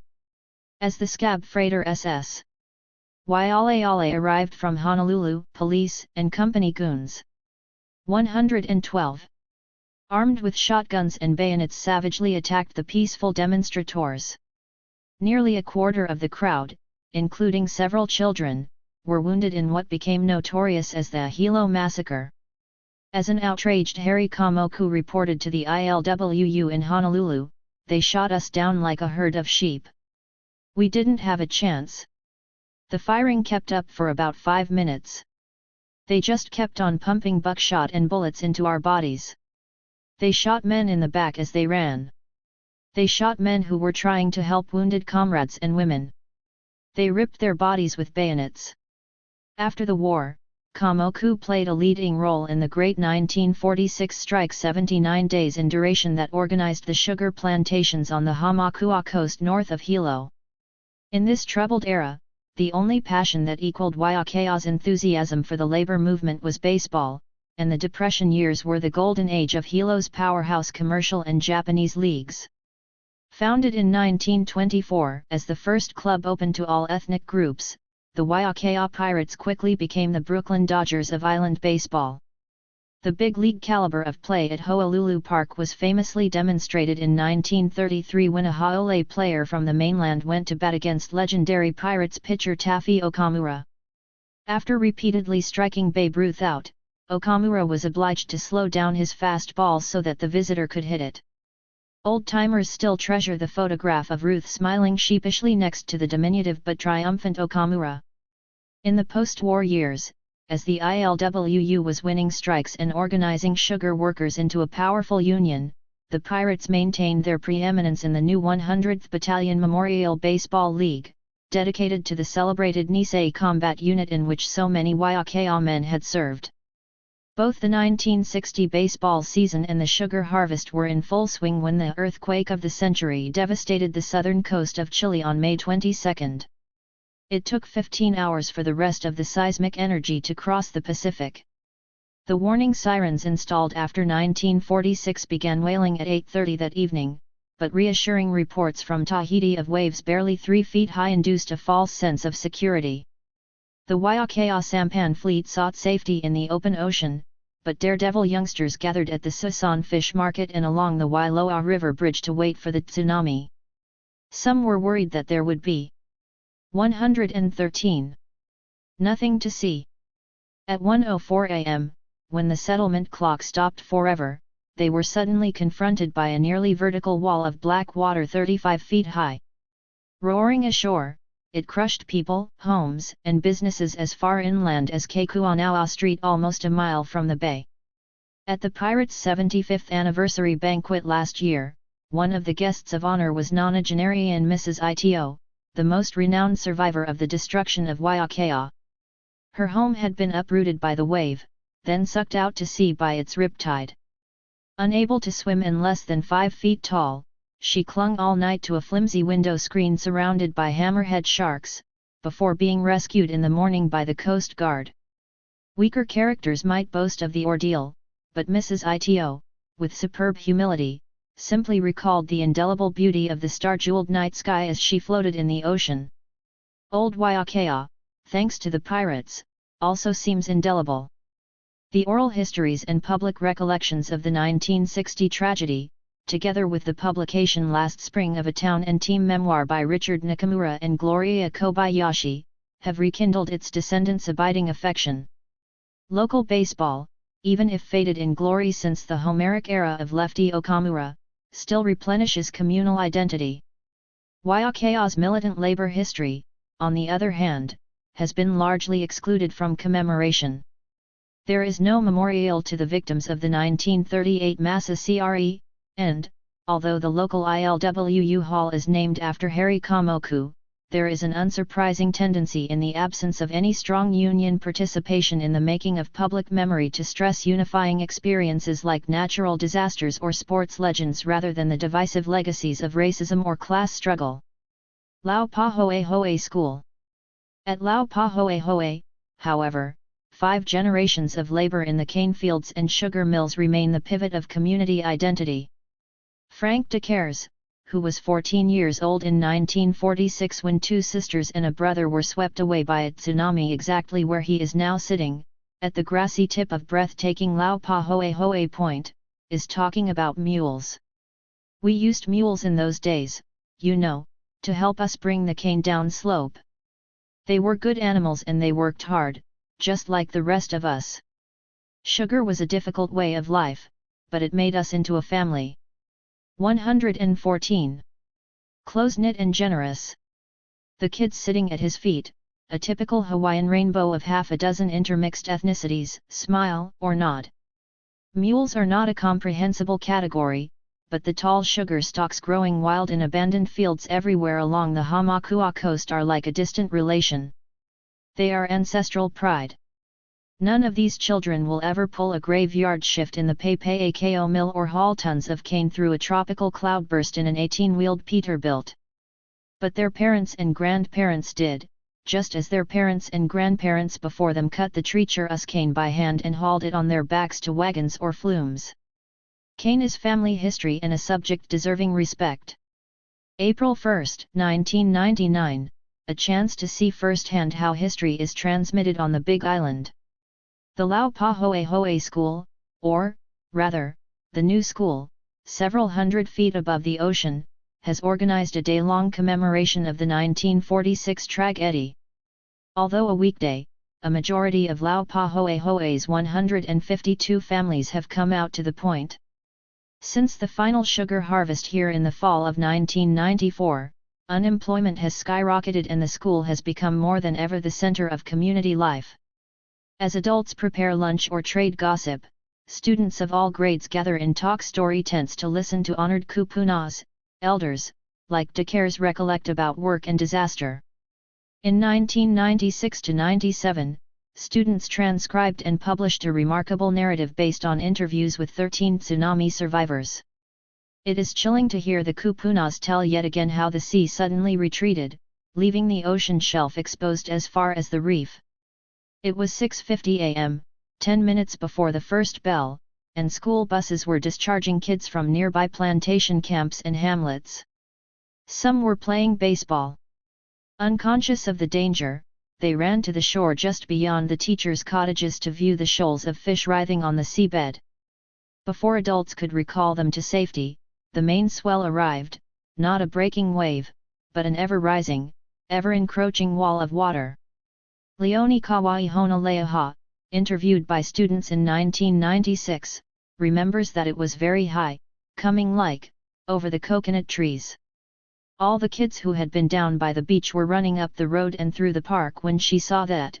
She started to cry because she didn't realize what was happening, but 115. Just knew it was bad. Nearby, 16-year-old Yazuka Tsukuma, gripped by a horror that would remain forever in her memory. Witnessed water coming from all sides of the point and boiling in the center.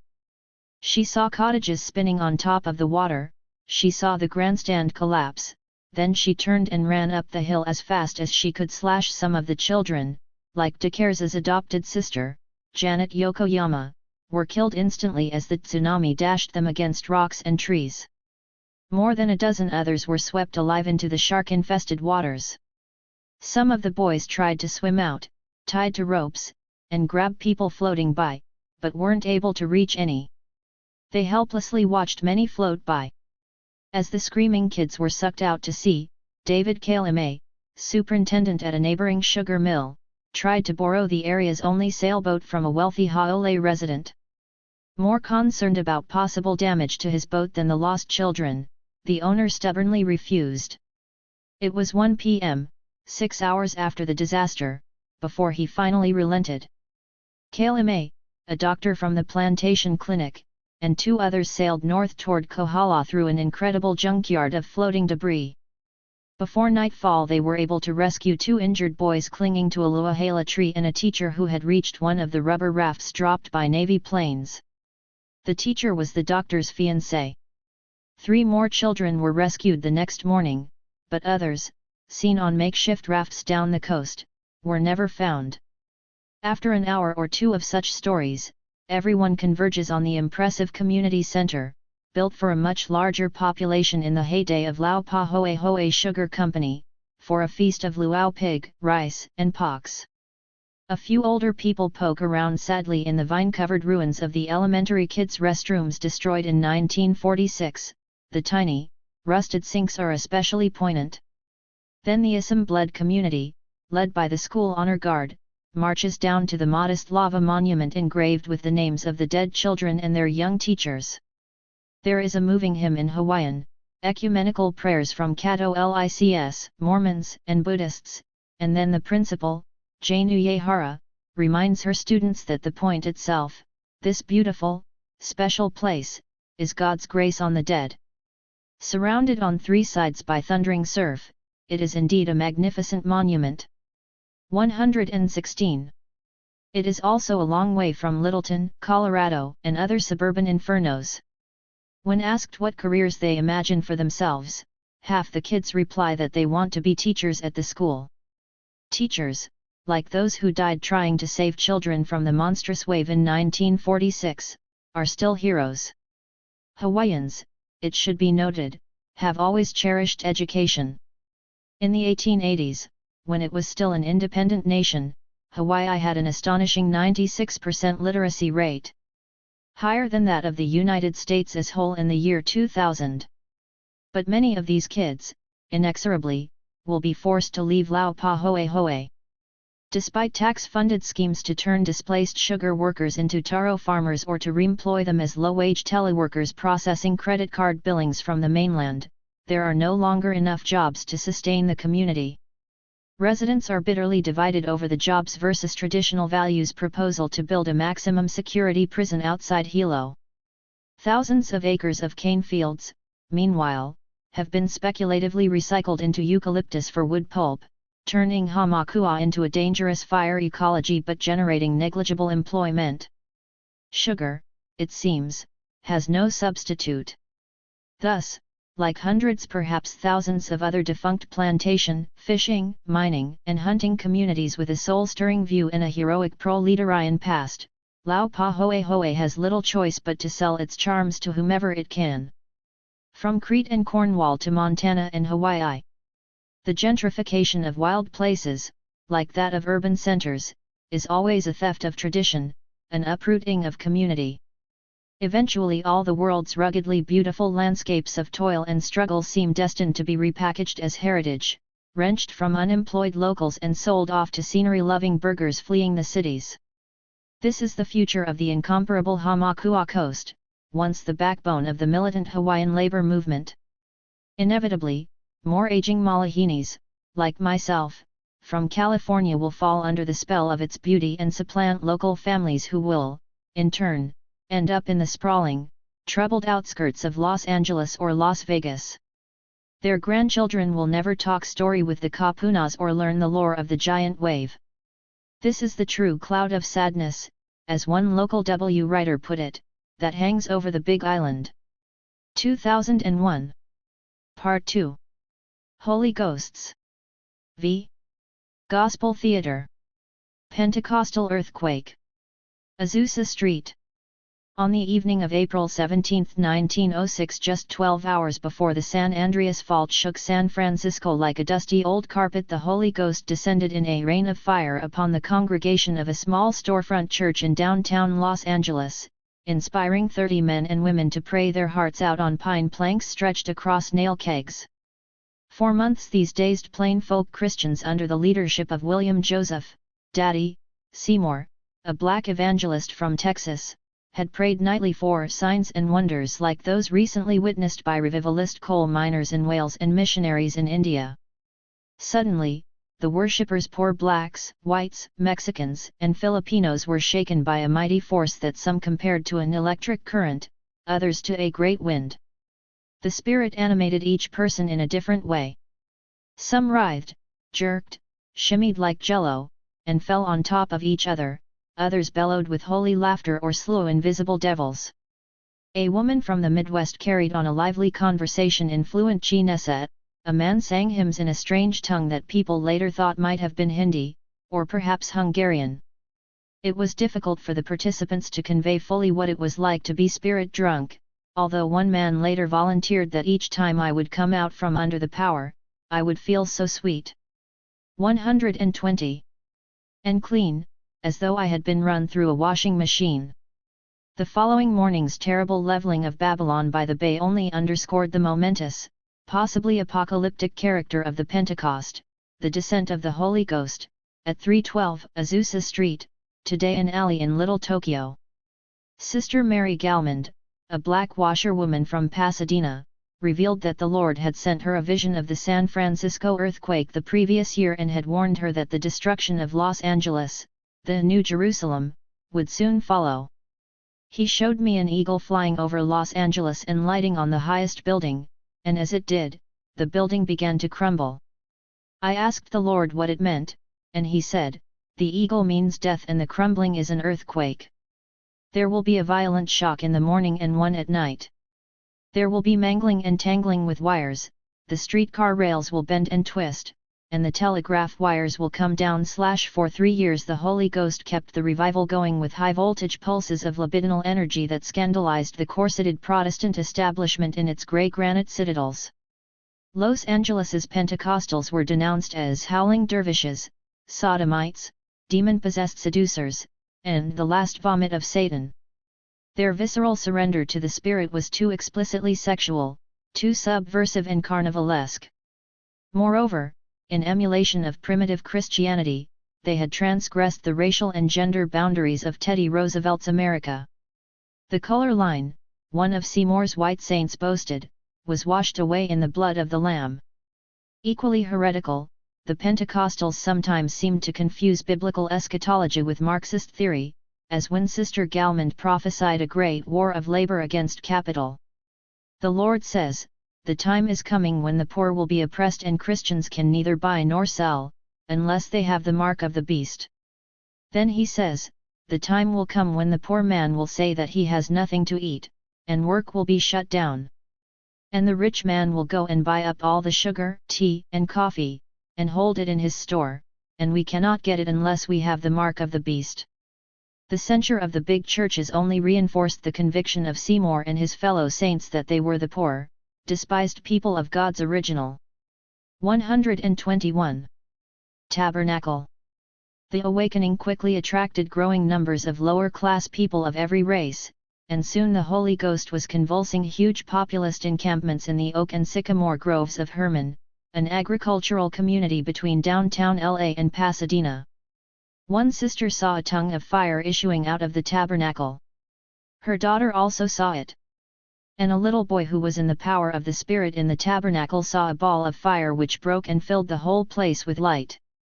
Many were the heavenly anthems the Spirit sang through his people. And he gave many beautiful messages in unknown tongues, speaking of his soon coming. Daddy Seymour published these and other vivid descriptions of miracles in a newsletter, The Apostolic Faith, which was circulated nationally in evangelical circles as well as in overseas missions.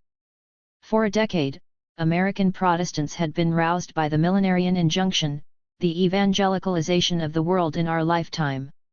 Old guard evangelicals were beginning to take a serious interest in the Pentecostal earthquake in Los Angeles. Perhaps here was a force to move the heathens. What others dismissed as quackery or mass hysteria, they even too ally embraced as the spiritual dynamo of a new global proselytization. Angelus Temple. Pentecostalism's second wave in Los Angeles was led by Amy Semple McPherson, who was plucked from Canada by an emissary of the Azusa Street Awakening. Her evangelical comet coincided with the waning boom of the late 1920s and the heartbreak of the Depression. She was God's cheerleader in hard times. Sister, as everyone called her, introduced the Holy Ghost to Hollywood, and brought vaudeville and radio to the revival stage. She loved pageants, costumes, showers of rose petals, laughter, and spotlights, as well as big cars and handsome hustlers. She filled a vast trophy case in her great Angelus temple in Echo Park with the discarded crutches, canes, and eye patches of the more than 1,500 people she claimed to have successfully touched with God's healing power. Even more wondrously, she transformed thousands of lonely and downwardly mobile exiles from the heartland into a crusading army of saints. With all her miracles and scandals, she stayed in the headlines longer than any movie star. 122. Sister also provided the perfect foil for bohemian Los Angeles.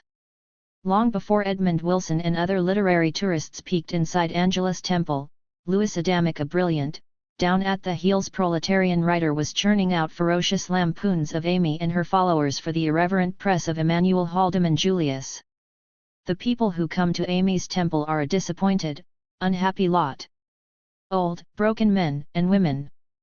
They are farmers and petty merchants from Kansas, Illinois, Nebraska, Iowa, Ohio, Tennessee. They are the drudges of the farms and small town homes, victims of cruel circumstances, victims of life, slaves of their biological deficiencies. They are diseased, neurotic, unattractive, sexually and intellectually starved, warped, and repressed.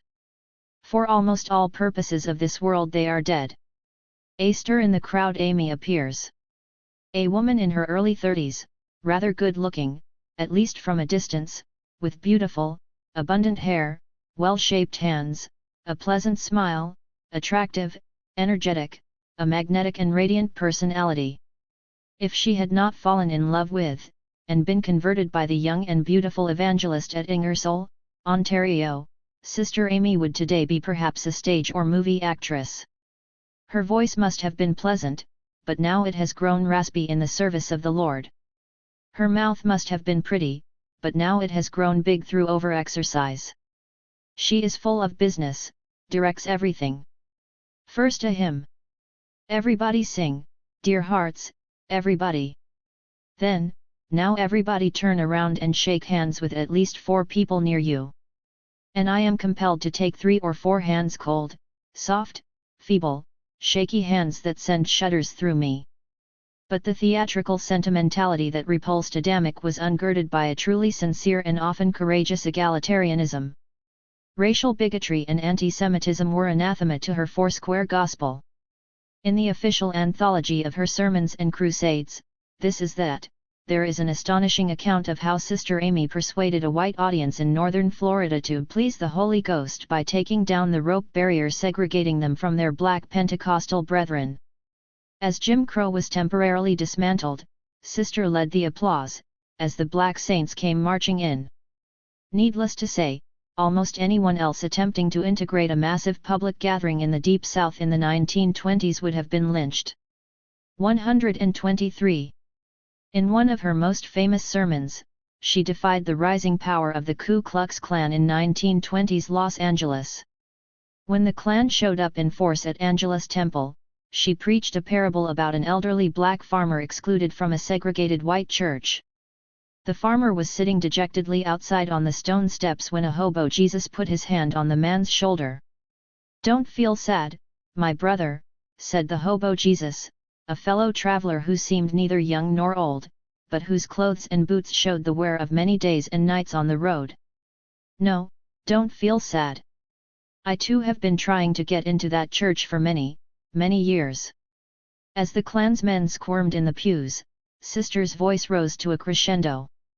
"You men who pride yourselves on patriotism, you men who have pledged to make America free for white Christianity, listen to me. Ask yourselves, how it is possible to pretend to worship one of the greatest Jews who ever lived, Jesus Christ, and then to despise all living Jews? I say unto you as our Master said, judge not that ye be not judged." In 1936, finding that the spirit at Angelus Temple had grown cold and dead, she threw the doors open to black veterans of Daddy Seymour's movement. A different speaker was scheduled for each hour, beginning with Sister at 6 a.m., and for several months climaxing with the triple whammy of A. Earl Lee, Ora B. Hurricane, Hurley, and J.D. Long. A typical session included flashing visions, flaming messages in tongues and interpretation, signs of billowing smoke, sheets of living fire, and floods of prophecies, culminating with the chant "We Need the Rain." At this point, the orchestra struck up "Dancing in the Rain," and the congregation, black and white together, danced in soul-tingling ecstasy. Sisters Pentecost had become a utopian MGM musical. The Crystal Cathedral. The epitome of suburbanized evangelicalism in the United States is undoubtedly Garden Grove's Crystal Cathedral, just a few freeway exits south of Disneyland in Orange County. Designed by pagan modernist Philip Johnson in 1980, its 25-story glass steeple and 10,000 silver-colored glass windows have replaced the in-movie theater that Robert A. Schuller used to build his ministry in the 1950s and 1960s. Schuller, who preached to his congregation from the top of a in 124 snack bar as they sat in their cars, is one of the great success stories in post-war Protestantism. He and his son control a media empire reaching 20 million viewers in 180 countries, and his reputation now rivals that of Billy Graham. Along with the Reverend Jesse Jackson, he has helped exorcise with prayer the many demons that infest the Clinton White House. In February 1997, the president invited him to sit next to the First Lady at the State of the Union address. Schuller later remarked that Jesus specializes in loving sinners. Sundays in the Crystal Cathedral are to storefront revivals what a Vegas headline act is to unrehearsed burlesque. Imagine Siegfried and Roy versus the early Eddie Cantor. Certainly the production values in Garden Grove are as awesome as Schuller's bank account. Angels soar 70 feet above the congregation on invisible wires. Mega choirs, often led by country music celebrities, stamp out gospel hits to the accompaniment of the world's largest church organ. Schuller intones the same reassuring sermon of happiness and prosperity that has made his Hour of Power television program famous worldwide. There are no seizures, balls of fire, dancing in the aisles, or speaking in tongues. Everything is responsibly staged, without a hint of spontaneity, danger, or shamanism. The largely affluent congregation of 6,000 just has a wholesome good time and then adjourns to the gift shop to purchase cathedral logo coffee mugs, sun catchers, refrigerator magnets, and other holy knickknacks for the entire family. The Light of the World. The glorious La Luz del Mundo is located across from the Pomona Freeway in East Los Angeles. Its neoclassical temple is decorated with a folkloric exuberance of pastel Bible animals and saints that on first sight suggest Santeria or Vow Down. In fact, the Light of the World is second-generation Pentecostalism from Mexico, as interpreted by an apostle named Eusebio Joaquin Gonzalez. A soldier in the Revolution, Gonzalez received the good news of the Holy Ghost awakening from Santos who themselves had knelt in prayer with Daddy Seymour at Azusa Street. In 1926, while stationed in Monterrey, Gonzalez was ordered by the Spirit to return to his native Jalisco and restore the primitive church established by Jesus Christ. Rechristened Aaron, he became Guadalajara's Thundering 125. Charismatic counterpart to Sister Amy. The extraordinary glass skyscraper ziggurat that serves as the Sex World headquarters now looks down upon an entire neighborhood of saints, Hermosa Provincia, in that city. The Los Angeles Light of the World is thus the vintage Seymour Sacrament tropicalized and reimported to slake the spiritual thirst of the Los Angeles area's 5 million Latinos. Although not an anarchist democracy of revelation like Azusa Street, the First Street Templo is still a first-class emotional washing machine, with a participatory spectacle that culminates in extraordinary tableaux vivants in the basement where members enact scenes from the New Testament. After this cleansing, the congregation leaves not for brunch, but to conquer worlds in this end time for the Holy Ghost. Spanish-language Pentecostalism, of which La Luz del Mundo is merely an unusual instance, is probably the most important social movement in contemporary Los Angeles. It is certainly the ungentrified alternative to the suburban God Mall with fast food and piped music that passes for mainstream Protestantism. Although some on the left dismiss these churches and their blue-collar saints as reactionaries because of their alleged association with counter-revolution in Central America, there is no inherent reason why they should not claim the same social role as their older, African American counterparts, as flame keepers of an uncompromising egalitarianism. The fire that first ignited in Azusa Street has become a worldwide spiritual conflagration. It burns with a particular intensity wherever the emotional fuel is supplied by poverty and injustice, in Appalachian valleys, big city ghettos, migrant labor camps, black townships in South Africa, and urban colonias in Central America. With an estimated 50 million denominational adherents, and perhaps twice that many charismatic cousins in more mainstream churches, Pentecostalism is today the fastest growing religious movement in the world. And after decades of denying their origins in black-led, racially mixed revivals, today's predominantly white Pentecostal groups now warmly acknowledge the Los Angeles movement led by William Seymour, who died in debt in 1922, as their common hearth. 1999. Bunker Hill, ca. 1940. Hollywood's dark shadow. Seething city, saturated with dreams. Mysteries everywhere run like sap. Baudelaire. In the beginning, of course, Los Angeles was, in Orson Welles' words, simply a bright, guilty place without a murderous shadow or mean street in sight. Hollywood found its own dark place belatedly and only through a fortuitous amalgam of older, migrant sensibilities. Once discovered by hard-boiled writers and exiled Weimar auteurs, however, Los Angeles's Bunker Hill in particular began to exert an occult power of place. One here, overlooking L.A./S monotonous, Midwestern flatness, Rayner Banham's Plains of ID, was a hilltop slum whose decaying mansions and sinister rooming houses might have been envisioned by Edgar Allan Poe. To its residents, women with the faces of stale beer. Men with pulled-down hats, Chandler, suggested Macchiath's minions in Brecht and Weil's The Threepenny Opera. The Hill was broodingly urban and mysterious, everything that Los Angeles, suburban and banal from birth, was precisely not. With such star qualities, it is not surprising that it so quickly lodged itself in our nocturnal. 128. Imagination. Disdaining to be mere location, Bunker Hill was soon stealing the best lines in film noir. Here are some fan notes on a brilliant career. 5 points. Some cinematic mappings of the metropolis. Berlin, Symphony of a City, 1927. L.E. Million, 1931, Rome, Open City, 1945, were truly avant-garde in that they anticipated or paralleled similar conceptions in literature and painting. But studio film has generally preferred to meet the city on the familiar terms of literature, and later, of commercial photography and advertising. Thus 1940s film noir, with its trademark City of Night, was indelibly derivative of classic templates laid down a century before by Dickens, Sue, Poe, and Baudelaire. Indeed, the antipodal contrast of the city's divided soul high and low, sunshine and shadow was a ploy with roots in the Beggar's Opera and even ultimately Dante. Christian eschatology made it all the easier to interpret documentary images of urban polarization as spatialized allegories.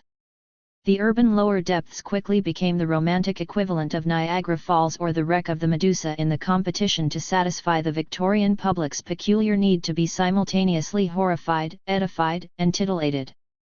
Similarly, the slum poor were reimagined as counterparts to the incomparably savage cultures of the forest and desert.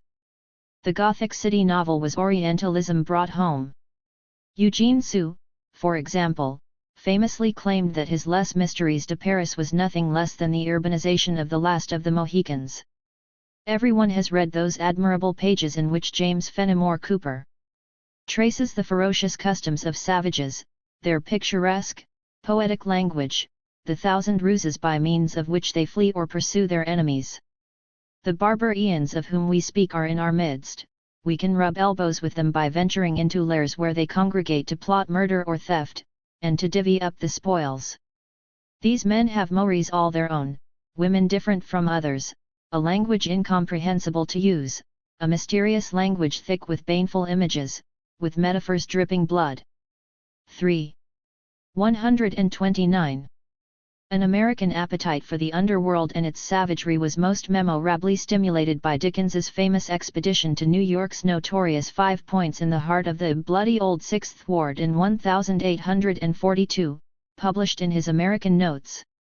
4. Protected by 2 heads of the police, as was his custom in London, the great writer plunged into the maze of reeking alleyways, decaying Georgian houses. Debauchery has made the very houses prematurely old, and fetid cellars that housed New York's poorest people, a cosmopolitan mixture of seafarers, Irish immigrants, German widows, freedmen, and escaped slaves. What place is this, to which the squalid street conducts us? A kind of square of leprous houses, some of which are attainable only by crazy wooden stairs without. What lies beyond this tottering flight of steps, that creak beneath our tread? The contemporary reader may have shuddered in suspense, but Dickens knew exactly where he was. The description was already in the can: hideous tenements, which take their name from robbery and murder, all that is loathsome, drooping, and decayed is here. He had written the same thing about London's Seven Dials and, indeed, makes clear that the 5 Points is the generic Victorian slum. The coarse and bloated faces at the doors have counterparts at home, and all the wide world over, with a few New World idiosyncrasies like the cheap prints of George Washington on the squalid walls and the cramped botches full of sleeping Negroes. Dickens was hardly aiming at documentary realism. If anything, he was trying to take his readers somewhere already subliminally familiar to them, a secret city visited in dreams. This archetypal place slum, Casbah, Chinatown, is a museum archiving vices and miseries of potential fascination to the middle class. Ascend these pitch-dark stairs, heedful of a false footing on the trembling boards, he invited his fellow voyeurs, and grope your way with me into this wolfish den, where neither ray of light nor breath of air appears to come. With his official bodyguards glowering over residents, the great writer was free to probe, question, and intone judgments. An English biographer once wrote that his nocturnal slumming seems indistinguishable from his trips to the London Zoological Garden. He interrogated a feverish, possibly dying man, stirred exhausted black women from their sleep, and visited an interracial saloon.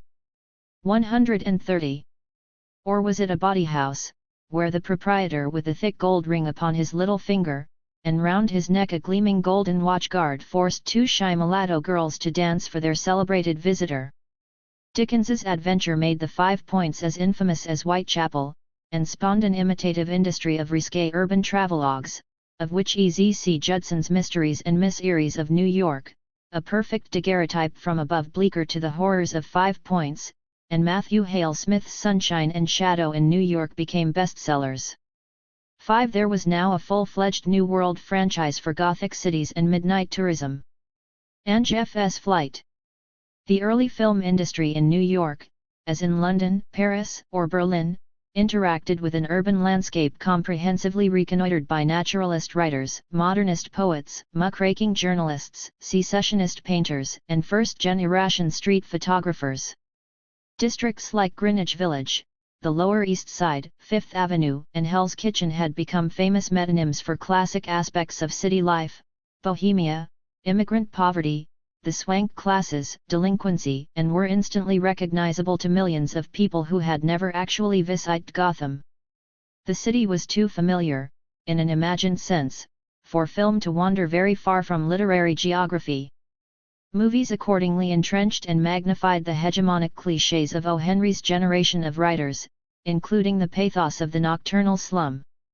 Although 5 Points was long gone, the Hell's Kitchen waterfront remained potent Dickensian terrain, especially when seen through Joseph von Sternberg's monocle in the famous The Docks of New York, 1928. Los Angeles, on the other hand, had no compelling image in American letters. When the film industry suburbanized itself in Hollywood, as several historians have pointed out, it acquired a locational freedom from powerful and unavoidable urban reference. While turning a lens on itself and constructing Hollywood, the spectacle and pilgrimage site, not the workaday suburb, the industry otherwise had no need to acknowledge the specificity of place. L.A. was all stage, set, which is to say, it was utopia, literally, no place, or thus any place. Indeed, by the early 1920s, the set had rapidly become the architectural zeitgeist of the region. 131. And movies were, in a very real sense, redesigning the city in their own image. Historicized stucco facade bungalows, for example, Zorro next door to Robin Hood in adjoining Spanish colonial and English Tudor boxes were the house rage of the 1920s, and the Great Griffith and DeMille Bible epics produced a small epidemic of Egyptian revival apartment houses and Masonic temples. A decade later, Westerns gave birth to Dude Ranch subdivisions, Rancho Palos Verdes, for example, and an infinity of John Ford-inspired ranch-style tracks. Thanks to Hitler and the Depression, however, the studios were soon crowded with exiled Berliners and New Yorkers whose creative and effective universe was metropolis, not the frontier. A national obsession with gangsters and a new hard-boiled style in popular fiction abetted Hollywood's return to gritty urban locales and classic slums, although this meant Manhattan or, sometimes, San Francisco and its mysterious Chinatown. It was not until the 1940s that breathless location scouts brought word to the writers' huts that the land of sunshine itself harbored a dark place of quasi-Weimarian grandeur. With its aging Victorian cliff dwellings connected by a crazy quilt of stairways, narrow alleys, and two picturesque funicular railroads, Angel's Flight and Court Flight, Bunker Hill eventually bedazzled the exiles like an expressionist mirage. If this neglected understudy for the evil city seemingly called out for a film career, its big break Robert Siodmak's Criss Cross, 1949, arrived only after it was already a literary icon. Raymond Chandler, of course, created the noir street map of Los Angeles that Hollywood subsequently took as its guide. He choreographed the class conflict of locales: Pasadena mansions, Bunker Hill tenements, Central Avenue bars, and Malibu beach homes that made Los Angeles recognizably a city after its long apprenticeship as a back lot. His stroke of genius was the frisson created by Marlowe's ceaseless commutes between equally sinister extremes of wealth and immiseration. Yet Chandler worked from prefabricated parts as well as his own perception, and the Bunker Hill, Lost Town, Shabby Town, Crook Town, which he so famously enshrined in The High Window, 1943, had already been invented by the writer John Fante and the painter Millard Sheets. Fante was one of the tough realist regional writers like Louis Adamick and James M. Cain, whom H. L. Mencken cultivated in the pages of American Mercury. 132. In the late 1920s and early 1930s. In the early Depression, he worked as a busboy in a downtown restaurant and lived in a cheap hotel room in Bunker Hill, where he pounded out the stories that would become his 1939 novel, Ask the Dust. It was the first declension of Bunker Hill's human melodrama. 20-year-old Arturo Bandini, like Fante, a first-generation Italian-American and desperately aspiring screenwriter, falls into a doomed love triangle with Camila Lopez, a pretty Chicana waitress, and Sammy, the consumptive who is his rival for her affection. In other short stories, Fante wrote with both poignancy and condescension about the melancholy Filipino bachelors, also busboys and waiters, who were a major ingredient in Bunker Hill's cosmopolitan ethnic mix. The Bunker Hill that Fante evoked for Mencken's readers was Los Angeles's most crowded and urban neighborhood. According to the 1940 census, its population increased almost 20% during the Depression, since it provided the cheapest housing for downtown's casual workforce as well as for pensioners, disabled war veterans, Mexican and Filipino immigrants, and men whose identities were best kept in shadow. Its nearly 2,000 dwellings ranged from oil prospectors' shacks and turn-of-the-century tourist hotels to the decayed but still magnificent Queen Anne and Westlake mansions of the city's circa 1,880 elites. Successive Works Progress Administration and City Housing Commission reports chronicled its dilapidation. 60% of its structures were considered dangerous, arrest rates, 8 times the city average, health problems, tuberculosis and syphilis, and drug culture, the epicenter of marijuana and cocaine use. 6 Yet grim social statistics failed to capture the district's Favela/Ike community spirit, its multiracial tolerance, or its closed-mouth unity against the police. As a local historian later conceded, its residents, perhaps like those of the Five Points a century earlier, actually seemed to like their aged but colorful perch above the city's bustle. The high-ceilinged rooms and low rents suited them. The streets might be steep, but they were remote from traffic rush, with trees along the sidewalks, and a profusion of the more vigorous garden flowers, nasturtiums, hollyhocks, tough-stemmed geraniums still thriving behind the old carriage houses. At night, there were the rights to watch office windows in the city halls, cars lining endlessly. 133. Millard Sheets's Angel's Flight, virtually the only famous Southern California painting from the Depression era, 1931, portrays better than Fame's novel a defiant Bunker Hill attitude. Usually considered a Thomas Hart Benton regionalist, Sheets for a brief moment was a hard-eyed, unpuritanical Otto Dix. Two streetwise but attractive courtesans of the tenements in casual conversation looked down on the city from the top of the stairway that paralleled the tracks of the Little Angel's Flight cable car. Their relaxed insolence, the commanding view, the inference of erotic sanctuary, nothing suggests that they are anywhere other than exactly where they want to be, and probably where young Sheets, doomed to become a grey arts institution in the 1950s, yearned to be as well. It was as close to Montmartre as LA would ever get. But the Hill, at least by the time that Siad Mack got around to it, was living on borrowed time.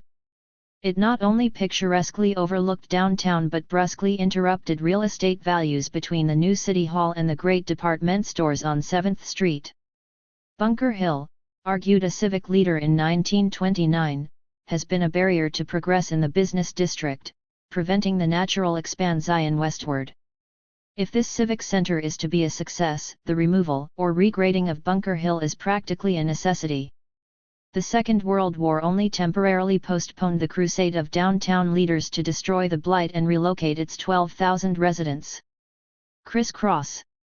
Producer Mark Hellinger, a veteran newspaper reporter, had a clear vision of big cities as actors in their own right. In promoting Criss Cross, loosely based on a 1936 pulp by Don Tracy, to the studio, he boasted that it would do for Los Angeles what his film Naked City had done the year before for New York 7. Although Hellinger died before production began, director Robert Siad Mack, fresh from shooting his Richard Conte noir, Cry of the City, 1948, in the mean streets of Manhattan's Little Italy, preserved the central idea of shocking the public with a hardcore Los Angeles not usually seen on Grey Line tours. However, he considerably Weimarized the project, scrapping the original screenplay and, with the help of Daniel Fuchs, importing major elements of his own Sturm der Leiden. 134. Shoved a pathological Blue Angels-like tale of male humiliation and jealousy into the new scenario. The Universum Film AG, UFA, veteran Franz Planer, Max Ophuls' favorite cinematographer, was brought in to ensure a Berlin touch. The storyline is industrial-strength sexual obsession unraveling through complex duplicities to the final betrayal of the otherwise decent protagonist by the femme fatale. Steve, Burt Lancaster, is clearly in need of some serious advice from Sam Spade on how to deal with his scheming ex-wife Anna, Yvonne DiCarlo, as she plays him off against her new beau, gangster Slim Dundee, Dan Duryea. After a year of cooling his libido elsewhere, Steve is back on the block with the tragic delusion that he has broken Anna's spell. It takes only a few rotations of the famous DiCarlo hips, however, to sink Steve as hopelessly back in lust as if he were a clumsy mastodon trapped in the nearby La Brea tar pits. While Anna is convincing him that he is still the only one who can really ring her bell, she is also sighing, "But Slim gives me diamonds." Police Lieutenant Pete Ramirez, a chum from the old neighborhood, and one of the rare Chicano characters this side of Zorro, accurately warns of what will follow next, but Steve lets his lower anatomy lead him ahead blindly. In a desperate gambit to satisfy Anna's greed, he helps Dundee and his gang plot the robbery of the armored car company where he and his stepfather work. The complicated heist is, of course, also an ambush designed to rid the jealous Dundee of his competition.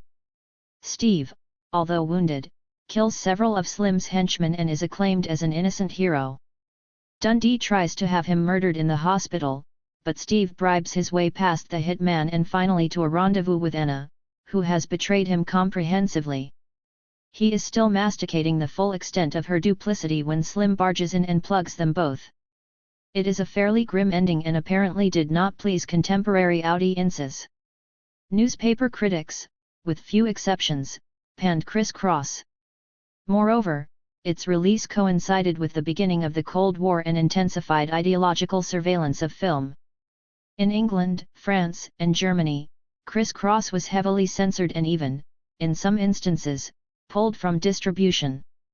Its emphasis on predestination, "it's all in the cards," Steve tells Anna, struck the guardians of public taste as subversively amoral.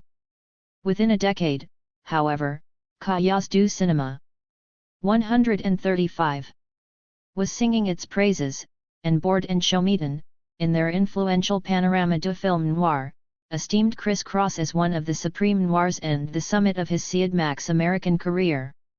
7 subsequent film histories have endorsed this judgment, and it is now generally recognized that Criss Cross was also one of Lancaster's finest performances. In my opinion, however, it was Bunker Hill that clearly deserved Parisian adulation. Siad Mac adopted a fascinating strategy for achieving Hellinger's goal of a revelatory, neorealist LA. He subsumed the city entirely into Bunker Hill and adjacent downtown streets.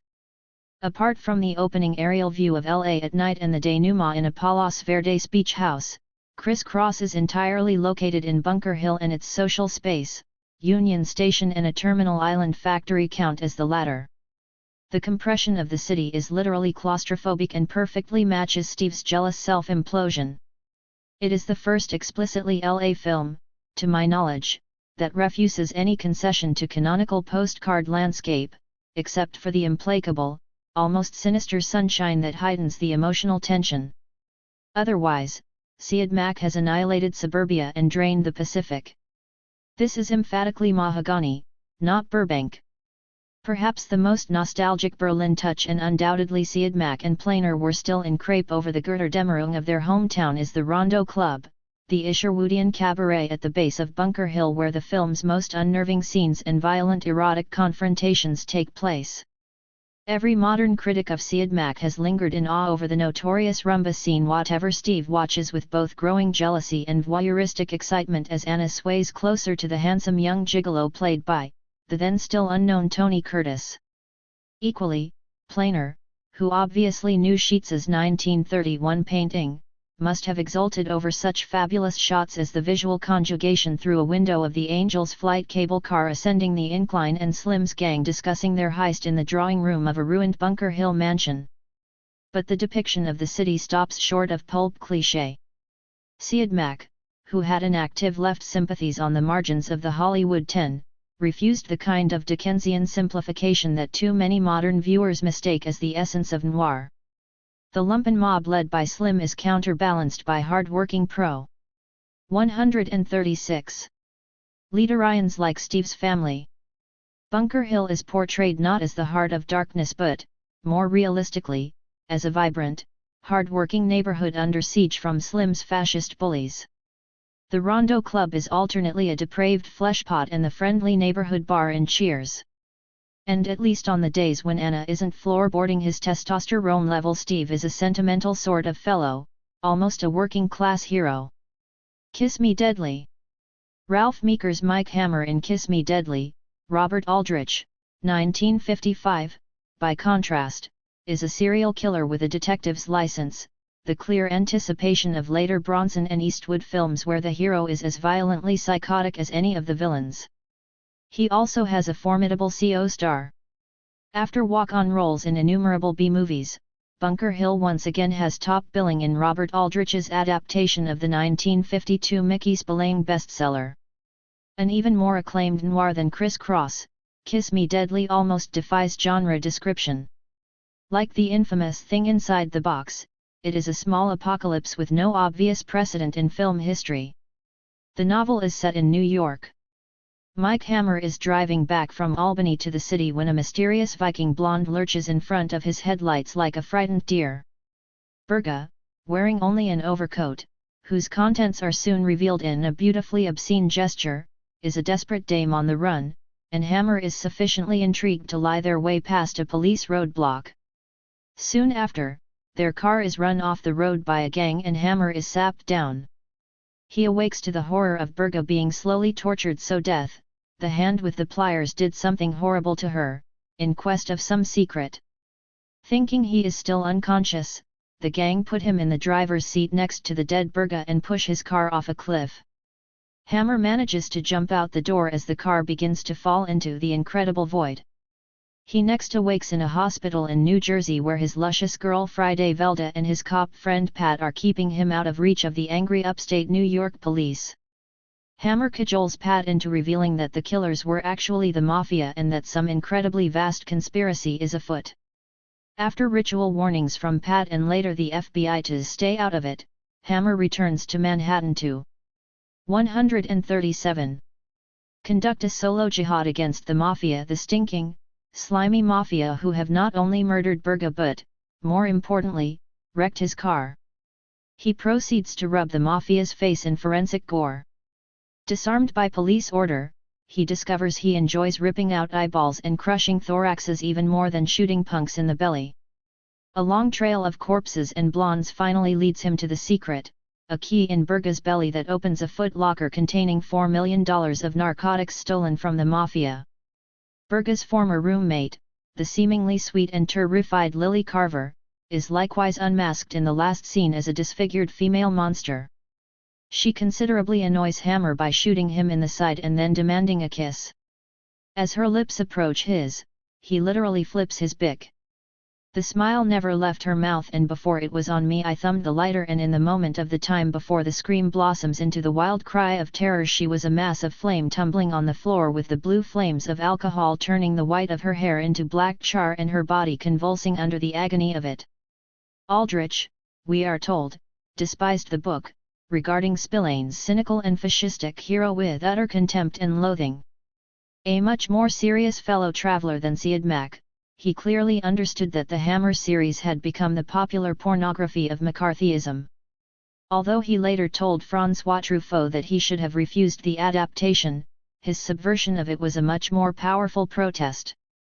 9. In collaboration with A.I. Bizarides, the brilliant scenarist of Thieves' Highway, 1949, Aldrich transformed Kiss Me Deadly into a Cold War allegory that deliriously combines grand guignol hyperbole with subtle commentaries on the psychology of fascism.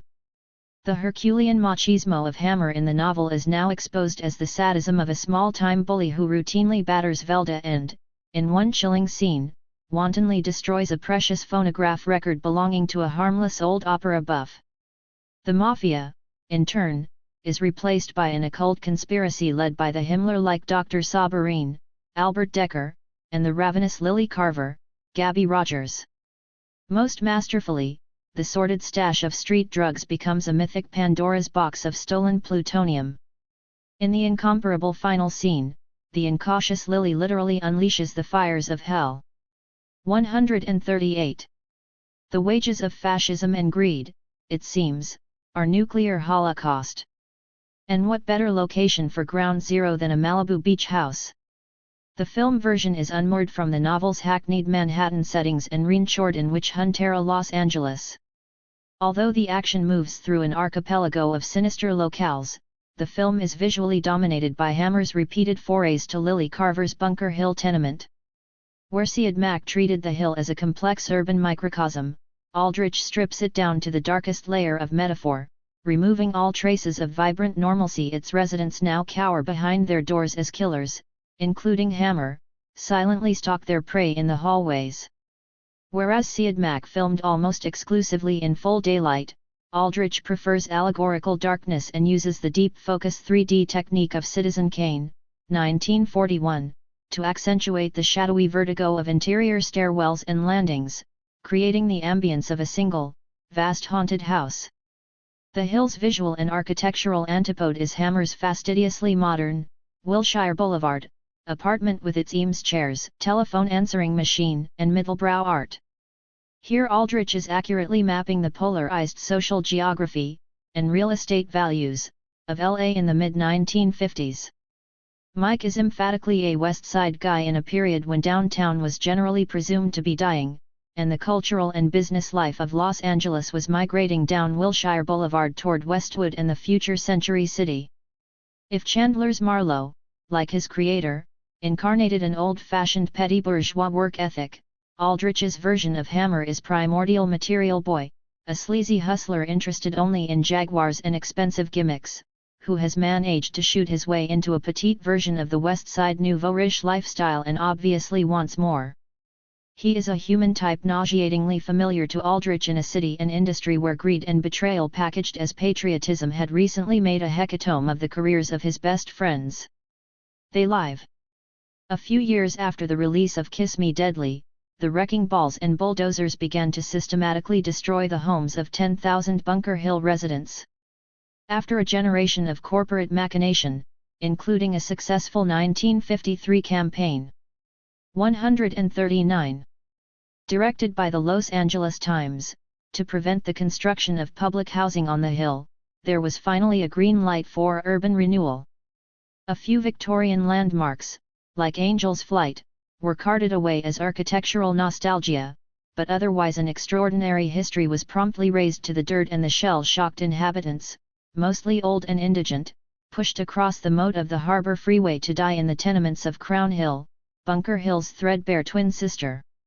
Irrigated by almost $1 billion of diverted public taxes, bank towers, law offices, museums, and hotels eventually sprouted from its naked scars, and Bunker Hill was reincarnated as a glitzy command center of the booming Pacific Rim economy where hard men and their malls once plotted to rob banks, banks now plotted to rob the world. Yet history is sometimes like the last scene in Carrie, 1976. In John Carpenter's They Live.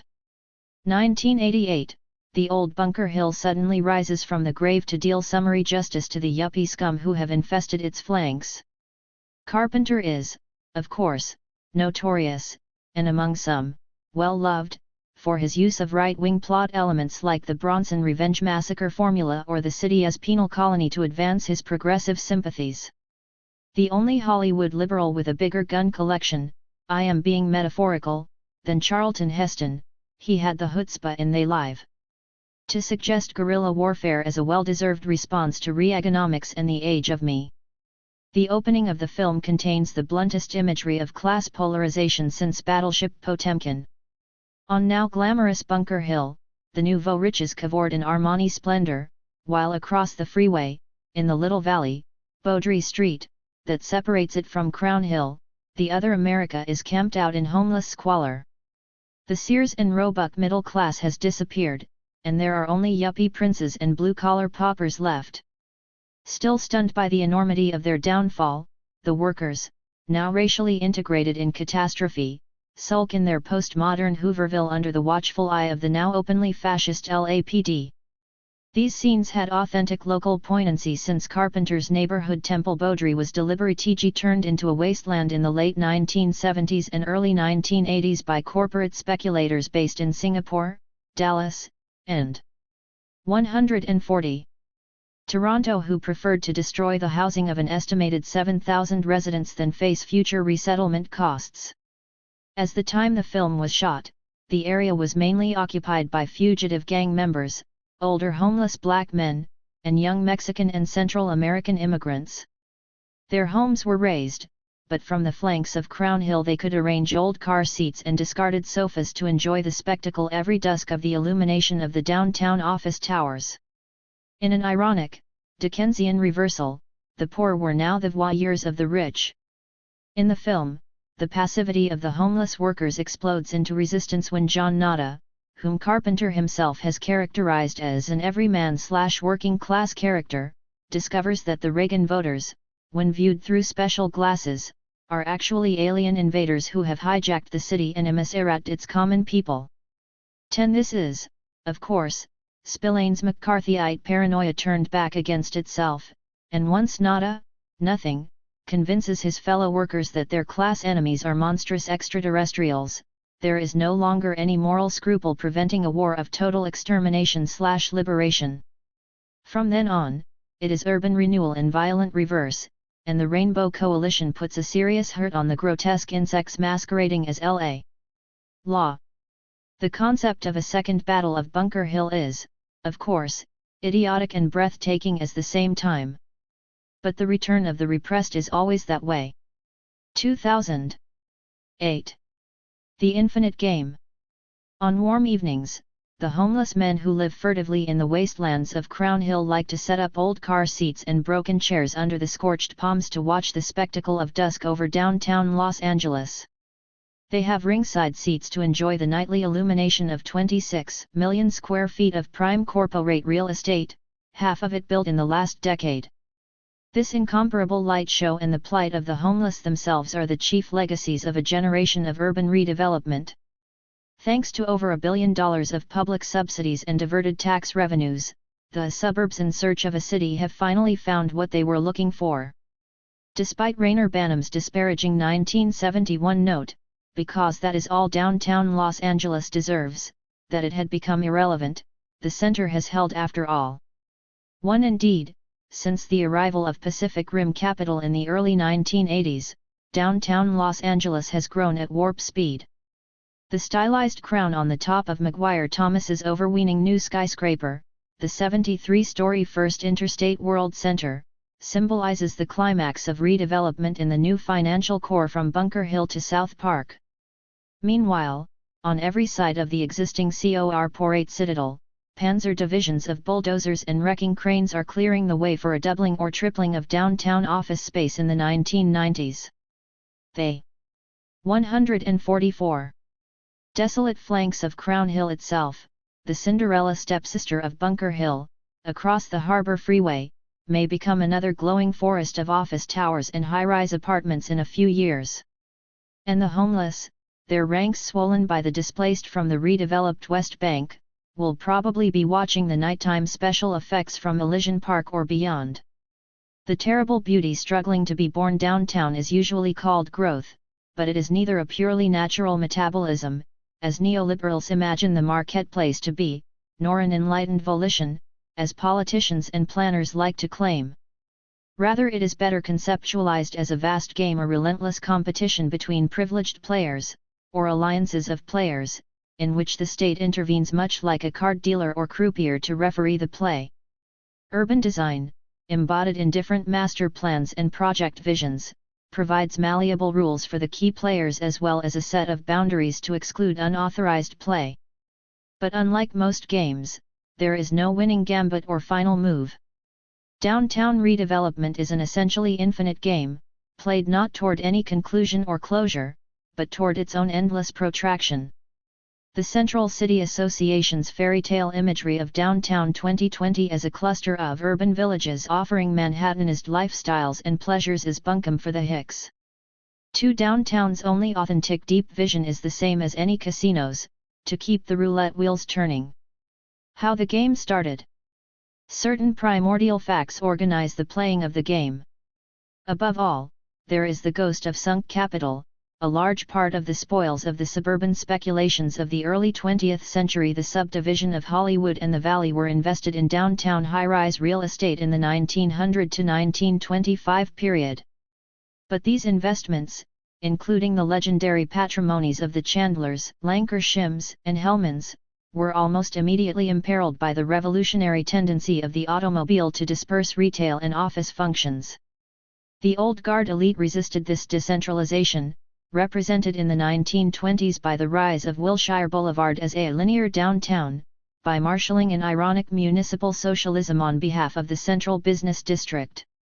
For the first priority of this recentering crusade, led by the Los Angeles Times and downtown LA. 146. The Central Business District Association, CBDA, later Downtown Businessmen's Association, then Central City Association CCA, was to reinforce the concentration of civic life within the core. Thus the public-private initiatives that construct the Biltmore Hotel and Memorial Coliseum in the 1920s were followed in successive decades by the creation of the Civic Center, Dodger Stadium, the Music Center, and the Convention Center. 5. At the same time, the CBDA also mobilized to keep the region's major traffic flows centered on downtown. Redistributing tax revenue from the periphery to the center, the city subsidized a heroic program of transportation improvements. The Los Angeles River was bridged by a series of magnificent viaducts. 1920–40, downtown streets were widened and tunneled through Bunker Hill. The centralizing major traffic street plan was adopted. 1924, rail commuters were taken underground through Crown Hill in a Hollywood subway to the profit of the Chandlers and other investors in the subway terminal building at 4th and Hill, 1925, and the main rail lines were finally persuaded to consolidate in a Union Station, 193-7-39. 6 repeated campaigns by downtown business groups to recapitalize and grade separate the electric railroad and streetcar system, as well as extend it via monorail into the San Fernando Valley, were successfully opposed between 1920 and 1970 by suburban commercial interests. 7. With the support of city engineer Lloyd Aldrich and the Southern California Automobile Club, however, downtown forces were successful in persuading the State Highway Department to accept a radial freeway grid that minimized the destructive aspects of decentralization and eventually made downtown the hub of 8 freeways. 8. The recentering of LA is even better envisioned, however, as a succession of social struggles between different interest groups, classes, and communities. If downtown landowners have always been pitted against the developers of Wilshire Boulevard and suburban retail and, later, office centers, now veritable outer cities, there is also a bitter legacy of resentment among San Fernando Valley homeowners, who believe that their tax dollars have been confiscated to improve downtown. But most of all, downtown has been defended at the expense of the working class communities on its immediate periphery. An estimated 50,000 residents Chinese, Mexican, and Black were displaced to 147. Make way for such improvements as Union Station, Dodger Stadium, the Civic Center, industrial expansion east of Alameda, Central Business District, CBD, redevelopment on Bunker Hill, city and county jails, and especially, the 8 freeways, always carefully routed to remove homes, not industry. Chronicling the story of downtown's land grabs and land dumping east of the river, Rodolfo Acuna talks about a community under a 30-year siege. 9. For a few years in the early post-war period, however, downtown boosters had to face the challenge of an ambitious housing program that aimed to reconstruct, rather than displace, the working-class neighborhoods next to downtown. Mayor Fletcher Boron, supported by the CIO and civil rights organizations, signed a contract with the federal government under the Housing Act of 1949, to make Los Angeles the first slum-free city in the nation by building 10,000 public housing units in areas like Chavez Ravine and, potentially, Bunker Hill. The Los Angeles Community Redevelopment Agency was established under state law to assist in the assemblage of land for this purpose. The vision of a stabilized, decently housed downtown residential fringe roused vehement opposition, however, from CBD landowners. Boron and public housing were defeated by hysterical red baiting orchestrated by the Los Angeles Times and Police Chief William Parker in 1953. 10. Anything that even smacked of a socialistic rehousing strategy was henceforth excluded from discussions of downtown renewal. Early game plans. Infrastructural improvement alone, however, even in tandem with Cold War politics, could not prevent the relative decline of downtown. Post-war Los Angeles continued to trade its old hub-and-spoke form for a decentralized urban geometry. Although downtown remained the financial as well as governmental center of Southern California through the early 1960s, it inexorably saw its retail customers migrate outward along Wilshire Boulevard and eventually toward dozens of suburban shopping centers. Moreover, by 1964, as plans were complete to create Century City, a downtown for Los Angeles's west side out of an old movie lot, the historic headquarters role of the Central Business District was suddenly put to question as well. 148. Embattled downtown landowners were virtually unanimous that the CBD's great competitive disadvantage, even more than the age of its building stock, circa 1900 to 1930, was the growing accumulation of so-called blight along Main Street, Skid Row, and in the old Victorian neighborhood of Bunker Hill.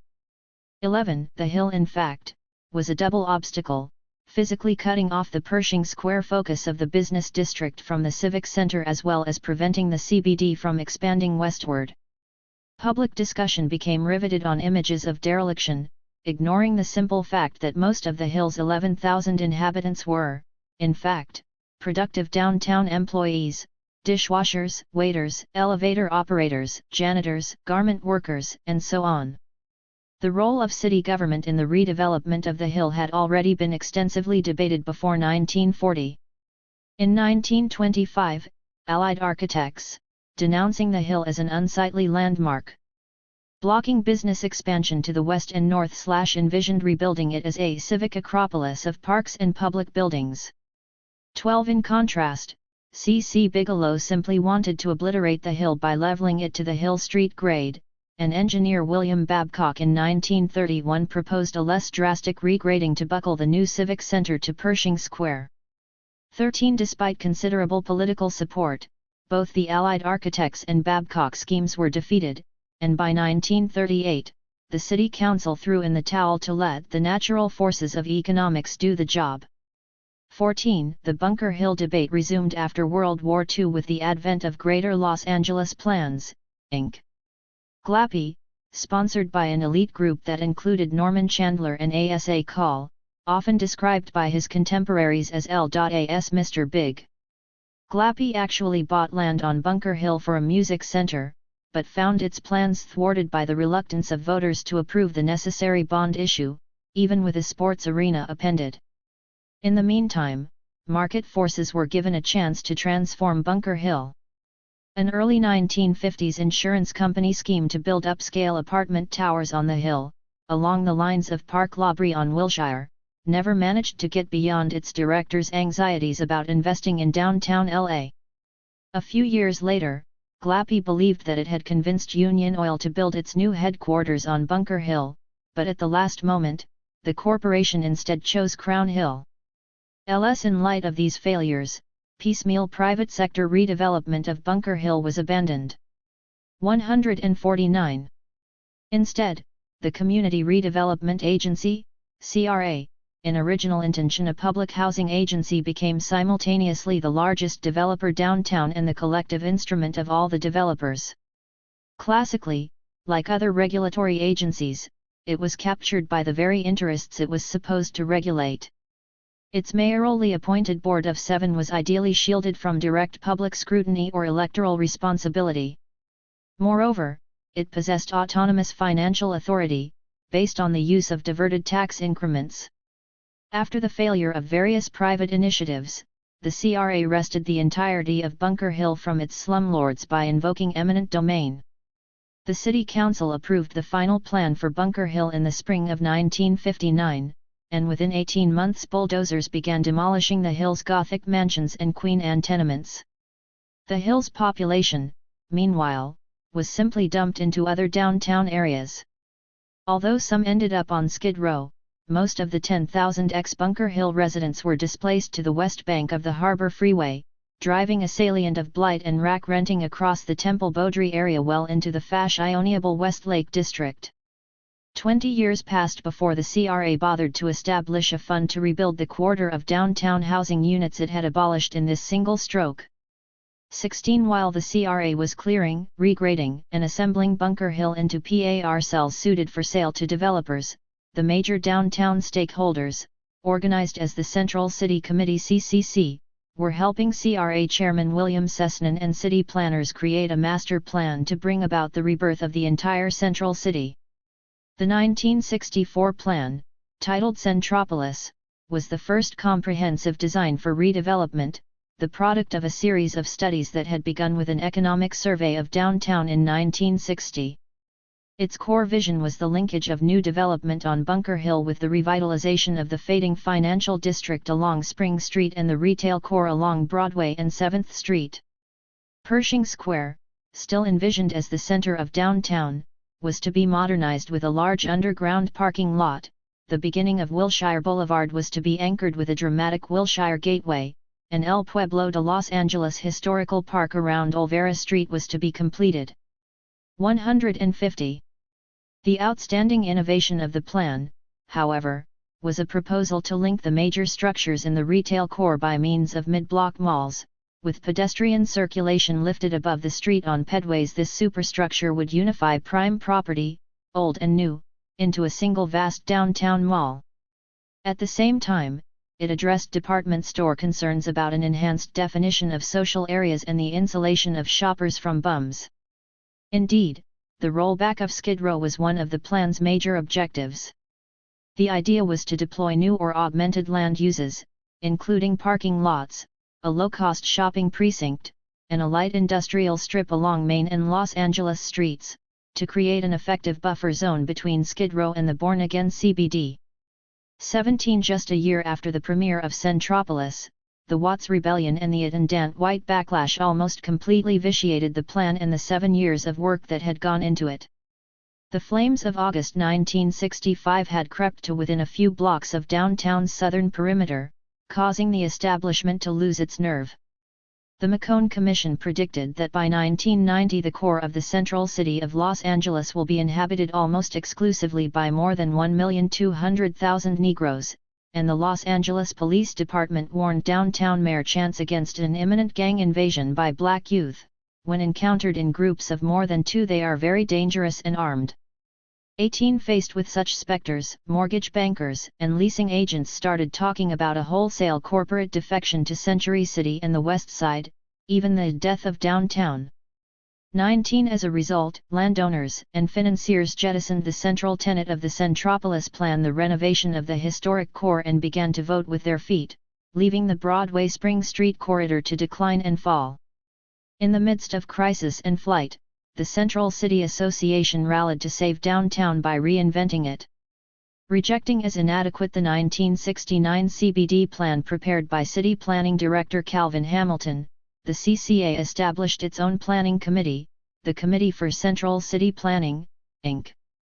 CCCP, a who's who of business power, in substantial continuity with the tradition and membership of both Greater Los Angeles Plans, Inc. and the Central City Committee. 20 With the CCCP and the city contributing $250,000 each, an eminent planning firm, Wallace, McHarg, Roberts, and Todd of Philadelphia, was hired to 151. Create a new urban design for the post-Watts reality. The firm's Central City LA, 1972–1990 became universally known as the Silver Book because of its striking metallic cover. Replacing the dead letter of Centropolis, it adumbrated the political and design principles that have guided downtown to the edge of the 1990s. For the purposes of analysis, these guidelines can be divided into two orders of importance: dogmas and gadgets. The dogmas, outlined below, gave new directions to the redevelopment process and established far-reaching goals for public-private cooperation. First, the Silver Book categorically reasserted Umtrabanum that downtown was the center of the Los Angeles metropolitan area. As Robert Myers pointed out at the time, this directly contradicted planning director Hamilton's laboriously constructed centers concept, the keystone of a city master plan emphasizing polycentric development and the equality of major growth poles. 21 The Silver Book also proposed a dramatic enlargement of the Community Redevelopment Agency's scale of planning and tax increment authority to include virtually all of downtown between Alameda Street, on the east, and the Harbor, on the west, Hollywood, on the north, and Santa Monica, on the south, freeways. The defense of the old office core was abandoned in favor of resiting downtown a few blocks further west, in the frontier being cleared by the CRA on Bunker Hill and along Figueroa between 5th and 8th Streets. 22 This was in essence a disguised corporate bailout using diverted tax monies. The chief role of the CRA was envisioned as recycling land value from old to new, as discounts on greenfield parcels, together with rapid appreciation after building, compensated stakeholders for the depreciation of their obsolete properties in the old core. The new growth axis, supplanting the Wilshire 7th Street west direction of the last wave of pre-war downtown building, was established along Figueroa and Grand, integrated at one end with the Civic Center and pointing toward the University of Southern California at the 152. Other. The luxury apartment community on Bunker Hill was to be counter-ranchored at redevelopment's prospective southern frontier by a South Park urban village. This envisioned southward flow of downtown fortuitously coincided with the personal strategy of CCA president and Occidental Insurance executive Earl Clark, who had erected a solitary skyscraper, today the Transamerica Center, at Olive and 12th Streets, almost a mile south of the center of new high-rise construction. The Silverbook Plan, if implemented, would bring downtown and soaring land values to Clark's speculative outpost. 5. Even while rotating the axis of redevelopment 90 degrees from the west to the south, Silverbook premised its downtown renaissance on the coordinated construction of a new rapid transit infrastructure, Metro Rail, along the Wilshire Corridor, with an ancillary line running toward south-central LA. At the same time, the neighborhoods immediately west of downtown, across the Harbor Freeway, were reserved as a periphery for parking and CBD services. 6. Silverbook amended the corporate center vision of Centropolis to a post-Watts Rebellion corporate fortress strategy. Rather than creating a pedestrian superstructure to unify the old and new in a single mall-like configuration as in the Centropolis plan, new investment was now massively segregated from old. In the CRA's actual practice, more drastic than the model, pedestrian access to Bunker Hill was deliberately removed. Angel's Flight, the Hill's picturesque funicular railroad, was dismantled, and Hill Street, once a vital boulevard, became a glacis separating the decaying traditional business district from the new construction zone. 7. Skid Row, circumscribed and buffered in Centropolis, was now scheduled for elimination, thus freeing up Central City East for redevelopment as a joint university communications center and extension school. In addition to these strategic dogmas, the Silverbook unveiled a number of gadgets to make the new downtown cohere in an efficient working order. Most important was the proposed people mover to distribute office workers and 153 shoppers from mass transit terminals across the broad spaces of Bunker Hill megastructures, to individual buildings, and then, southward, to South Park Village 23. Similarly, the elevated, grade-separated pedways of the Centropolis plan were reintroduced in Bunker Hill as a preferred option to street-level pedestrian circulation. A second-level plaza and pedway complex, Bunker Hill East, again copied from the previous plan, was envisioned as a five-way pivotal interface connecting Bunker Hill, above street level, with the Civic Center, Little Tokyo, Central City East, the reclaimed Skid Row, and a corner of North Broadway. Downzoning was proposed throughout the central commercial core, excluding Bunker Hill, to create a development rights bank to be allotted or auctioned off according to priorities defined by a prospective specific plan. Finally, Silverbook had a whole tool chest of miscellaneous gadgets ranging from a downtown industrial freeway to an in-town industrial park to stimulate new investment in the industrial salient between Los Angeles and Alameda Streets. The political translation of the Silverbook concepts into a legally valid blueprint for the CRA Central Business District Redevelopment Plan 24 encountered unexpected opposition.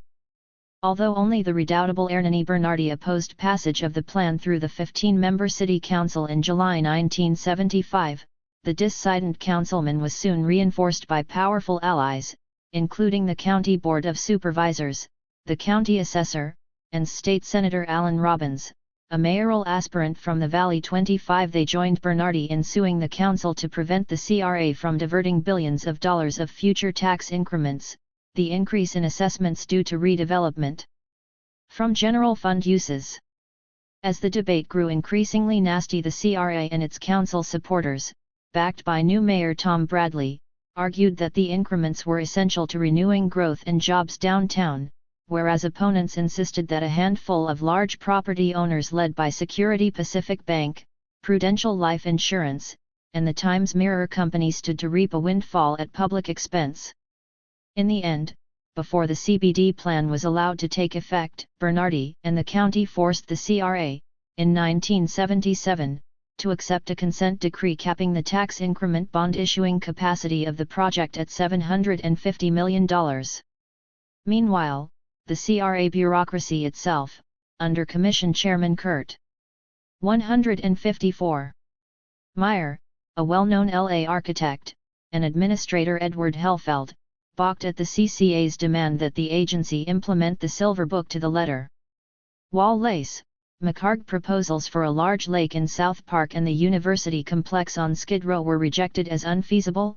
Privately, the CRA thought them preposterous, and Meyer and Helfeld took a principled stand against a Charles Luckman scheme to move the Central Public Library to Broadway to serve as a buffer between Latino small businesses and the remnant upscale shopping precinct on 7th Street. 26 Most of all, they railed against the CCCP's attempt to perpetuate itself as the CRA's shadow government. Although the CCA, under the urging of Franklin Murphy of Times Mirror, ultimately wound down its parallel planning arm, downtown leaders did not forget, or forgive, the disobedience of Meyer and Helfeld. After Meyer resigned, officially to return to his busy architectural practice, he was replaced by a consummate wheeler-dealer and CCA ally, construction trades spokesman Jim Wood. A few years later, the CCA combined forces with Helfeld foes on the Planning Commission and City Council to purge the controversial CRA administrator. Japan UPS the ante. Having cleared the initial hurdle of political opposition, however, the Central Business District plan still had to prove that it could command the requisite levels of investment from private developers. The Silver Book had coincided with the epical transition in City Hall from Sam Yorty to Bradley, and the downtown old guard was initially skeptical of what to expect from Los Angeles's first black mayor with his coterie of South Central ministers and wealthy West Side liberals. But Bradley, as his biographers emphasize, took great pains from the very beginning to conciliate the powerful downtown interests. Moreover, in the latter part of his first term, a vice arrest which most insiders believed was set up led to the dismissal of Maury Weiner, his liberal chief deputy and bête noire of conservative critics. Weiner's replacement, to the chagrin of liberals, was a Pasadena Republican, Ray Remy, later head of the Los Angeles Chamber of Commerce. The new deputy mayor was instrumental in consolidating the rapprochement between the mayor and the Central City Association.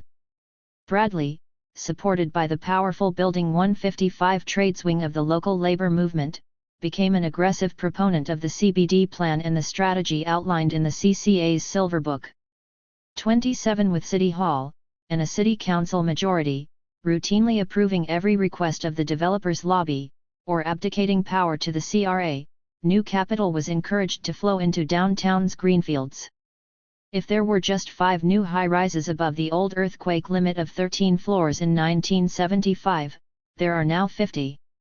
Moreover, as the game picked up pace, purely speculative trading also increased, with perhaps a third of downtown changing hands between 1976 and 1982.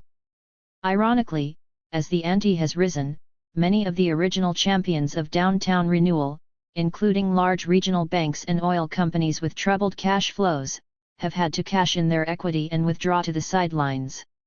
As Volckerism first created a superdollar and then destroyed it, the volatile U.S. commercial real estate markets favored highly liquid investors and foreign capital. Downtown simply became too big for local interests to dominate. Thus in 1979 the Times reported that a quarter of downtown's major properties were foreign-owned. 6 years later the figure was revised to 75%, one authority has even claimed 90%. 28 The first wave of foreign investment in the late 1970s, as in Manhattan, was led by Canadian real estate capital, epitomized by Toronto-based Olympia and York. The Reichmann clan, which owns Olympia and York, collects skyscrapers like the mere rich collect rare stamps or Louis XIV furniture. Yet since 1984, they, along with the New York insurance companies and British banks, have been swamped by a tsunami of Asian finance and flight capital. What the Japanese call Zadoku, the strategy of using financial technologies to shift cash flow from production to speculation, has radically restructured downtown's investment portfolios and given a new impetus to the realization of the CBD redesign. Indeed, they have become its major motive force. As the Supraian and foreign protectionism slowed domestic industrial reinvestment in Japan, giant corporations and trading companies shifted black ink abroad in search of lucrative foreign assets. The liquid resources of other investors have simply been dwarfed by the sheer mass of the Japanese trade surplus, which has rapidly found its way from U.S. Treasury bonds to prime real estate. In the particular case of downtown Los Angeles, the super yuppie of the late 1980s put the skyscrapers. 156. along Figueroa's Gold Coast at rummage sale discounts compared to Tokyo real estate. A virtually unknown condominium developer, Shuwa Company Limited, stunned the downtown establishment in 1986 by purchasing nearly $1 billion of L.A.'s new skyline, including the twin-towered Arco Plaza, in a single 2.5-month buying spree. As local real estate analysts complained at the time, the major Japanese companies are borrowing at very cheap rates, usually 5% or less. They borrow in Japan in Shuwa's case, through 10 LA branches of Tokyo banks, deduct it from their taxes in Japan, convert it to dollars, and invest in dollars in the United States. 29. In singing praise to the miracle of the Pacific Rim economy, Los Angeles boosters in the 1980s generally avoided reference to the specific mechanism of the downtown boom. But, to the extent that Japanese capital was now the major player, the downtown economy had become illicitly dependent on the continuation of the structural imbalance that recycled U.S. deficits as foreign speculation in American assets. In a word, it had become addicted to U.S. losses in the World Trade War, and bank towers on Bunker Hill were rising almost in direct proportion to plant closings in East Los Angeles and elsewhere in the nation. The downtown renaissance had become a perverse monument to deindustrialization. But the ironies of international geopolitics were scarcely noted by the Community Redevelopment Agency. Its concern was, rather, that the very success of downtown redevelopment was imperiling the agency's raison d'etre. By 1989–90, the CRA, working hand-in-glove with offshore capital, had reached the limits of the 1977 Bernardi Cap, endangering its hegemony in the central business district and setting off a complex process of plan redesign and political negotiations. Before analyzing this new conjuncture, however, it is first necessary to draw a notional balance sheet of redevelopment in the 15 years since the creation of the CBD project. To what extent has the grand design, a law silver book, actually been realized, and how has it been further modified? First, there have been some strategic setbacks. Skid Row, slated for demolition, or deinstitutionalization, in the Orwellian language of the Silver Book, has survived, however infernally, largely as the result of council members' fear of the spillover of the homeless into their districts. This has led Little Tokyo to expand. 157. Eastward, along First Street toward the Los Angeles River, rather than southward as expected.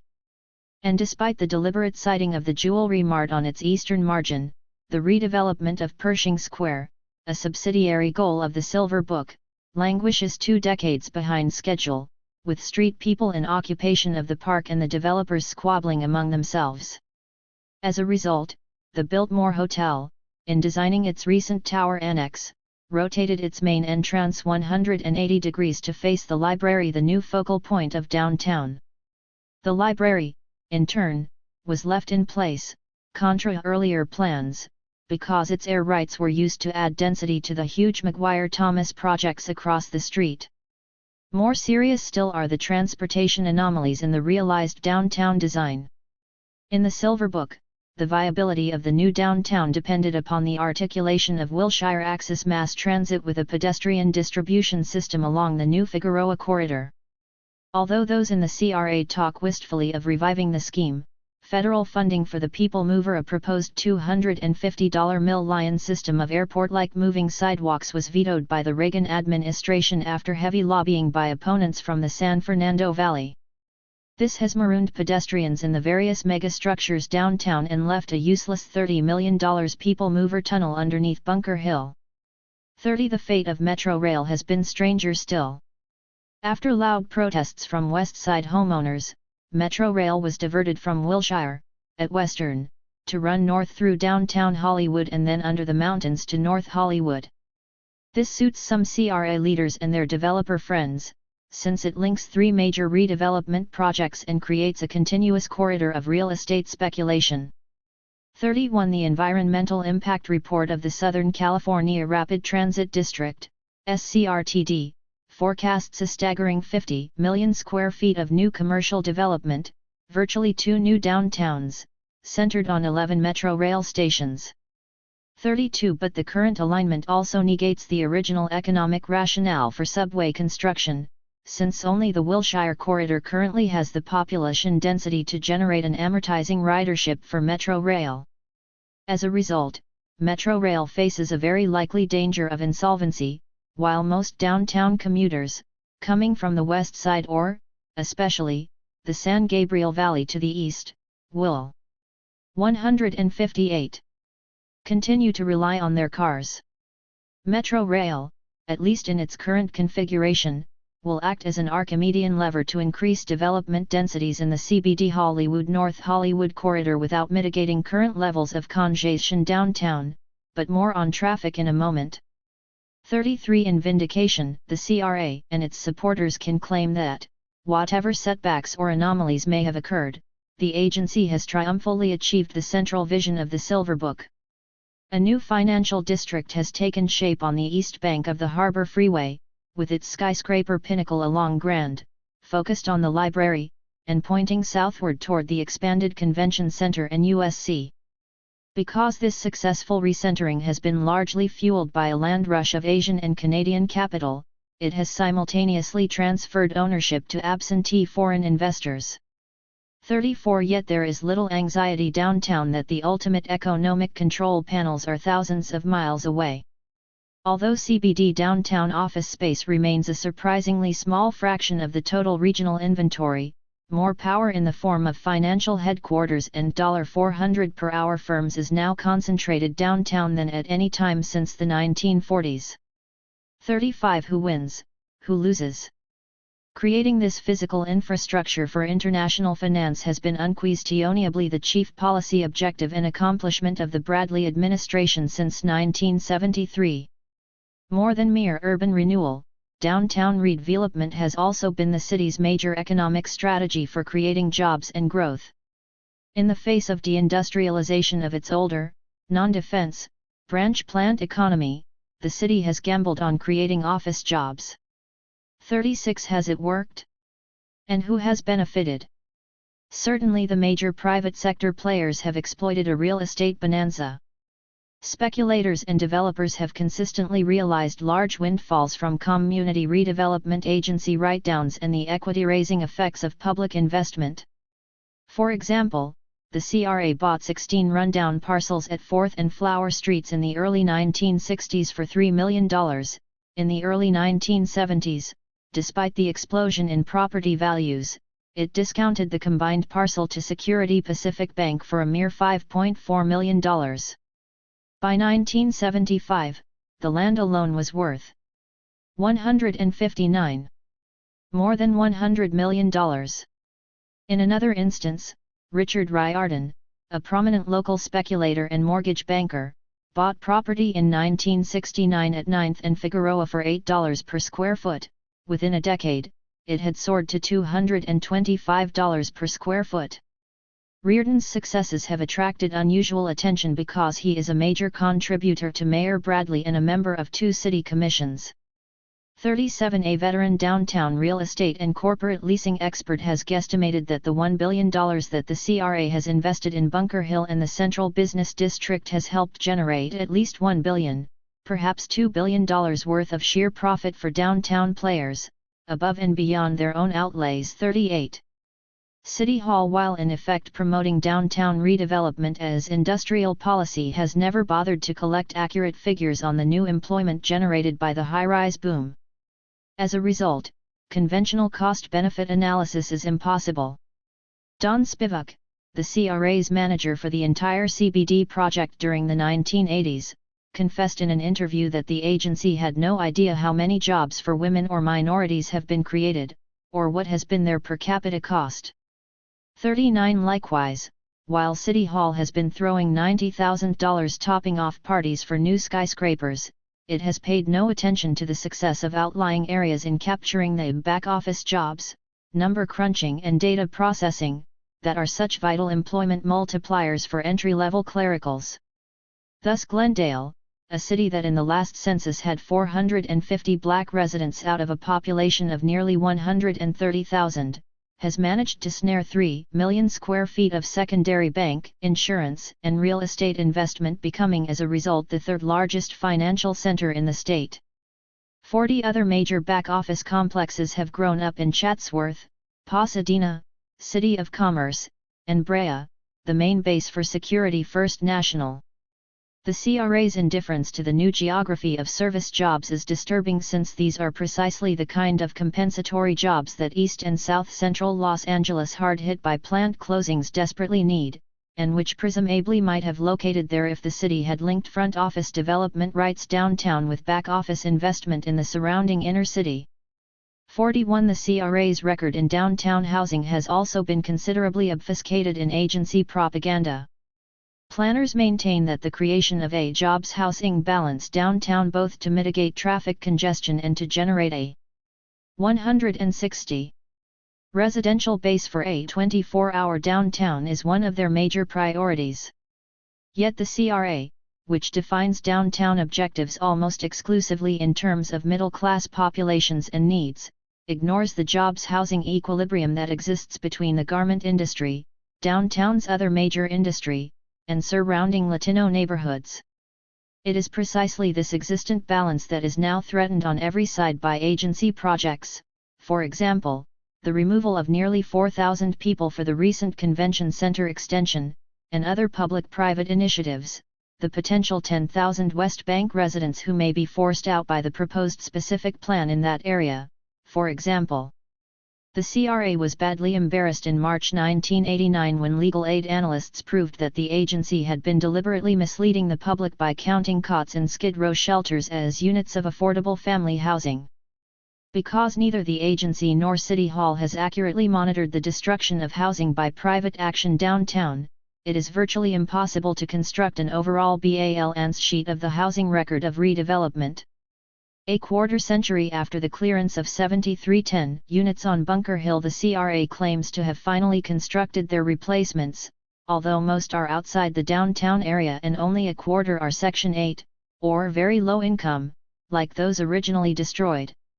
Setting aside the rehabilitation of Skid Row hotel and shelter rooms, it would appear from the agency's tangled statistics that it has so far increased the city's net stock of affordable housing, after deducting units demolished by agency action, by slightly more than 1,000 units.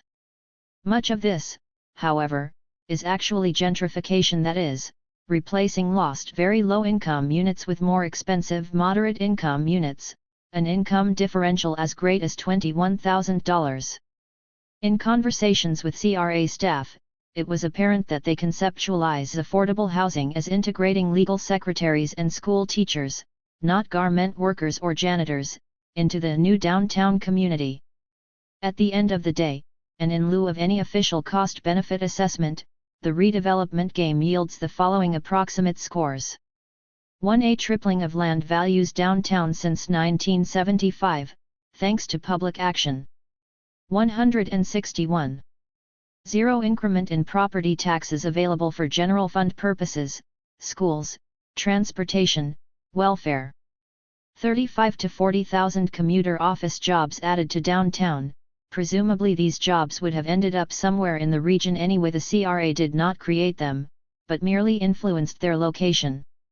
A small net increment of affordable housing scattered around the city, which would probably be cancelled out if statistics on private demolition were available.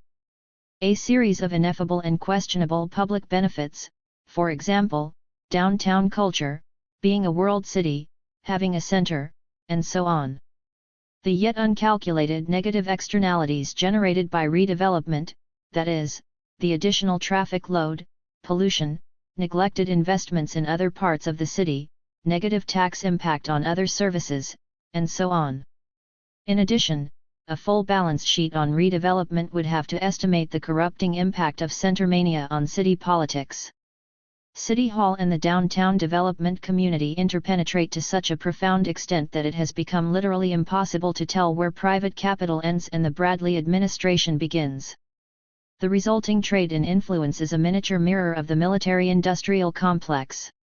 Just like retired Air Force generals rushing off to fat sinecures on the boards of the aerospace industry, the Illuminati of City Hall Art Snyder, ex-councilman, Dan Garcia, former Planning Commissioner, Tom Houston, former Deputy Mayor, Fran Savage, ex-mayoral lieutenant, Maureen Kindle, ditto, and now Mike Gage, another ex-deputy mayor, to give an incomplete list inevitably seem to end up as lobbyists for bulldozers.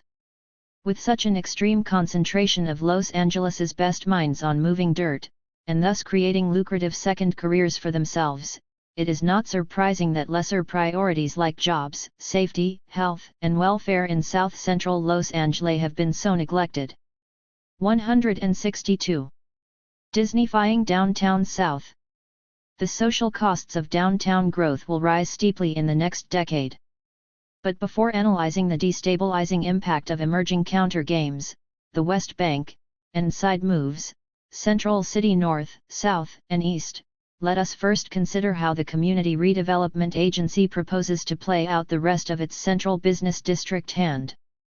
With construction in the new core in the mopping-up stages, including a controversial plan to demolish historic structures on 7th Street, the focus of the CRA has shifted to the poles of CBD development. South Park and the 3rd Street corridor between Bunker Hill and Little Tokyo. South Park, as we have seen, was a coinage of the 1972 Silver Book.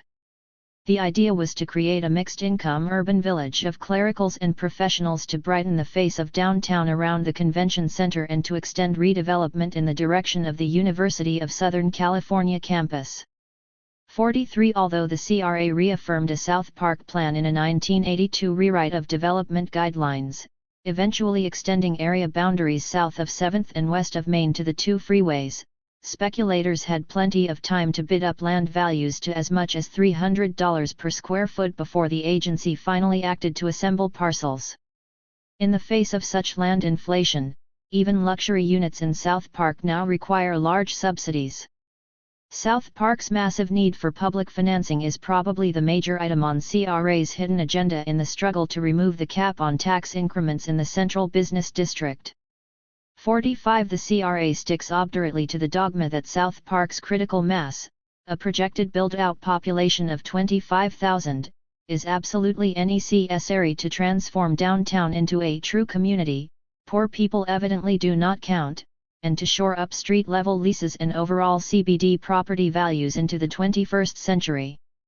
Not surprisingly, housing activists have attacked the premise that the yuppification of South Park should be the city's top residential priority. Thus Michael Bodakin of Legal Aid, now Mayor Bradley's housing advisor, in a 1989 Times interview, denounced the $10 million subsidy that the CRA had furnished to Forest City Properties to build $1,200 per month apartments in South Park. It is just unbelievable that the city is subsidizing developers with 163 millions of dollars to lure yuppies downtown. This city is the homeless capital of the nation. The money ought to be earmarked for homeless shelters and low-income housing. 46. Housing advocates have also criticized the relocation of an entire residential community in order to expand the convention center, the other major component of the South Park plan. The $390 million expansion, the single largest bond issue in downtown history, is headed for troubled waters as Callmark Holding Co., the developer of an adjacent superhotel, collapses under the weight of its junk bonds. Without Callmark's $400 million Pacific Basin Hotel, the largest ever planned in Southern California, the expanded convention center would be left without a single hotel room within walking distance. 47 On the rim of South Park, 8th Street and the Harbor Freeway, a jocularly named monstrosity called Metropolis is being designed by Michael Graves, current house architect for the Disney Corporation and tongue-in-cheek author of the Disney World Hotel, decorated with giant swans, and the Burbank Disney headquarters with its columnar figures of the Seven Dwarfs. Impervious, like most architects, to the social impact of his multimillion-square-foot project on surrounding streets and neighborhoods, his concern is instead focused on making Metropolis a total experience for its corporate users. As design critics have appreciated, the arrival of Graves marks a new era downtown, a shift from stern skyscraper monoliths and fortresses to more livable and playful environments. He plans colorful glazed bands, party hat roof lines, and flashy octagonal pavilions atop some of his towers. A key decorative element will be a 6-story base of turquoise terracotta intended, according to Graves, to show where Daddy works. 48. Indeed. Reaganizing the historic core. Gentrification is also the municipal objective in the area between Bunker Hill and Little Tokyo. Back in Silverbook days, as we have seen, 3rd and Broadway figured as Bunker Hill East, a kind of urban universal gear meshing Bunker Hill, the Civic Center, and Little Tokyo. The fortification of Bunker Hill, however, precluded such interaction, and Broadway became instead the premier span. 164-ish language shopping street in North America. Now, with the Hill fully secured and almost completely redeveloped, the Community Redevelopment Agency is reviving the idea of a pivotal interface, REID, Yuppie Corridor, to allow the free circulation of white-collar workers and tourists in the northern part of the Central Business District. The anchor of this gentrification strategy is the new Ronald Reagan State Office Building. The CRA spent more than $20 million in direct subsidies to induce the state to bring 3,000 office workers to 3rd and Spring as the shock troops of the area's uplift. Both the Broadway Spring Center, across from the State Building, and the new L.A. Times parking garage, on Broadway north of 3rd, have been ingeniously designed with CRA and LAPD expertise to provide high-security pedestrian passageways, with surveillance cameras, private guards, and steel stake fencing, to allay the anxieties of white-collar workers. The direct beneficiaries of the Reaganization of the area are two chief Bradley backers, Ira Yellen, owner of the Bradbury Building, the Grand Central Public Market, and the $1 Million Theater Building, all at the corner of 3rd and Broadway, and his friend and associate, Bruce Corwin, proprietor of various Broadway theaters and largest contributor to the recent defense fund for the embattled mayor. Yellen and Corwin have for a long time been the principal players in the CRA-financed Miracle on Broadway Association. Now they plan to exploit the captive clientele from the Reagan Building, as well as from the Times and Bunker Hill, to create a Grand Central Square with upscale restaurants, condos, and offices. Restoration architect Brenda Levin has been hired to weave together the historical fabric of the $1 Million Building with the market and a new 10-story parking garage. The CRA has buttered the way by allowing Yellen to cash in the air rights of the Bradbury and $1 Million Theater buildings for $12 million, a complex subsidy that after sale to another developer will eventually be costed to the public as further traffic congestion. As Spivak of the CRA put it, the deal-making on Broadway was a win-win situation, the real miracle being the CRA's extraordinary willingness to bankroll Yellen and Corwin. For another component necessary to complete the corridor between Bunker Hill and Little Tokyo is the removal of the Union Rescue Mission and its crowds of 165 homeless men from 2nd and Main, next door to St. Vibiana's Cathedral. It is rumored that relocation of the mission is part of the deal the CRA made with the state to get the Reagan Building. Moreover, Archbishop Mahoney was reported to have lobbied the CRA, whose chief, John Toot, is an former priest, to shift the eyesore away from his doorstep. Even so, there was some consternation when the CRA suddenly announced in September 1989 that it was offering the mission $6.5 million to move nearly 4 times the appraised value of the property. Councilman Bernardi, still the hammer of the CRA, decried a new conspiracy of the moneyed interests, and his West Side colleague, Zev Yaroslavsky, complained about public subsidies to a fundamentalist body, the Mission, that refuses to hire non-Christians. Nonetheless, the council majority, without any debate about the implied subsidy to the other sectarian institution, St. Vibiana's, approved the CRA maneuver. 80 As a result of the Reagan Building and the other CRA initiatives, land prices have skyrocketed in the 3rd Street corridor, but the revival of the rest of the historic core, as the area bounded by 1st, Los Angeles, 9th, and Hill Streets is now officially called, remains in doubt. The flight of banks and department stores after the Watts Rebellion left millions of square feet of upper-story office space in the core unoccupied. Much of it has sat vacant for 20 years, the city, of course, has never imagined conscripting it for housing for the homeless or other radical uses.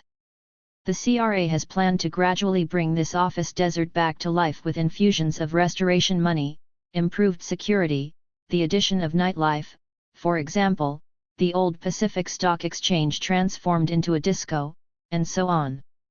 51 Now, however, the fate of the area appears inversely hinged upon the success of a plan to bootleg a second downtown, west of the Harbor Freeway. The emergence of the so-called Central City West has suddenly put the CRA's best-made plans in jeopardy.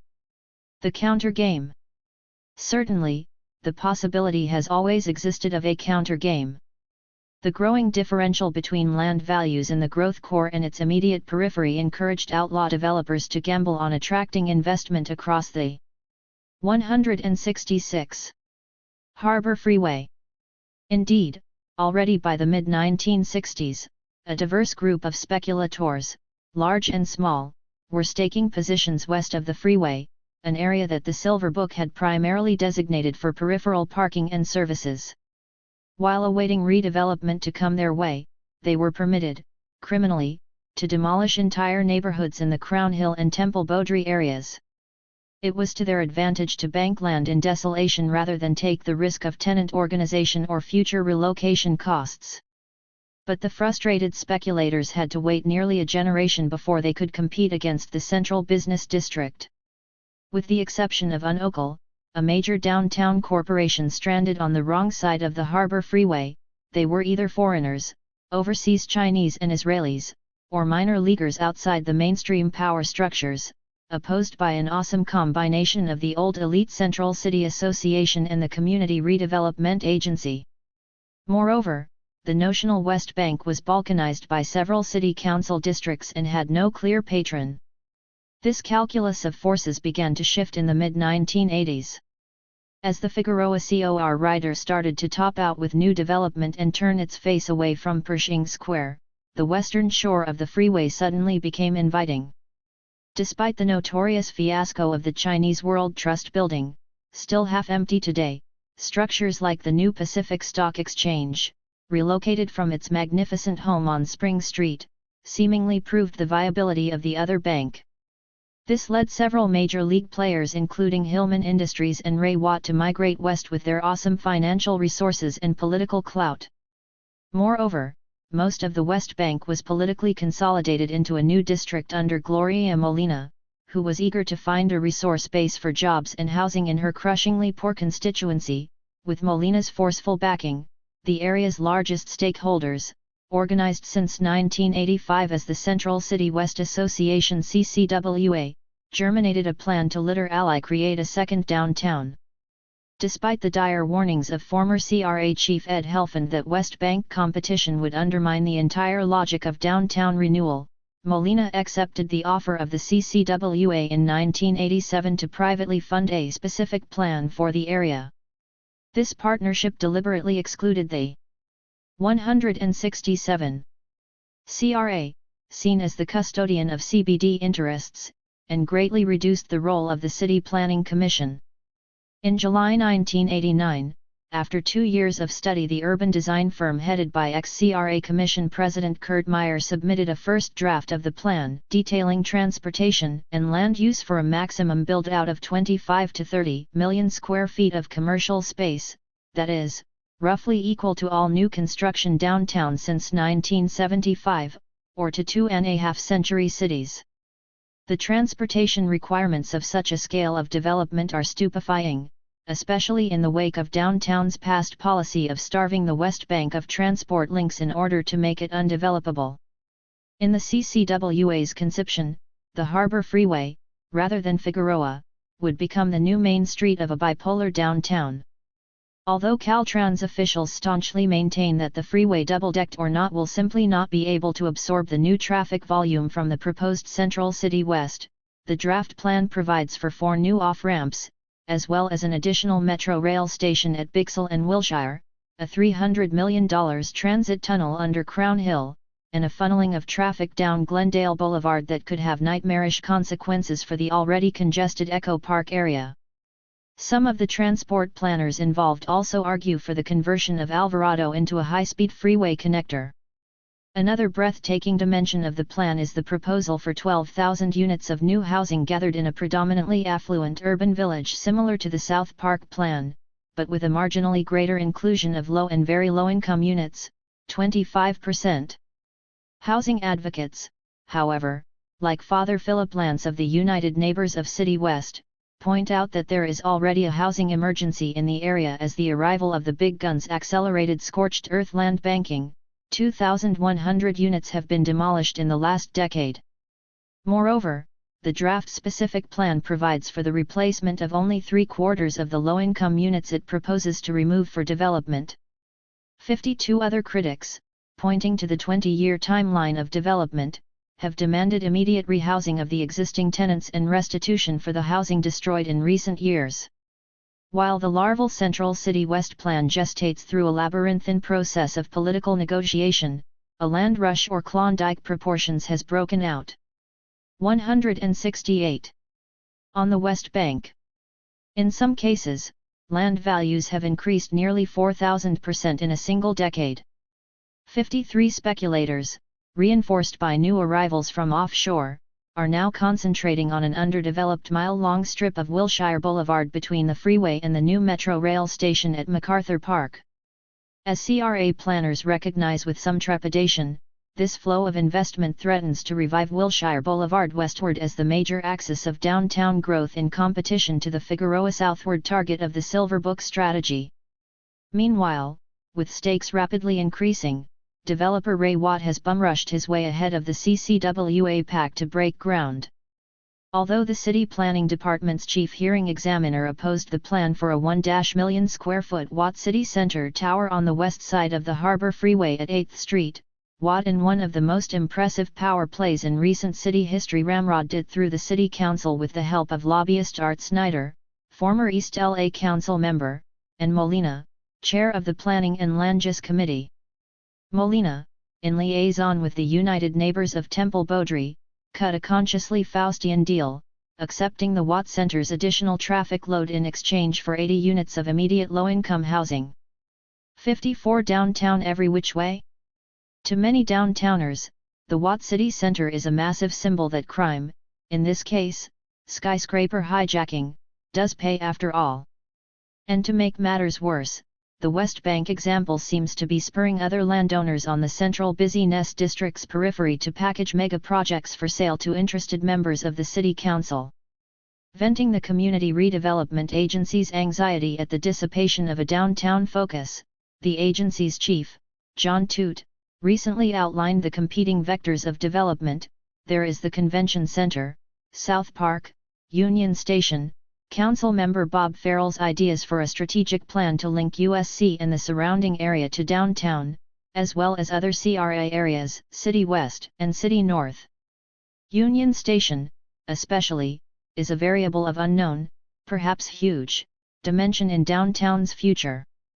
When Caltrans tried to purchase the station under eminent domain in the early 1980s, its owners, the three transcontinental railroads, 169. Southern Pacific, Union Pacific, and Santa Fe, brought to court a Charles Luckman model showing the site built out to the proportions of Century City.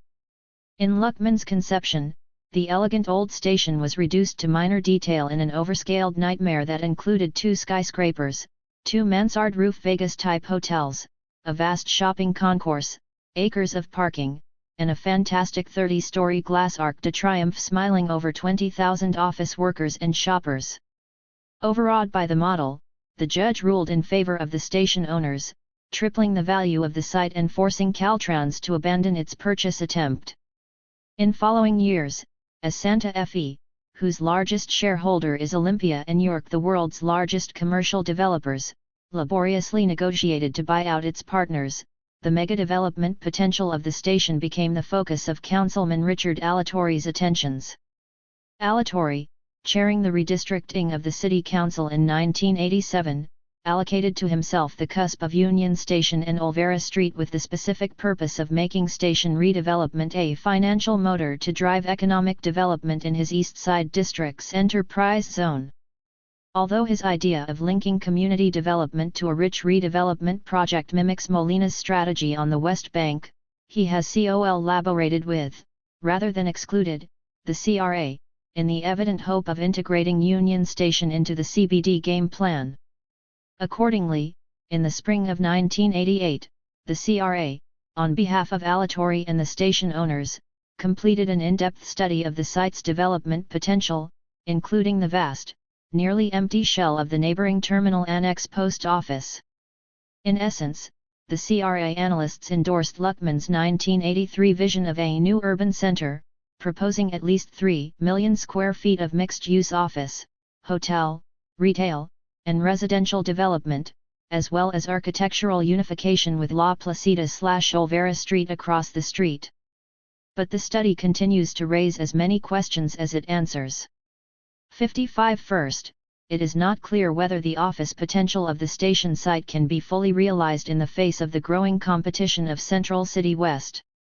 Second, Olvera Street merchants and East Los Angeles political foes of Alatorre fear that station redevelopment will inundate and destroy the popular character of the old plaza area, a crucial public space for Spanish-speaking Los Angeles.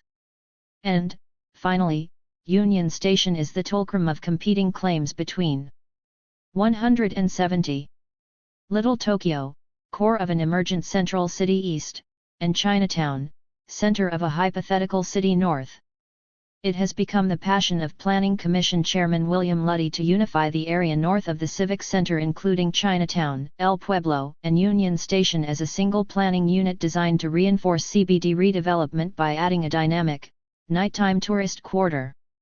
Moreover, as the Planning Department's December 1989 City North Charrette emphasized, if Los Angeles is to compete favorably with Vancouver and San Francisco as a market for real estate development by Hong Kong and Singapore dollars, for investment from Chinese Asian money, it must bolster that part of its city which represents its strong Chinese heritage. 56 But this concept of packaging City North, including Union Station, for sale to the Chinese diaspora ignores the competing interest of Japanese capital in establishing a strong link between Little Tokyo and the station. Little Tokyo's main street-like function for Los Angeles's Japanese-American community has been eclipsed by its new role as a luxury hotel and shopping precinct for Japanese businessmen. Now, however, its developers, in the words of the Downtown News, are making a bold play to capture the tourist windfall expected from the convention center expansion. Over 1 million square feet of hotel, retail, and residential construction is underway near First and Alameda, extending Little Tokyo to the edge of the Los Angeles River, and developers are pushing for a mixed-use, high-rise rezoning of the industrial corridor east of Alameda. Union Station, revived by Metro Rail as downtown's transit hub, is hungrily envisioned as an integral part of Little Tokyo's expanded sphere of influence.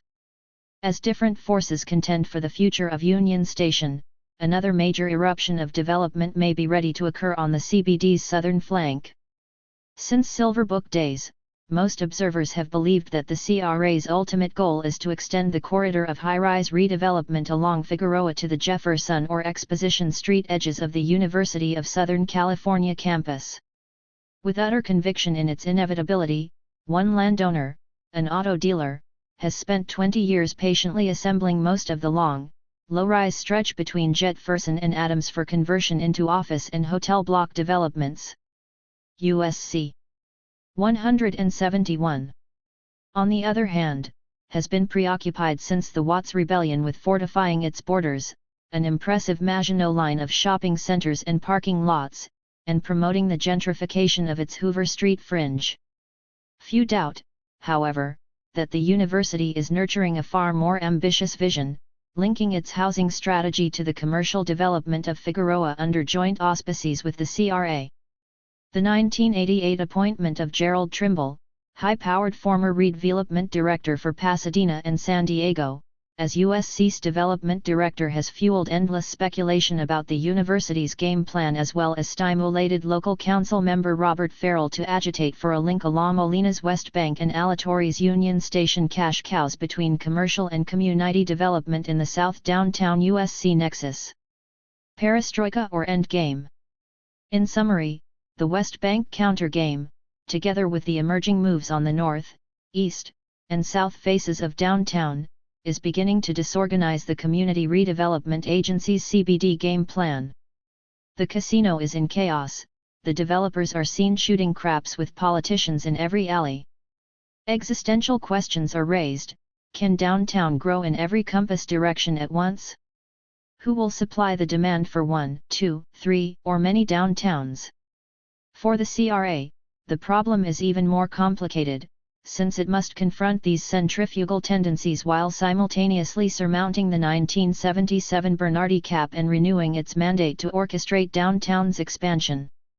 Moreover, Mayor Bradley's position as the agency's patron has been made more delicate by a highly publicized ethics scandal as well as by charges of benign neglect from his own black political base. 57 An atmosphere of quiet crisis has served to concentrate minds in the CRA's Spring Street headquarters. The solution hammered out from above necessarily proposed both a political realignment and a new design for downtown. In 1989, the CRA survived a close call when its opponents on the city council almost achieved a majority for a takeover of the agency. 56 In the aftermath, Mayor Bradley urged a sweeping concordant between the CRA and its MOT trenchant community critics. In return for supporting a huge increase of the CBD's tax increment capacity to $5 BIL. 172. Lyon, the mayor offered to split the addition evenly between CBD redevelopment and citywide housing needs. He also dramatically co-opted two of the CRA's leading housing critics into his administration, one as his housing advisor, the other as CRA commissioner. Simultaneously, City Hall instituted new housing linkage fees, taxing high-rise development to support affordable home construction. Unsurprisingly, the former united front of CRA foes, community groups, public interest lawyers, progressive planners, and so forth has disintegrated. 59 The mayor has appointed a Downtown Strategic Plan Advisory Committee to wrestle with the challenge of Central City West in the framework of a new, 20-year master plan for downtown. Chaired by two veterans of the Silver Book Task Force, CRA Commissioners Frank Kuwahara and Edwin Steedle, the committee is dominated by a two-thirds majority of developers and corporate lawyers, including such familiar suspects as Ira Yellen, Chris Stewart, former SEC retiree of the CCA, and the irrepressible Art Snyder. Although the CRA's author ITYNs at the Harbor Freeway, the committee has been specifically encouraged to visualize the CBD's future in the broadest context, that is, to work out some reconciliation of developer interests on both sides of the freeway, taking into account USC, Little Tokyo, Central City North, and possibly Hollywood as well. In the meantime, the mayor and the CRA are readying a proposal to drastically expand the CRA's domain downtown, taking in City North, the USC area, part of the West Bank, and perhaps the area in transition east of Alameda. If adopted, the expanded project areas would allow the agency to deal with two problems at once: reconciliation of growth poles and the linkage of community and commercial redevelopment. The CRA has encouraged the view that these various initiatives are the beginning of an authentic downtown perestroika that will eventually transform redevelopment to please everybody, from Japanese developers to the homeless on Skid Row. Despite the encouragement, however, a hard core of doubt remains. Indeed, in the view of many insiders, the endgame has already begun, as downtown plays against the clock, perhaps time bomb of two insurmountable contradictions: overbuilding and the coming traffic apocalypse. The smart money on both sides of the Harbor Freeway has ceased to believe. 173. In the downtown Pacific Rim, perpetual motion machine, and, like Ray Watt, is racing to bring their projects in and stuff them with high-class tenants before the market crashes. Even before the official arrival of recession in summer 1990, the torrent of incoming Manhattan law firms and Japanese banks had slowed to a trickle. In Japan itself, where convulsed stock markets registered the overaccumulation of fictional capital, high interest rates were beckoning capital to stay home. The 1980s fantasy of an infinite supply of offshore capital to sustain Southern California's real estate boom seems increasingly like a psychedelic aberration. If the trophy-class downtown office market still purred sweetly at the end of 1990, it was only because existing downtown tenants, like First Interstate and Unocal, have been vigorously trading up. As they have bailed out of their old offices, usually circa 1960s to 1970s structures like the First Interstate Tower, vacancies have soared in the corporate schlock, or Class II market. New development, in other words, is devaluing old. This is slowing job creation, and potentially undermining the CRA's putative tax base as well. 60 But, as happens in all business cycles, production drastically overshoots demand in the final, fervid phase of the boom. In a situation where even redevelopment's eminence grise, CRA Commission President Jim Wood, is admitting that downtown is overdeveloped and the Japanese are acting nervous, 61 science fiction-like quantities of office space are scheduled for delivery over the next decade. In the flush conditions of the 1980s, the downtown market absorbed about 1.4 million square feet of new space per year. With more than 12 million square feet already approved and Indiana the construction pipeline, and with the financial services expansion ending, supply should easily meet demand through to the millennium. Yet a further 20 to 30 million square feet of projects are on drawing boards, chasing investors and mortgage bankers around the city. Altogether, Council member Marvin Broad estimates that 64 new projects creating 37 million square feet of office space. 62 with Southern California diving into deeper recession, who will occupy this embarrassment of space? And why should tax dollars subsidize its construction? Even in Los Angeles, speculators cannot go on endlessly building space for other speculators. But a downtown depression may be the lesser of potential evils. Worse still. 174. Is the specter of hypergridlock paralyzing downtown in a large part of Los Angeles County? The traffic nightmare of the 1990s, regardless of an economic slowdown, will be the simple addition of current planning exemptions and special cases. For example, two recently approved mega projects, the Watt City Center and, directly across the Harbor Freeway, the Metropolis, will each add 15,000 trips per day to overloaded downtown streets. Total new development will generate an additional 420,000 trips per day, making the existing Harbor Freeway, according to Council member Broad, a parking lot and paralyzing the movement of traffic in the downtown area. 63. Lest Metro Rail and downtown village living be immediately wheeled in as a deus ex machina, it is sobering to observe that a recent survey discovered that only a tiny fraction of downtown office commuters, just 5.4%, have both the means and the desire to live in Bunker Hill or South Park.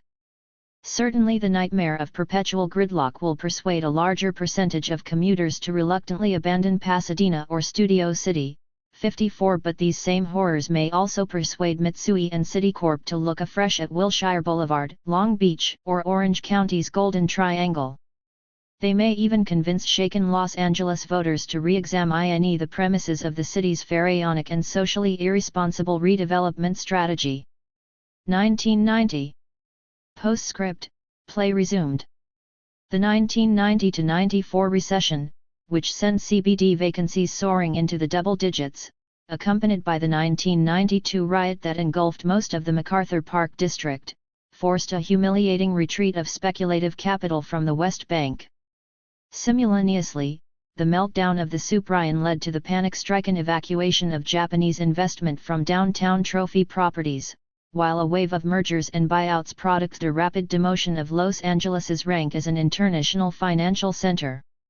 Amid so much carnage, the old rules of the game dramatically asserted themselves. Although a new downtown strategic plan allotted some new urbanicity. 175. Trinkets to the natives on the periphery, the Figueroa Corridor was definitively re-established as the axis of downtown growth. Corporate nerves, badly rattled by recession and riot, were soothed by the 1994 election of Richard Riordan as mayor. He quickly began to rebuild the CBD Growth Coalition, incorporating for the first time the Catholic Church, anxious to build a huge new cathedral in the Civic Center, and the Latino leaderships of the downtown service and hotel unions, who were rewarded with Riordan's tolerance of their organizing campaigns. Moreover, a dubious messiah appeared in the person of Denver billionaire Philip Anschutz, the 11th or 12th richest man in the United States, depending on the fluctuating fortunes of his myriad oil, railroad, telecommunications, and sports subsidiaries, including the Lakers. Although even Anschutz isn't rich or stupid enough to attempt to fill the void left by the flight of the Japanese and the downsizing of law-based banks, he is big enough to have his shoes shined by most of the city council. In partnership with media mogul Rupert Murdoch, who owns the Dodgers, and real estate wheeler-dealer Ed Roski, who grew his fortune in the corrupt topsoil of the city of Industry, he extracted $12 million from the CRA in 1997-98 to help assemble the site for the trio's new Staples Center sports complex that brought the Lakers and Clippers downtown, and across the street from Red Ink Gushing Convention Center. Despite fervent support from the Riordan administration, the $350 million Staples scheme suffered some minor wing damage as it flew into a cloud of suburban flak.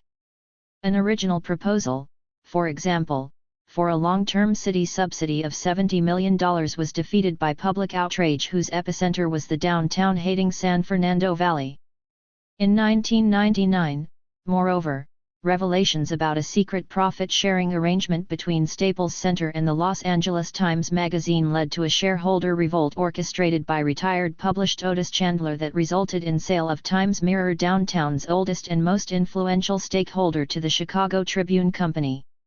The downtown old guard, except for USC at the CBD's South Pole, now is extinct, but the new elites continue to play the redevelopment game by the old Silverbook rules.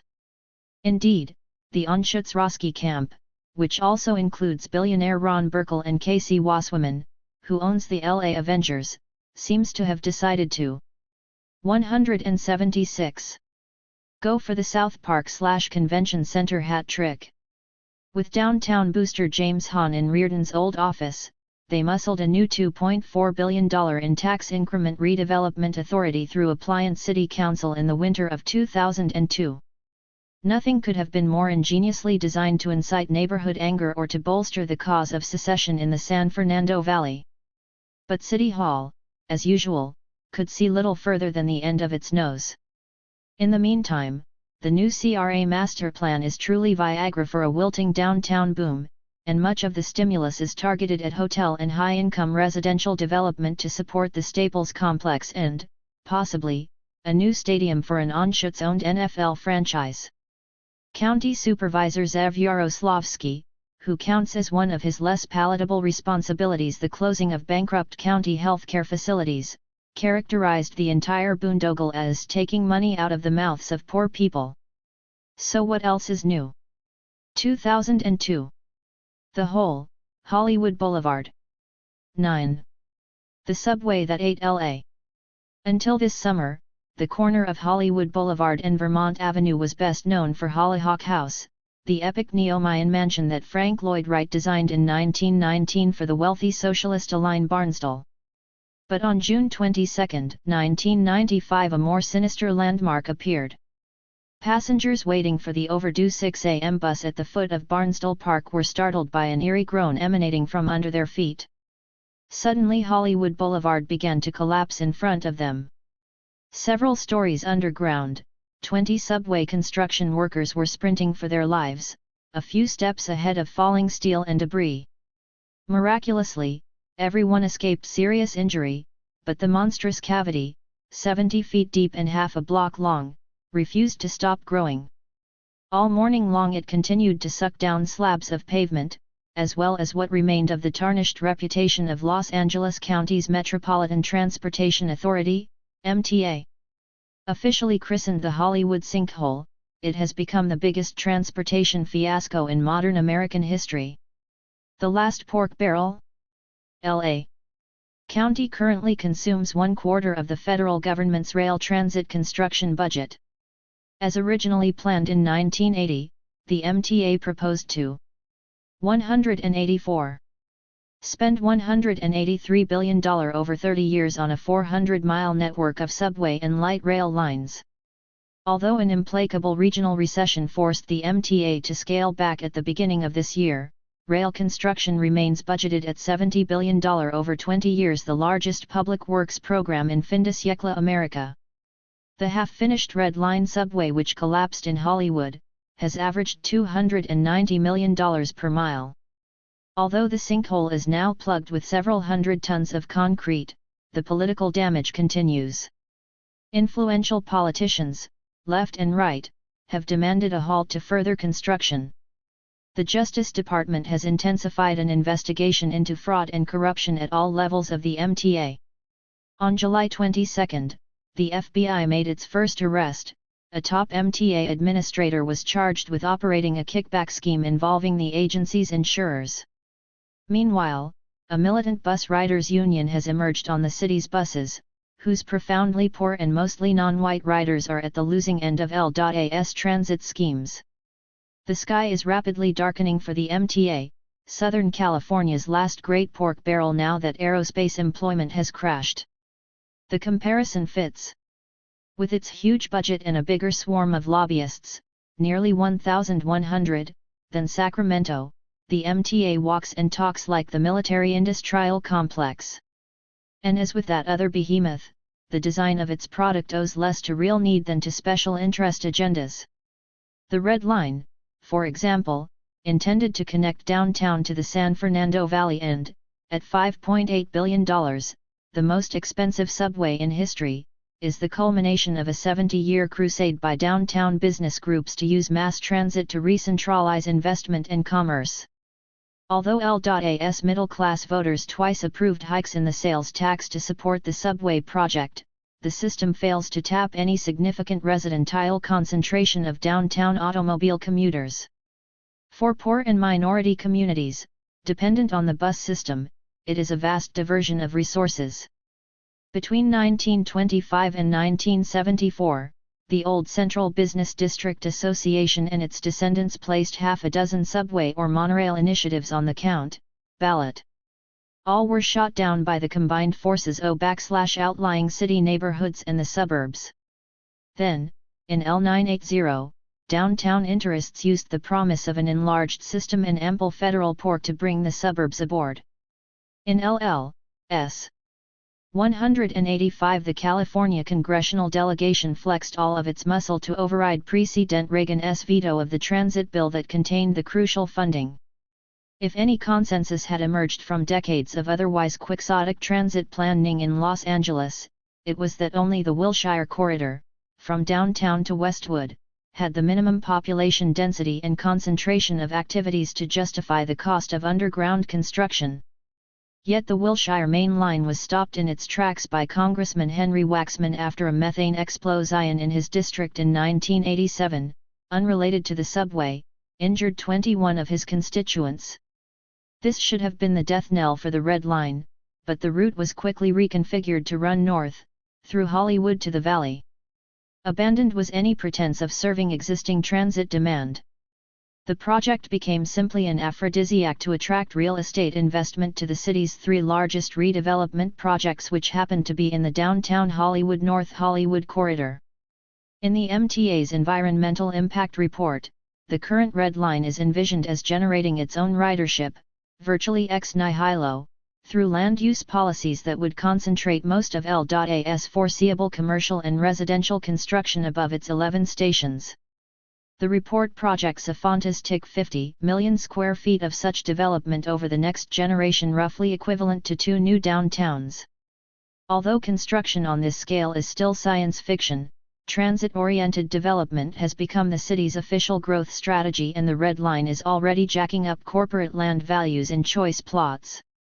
The Catalyst Corporation, heir to the Santa Fe Railroad land empire, enjoys the sweetest of sweetheart deals at its Union Station property, where the MTA is building new headquarters derided as a Taj Mahal by State Senator Tom Hayden.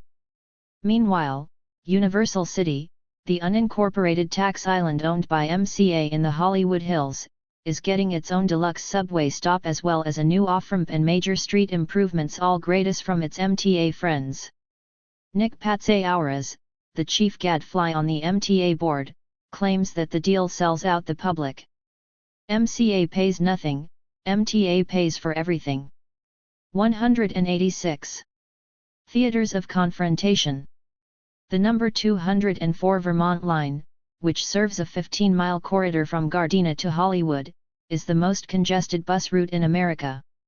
On an average day it carries 61,000 riders, 4 times the current volume of L.A.'s subway. Martin Hernandez, a full-time organizer for the Los Angeles Bus Riders Union, practically lives on the overcrowded buses that some black passengers refer to as slave ships. Since breakfast, he has made 5 complete circuits, handing out leaflets, sinkholes or buses, that urge riders to protest MTA plans to further reduce bus services. As Martin explains his postmodern theory of organizing, the buses are factories on wheels, the new theaters of confrontation. Since deindustrialization, buses are among the last public spaces where blue-collar people of all races still mingle. Indeed, from front to rear the Vermont bus is an extraordinary kaleidoscope of the city's transit-dependent classes, an elderly black woman wearing a "Pray for OJ" cap, a young Latina with 2 restless toddlers and a huge bag of grocer IES, a blind man with a white-tipped cane, buffed young men with gang tattoos and gold neck chains, a weary maid on her long trip home from Beverly Hills, and so on. No one pays much attention to Martin until he identifies himself, in English and Spanish, as a member of a group that last year won an injunction against fare increases and the elimination of the popular monthly bus pass. Inter-EST immediately perks up, and even the blind man takes a leaflet. Then the driver, a sassy young woman, pipes in, "You know, the red line is total bullshit. The MTA is just flushing your tax money down the subway." One of the homeboys mutters, "Yeah, fuck the choo-choo." Several passengers nod their heads and trade phone numbers with Martin. He gets off at Imperial Highway to work in northbound number 204. The Bus Riders Union, which draws about 50 members to its weekly meetings, is a project of the Labor/Community Strategy Center. The union concept first emerged during grassroots protests in the summer of 1993 when the MTA board shifted discretionary revenue from buses to a Pasadena light rail line, the Blue Line extension, favored by Mayor Richard Riordan. As the center's Direct 187 tour, Eric Mann, pointed out at board hearings, before being hauled off by transit cops, rail commuters 6% of the total ridership already monopolize over 70% of the budget. Moreover, for each rail passenger that the MTA has managed to add, it has lost 6 bus riders through fare increases and reduced services. Incredibly, Mann said, despite billions of dollars in new transit investment, overall ridership has plummeted and gridlock has increased. In addition to opposing the Blue Line's diversion of funds, the Strategy Center proposed a halt to Red Line construction and a reorientation of MTA resources to buses. When the board ignored this proposal, the center put organizers on buses. As Mann explained, buses have been symbols of the civil rights movement since the days of Rosa Parks and the Montgomery boycott. But the issues have fundamentally changed. Then it was the right to sit at the front of the bus, now it is the right to have a seat on a bus, period. The MTA arrogantly raised bus fares in 1994 while allocating another $123 million to the Pasadena project. The fledgling Bus Riders Union, represented by the NAACP Legal Defense Fund, promptly filed suit charging the MTA with violating the Civil Rights Act of 1964 and intentionally and unnecessarily imposing these extreme hardships on minority poor bus riders. After detailing L.A.'s history of transit apartheid, the fund's brief argued that the MTA used regressive sales taxes and lopsided subsidies to establish separate and unequal transit systems. Or, as the union's lawyer put it, third world buses for third world people. Last September, federal judge Terry Hatter stunned the MTA by issuing a restraining order followed by the injunction. "It is unacceptable," he wrote, "for the MTA to balance its budget on the backs of the poor." Judge Hatter's ruling has opened the road for a possible constitutional showdown perhaps this fall, which the union hopes will affirm that affordable transit is a fundamental human right. This cursed project, if the competing interests of capital and the poor are the foundation of L.A.'s transit politics, the MTA is its superstructure, doling out favors but none so extravagant as those it reserves for itself and its circle. The MTA's equivalent of the military industry's notorious cost overrun is the change order, a reimburse. 188. Meant to contractors for unforeseen expenses. Change orders on the first two phases of construction exceeded $230 million, while internal audits show that prime MTA contracts typically end up costing taxpayers more than 3 times the original bid. MTA staff have shredded incriminating documents, rigged bidding, leaked secret data to contractors, and disguised conflicts of interest. The 13 politicians on the MTA board, meanwhile, reap huge campaign contributions from major contractors. A study by Hayden's office showed that 10 contractors had expended $579,000 in campaign funding and lobbying over 18 months from 1993 to 1994. The dividends for such investment are handsome. Board appointees of County Supervisor Dean Dana voted 29 times to increase payments to the construction firm headed by a key campaign contributor despite dangerous defects in its work. The most glaring conflict of interest, however, involves Mayor Riordan, who directly controls 4 seats on the board and has been the recipient of the largest single share of campaign money from MTA contractors. Like a fat spider, Riordan is at the center of a complex web of lucrative connections. His old law firm, Riordan and McKinsey, has long acted as counsel for the MTA. It also represents Tetra Tech, the Pasadena-based engineering corporation in which Riordan is a major investor. As consultant on the Green Line, Tetra Tech used change orders to increase its income an incredible 118 times over the original bid. Moreover, it won a major contract on the controversial Pasadena Light Rail extension, a deal that is now under investigation by the state. Riordan's close friend John Shea is head of the consortium Shea Kiewit Kenny, which managed to engineer the Hollywood sinkhole. On July 11, FBI agents raided SKK's offices, collecting evidence of safety violations and inferior construction. SKK's recklessness is not new.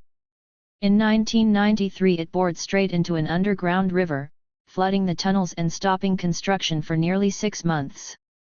The next summer, after ignoring contract instructions, SKK undermined Hollywood Boulevard so badly that buildings began to sink, pipes burst, and the Walk of Fame buckled and cracked.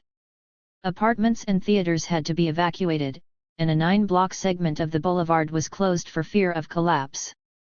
1,100 angry Hollywood property owners filed a $3 billion lawsuit. 189 against the MTA, charging the agency and its contractors with corruption, influence peddling and the persecution of whistleblowers. The Federal Transit Administration temporarily froze $1.6 billion in Red Line funds. Work resumed only after a supposedly contrite SKK accepted new safeguards.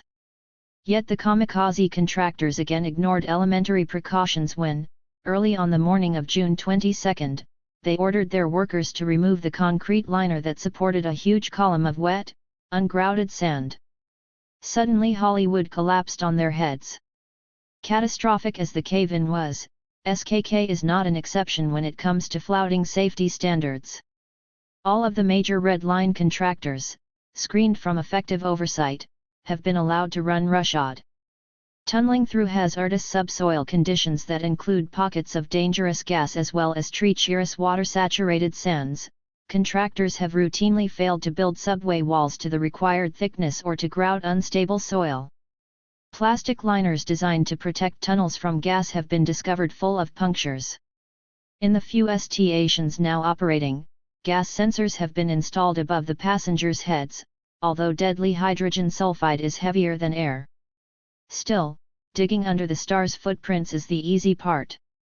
Technical difficulties will increase in the next phase of Red Line construction, as the MTA attempts to bore twin 2.5-mile tunnels through the unstable rock of the Hollywood Hills. Geologists have criticized the agency's simplistic studies for radically underestimating the groundwater and seismic hazards of this Runyon Canyon segment. After surveying the debacle in Hollywood, Tom Hayden denounced the Red Line as criminal folly and demanded an immediate halt to this cursed project. Simultaneously, County Supervisor Mike Antonovich, a conservative from Glendale and former chairman of the MTA board, urged his friend Newt Gingrich to pull the plug on further federal aid. "The taxpayers are subsidizing their own suicide," he said. Across the political dial, Eric Mann and his organization have turned up the volume on their demand for radical reform. In the meantime, Martin Hernandez, like the hero of the old Kingston Trio song, is prepared to ride forever on the streets of LA, organizing riders on the number 204 Vermont bus. 1995. Bitter Oranges. 10. The new industrial peonage. The descending sun is temporarily eclipsed by a huge water tower emblazoned the city of Vernon. Shadows play off the concrete embankments of the Los Angeles River and dance across the shallow trickle of sewage in its channel.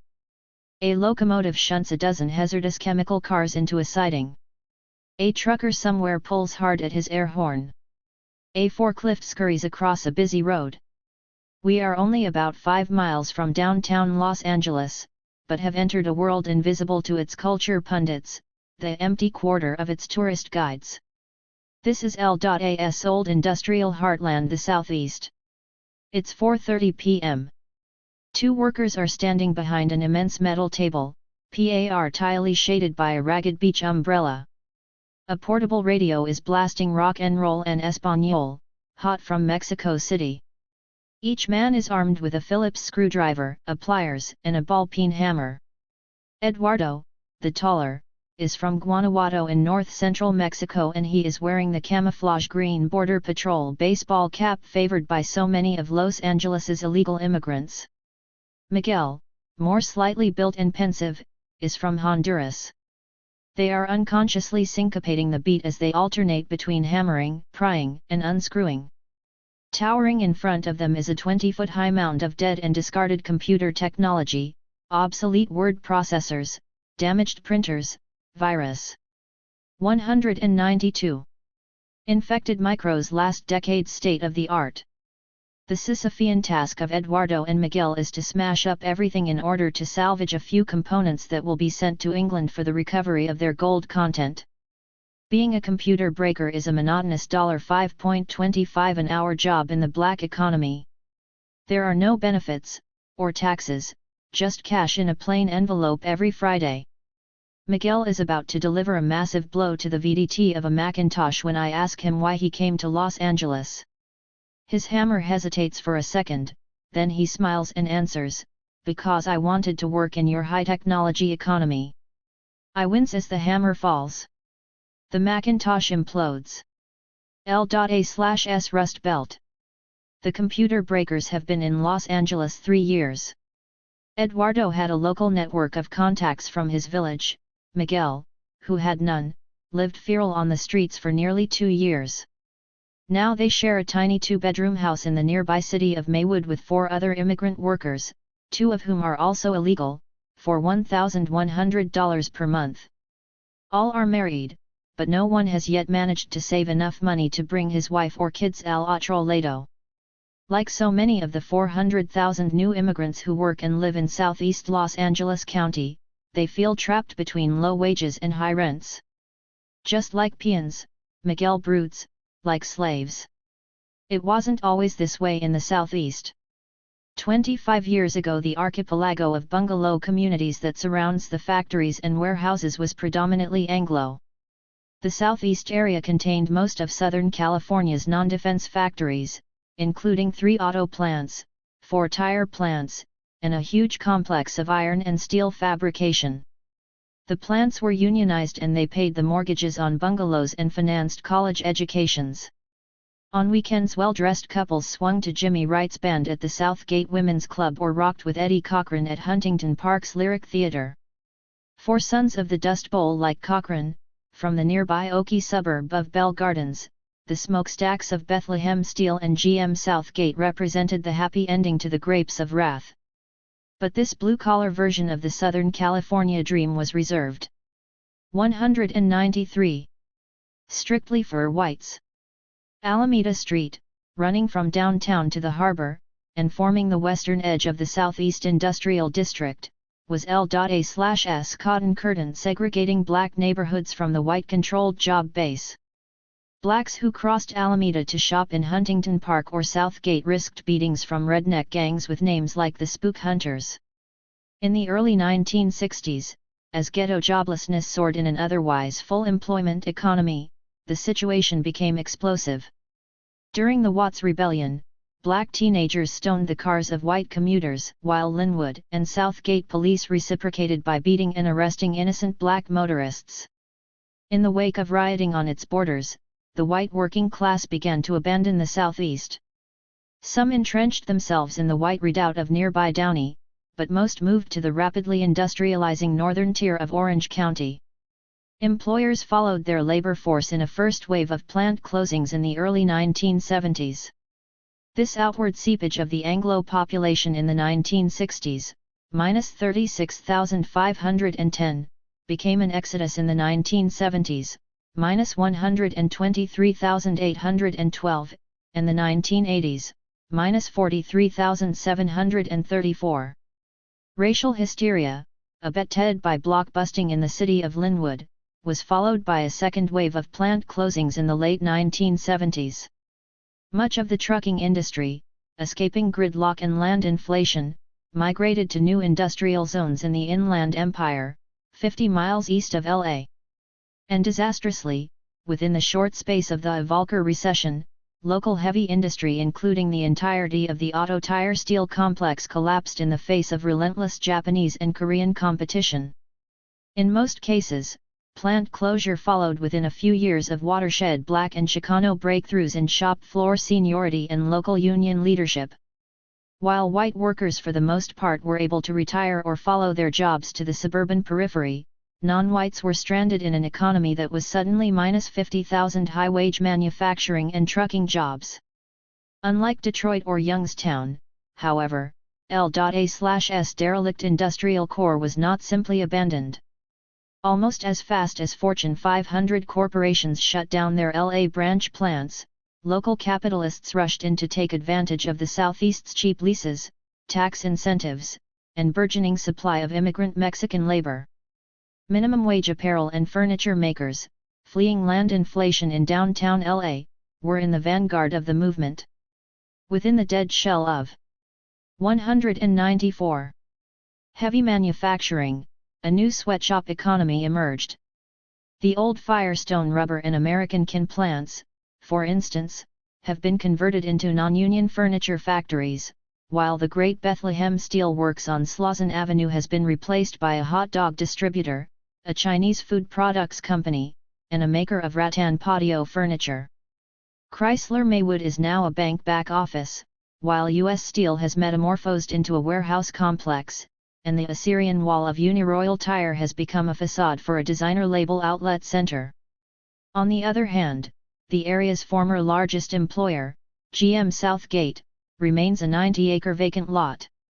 A family dictatorship. Although on a site-by-site average, 2 high-wage heavy manufacturing jobs have been replaced by only 1 low-wage sweatshop or warehouse job, the aggregate employment level in the Southeast has been sustained at 80 to 85% of its 1970s peak by the infiltration of hundreds of small employers.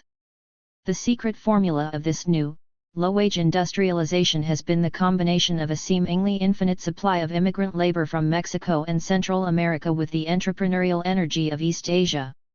Chinese diaspora capital has been particularly vigorous in such sectors as food processing, apparel, novelties, and furniture, which employ large minimum wage workforces of Latino immigrants. As a result, much of southeast Los Angeles County has come to resemble a free trade zone or manufacturing platform of ambiguous nationality. Along Telegraph Road in the aptly named City of Commerce, for instance, the yellow sun of the Republic of China, Taiwan, flies side by side with the Stars and Stripes, while billboards advertise beer and cigarettes in Spanish. The nation-state, moreover, yields real sovereignty to the city-states, which contain most of L.A. County's industrial assets. Exploiting the prerogatives of California's promiscuous constitution, a half-dozen industrial districts have incorporated themselves, almost without residential populations, as independent cities, selfishly enabled to monopolize land use and tax resources.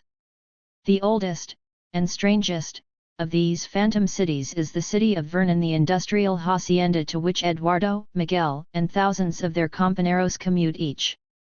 195. Morning for work.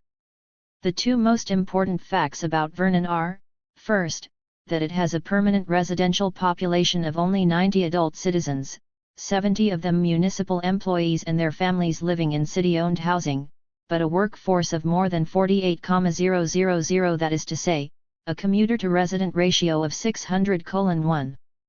Second, the city has been controlled by a single family, the Basque origin Leonis dynasty, since its formation in 1905. Originally established as a safe haven for sporting activities, boxing, gambling, and drinking, under attack by L.A.'s early municipal reform ERS, Vernon evolved during the 1920s into an exclusively industrial, official city motto, base for Eastern corporate branch plants. Under the iron heel of John Leonis, city founder, existing housing was condemned or bought out in order to reduce the residential population to a handful of loyal retainers living in the literal shadow of the Hitler bunker-like City Hall. Elections in Vernon thereby became a biennial farce where the Leonis slate, now headed by grandson Leonis Malberg, is unanimously re-elected by a micro-citizenry of Leonis employees. Although civic officials are required to live in the city of their election, the mayor has for decades brazenly flouted state law by residing in a family mansion in Los Angeles. This family dictatorship has been routinely accepted by Vernon industrialists in exchange for exceedingly low tax rates and high standards of municipal police and fire services. Conversely, Vernon cityhood has been a disaster for the city of Los Angeles, which has lost perhaps 20% of its potential industrial property tax base. Now Vernon is angling to establish a community redevelopment project that will authorize it to withhold $873 million in tax revenues from the county general fund, which would go to schools, welfare, and hospitals, over the next generation. The primary beneficiaries of this raid on the county treasury to be used to modernize the city's older plant and warehouse sites will be Vernon's major landowners, a list headed by the Santa Fe Railroad Land Company, now Catalyst Development 41 parcels, and his owner Leonis Malberg, 19 parcels.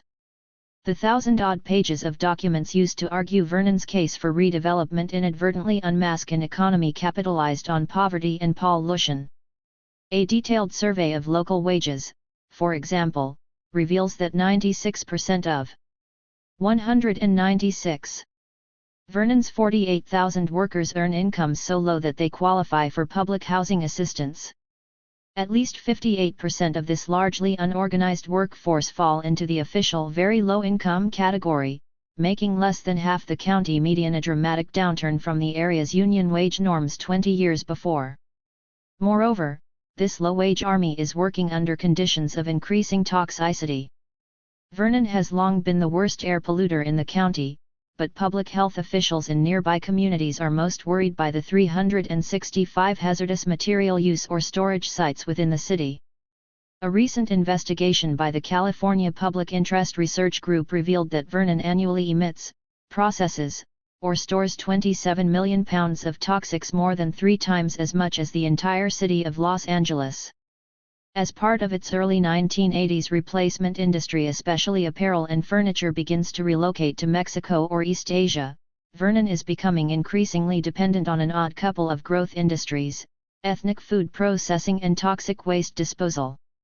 In Vernon there is nothing unusual about a Chinesa frozen shrimp processor being located on the same block with a company recycling battery acids or treating industrial solvents. Vernon's neighbors have been especially alarmed by the city's plans to build an incinerator for infectious hospital debris, as well as by a proposal to locate a plant processing up to 60,000 gallons per day of deadly cyanide on the city border, less than 1,000 feet from overcrowded Huntington Park High School. Local activists nervously wonder if hypertoxic Vernon might not become the Bhopal of Los Angeles County. Rent plantations. Like Gaul, the southeast is divided into 3 parts: 1. The industrial insurrections, Vernon and City of Commerce, containing nearly 100,000 jobs; 2. 3 normal suburbs, Huntington Park, Southgate, and Linwood, that retain some semblance of downtowns as well as significant industrial land use, and 3. The more or less exclusively residential and very poor cities of Bell Gardens, Cudahy, Maywood, and Bell, which have almost no industry and lack recognizable busyness centers. Jim McIntyre is city planner for Bell Gardens, the third poorest suburb in the United States. Nearby Cudahy is the second.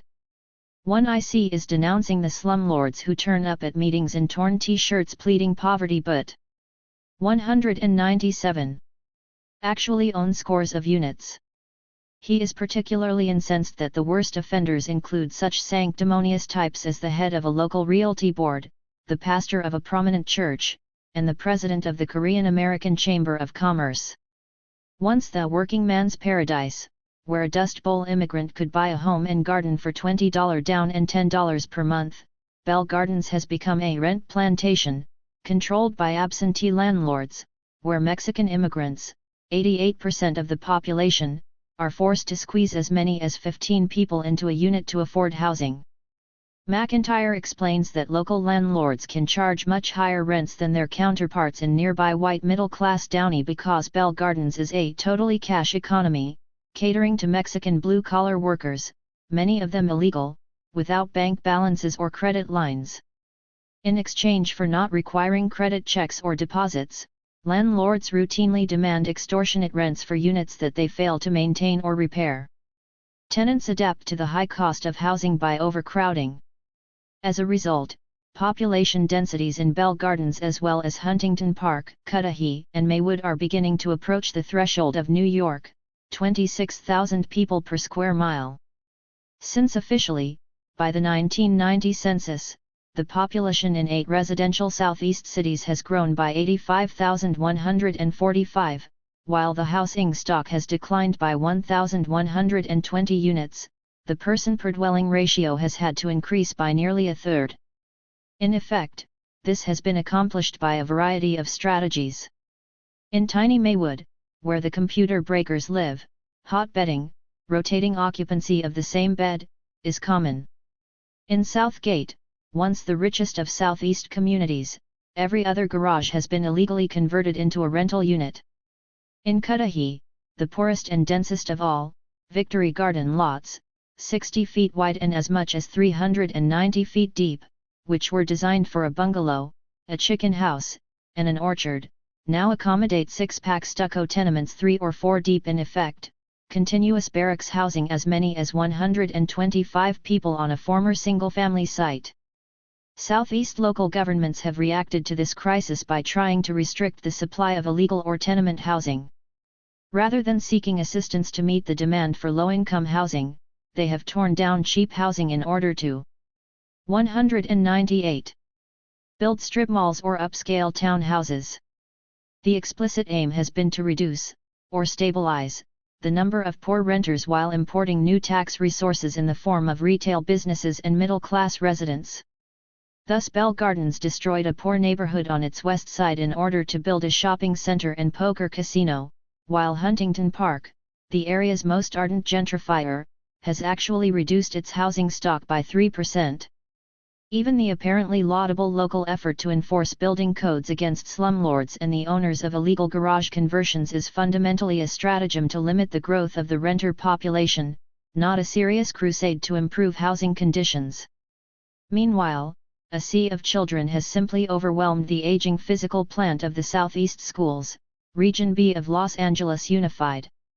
Over the last quarter century, as 204,000 aging Anglos have been replaced by 328,000 young Latinos, the median age in the Southeast has fallen from 30 to 32 to 18 to 20.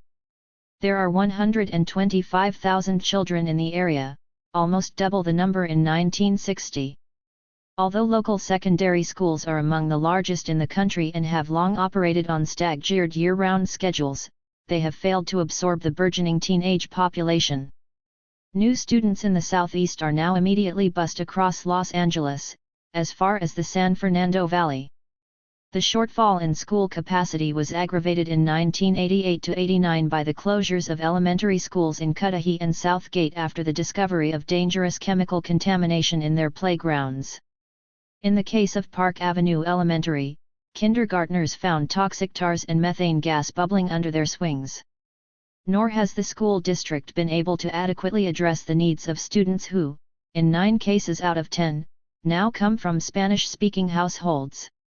There have been numerous battles between majority Anglo teaching staffs and Latino parents incensed over low test scores and 50% high school dropout rates. Despite the Southeast's population, there is no nearby community college, and per capita recreational space is a tiny fraction of the county average. It is not surprising, therefore, that many local kids betrayed by bad schools and predestined for sweatshop jobs choose instead to join the flourishing gang subculture. Although the Southeast is not yet a full-fledged war zone like South Central LA, it offers a broad array of Los Vidas Locas, from traditional local gangs. 199. Like Florentia and Clara Street, to newer affiliations like the all-around town 18th Street Super Gang. Law and order in the Southeast long meant keeping blacks out of the area. Now, more than anything, it has become carte blanche to terrorize Latino youngsters, especially suspected gang members. A few sensational cases hint at widespread practices. Several years ago 2 Huntington Park policemen were prosecuted for torturing a gang member with an electric cattle prod. In 1990, 22 sheriff's deputies based at the Linwood station were accused of illegal beatings and shootings in a federal class action lawsuit filed by 81 local victims, most of them Latino or black. In spring 1991, while the world was watching the LAPD Club Rodney King on video, a Superior Court jury convicted 3 officers for a savage beating of a Latino suspect in the Maywood jail the previous year. Rotten boroughs. Unfortunately, police brutality, like sweatshop wages and overcrowded housing, has become routine fare in the communities of the Southeast. The Latino majority, mainly immigrants from West Central Mexico, especially Jalisco, is as effectively disfranchised as were blacks in Mississippi a generation ago. Although the population of the Southeast has increased by 174,000 since the 1960s, the active electorate has shrunk by 40,000 votes, from 1/2 of the population to less than 1/6. A geriatric Anglo residue, only 6% of the total population, remains an electoral majority, dominating politics in a region that is now 90% Latino. In Bell Gardens, population 42,000, for example, 600 aged Anglos outpolled 300 Latinos in April 1990 to re-elect an all-white city council.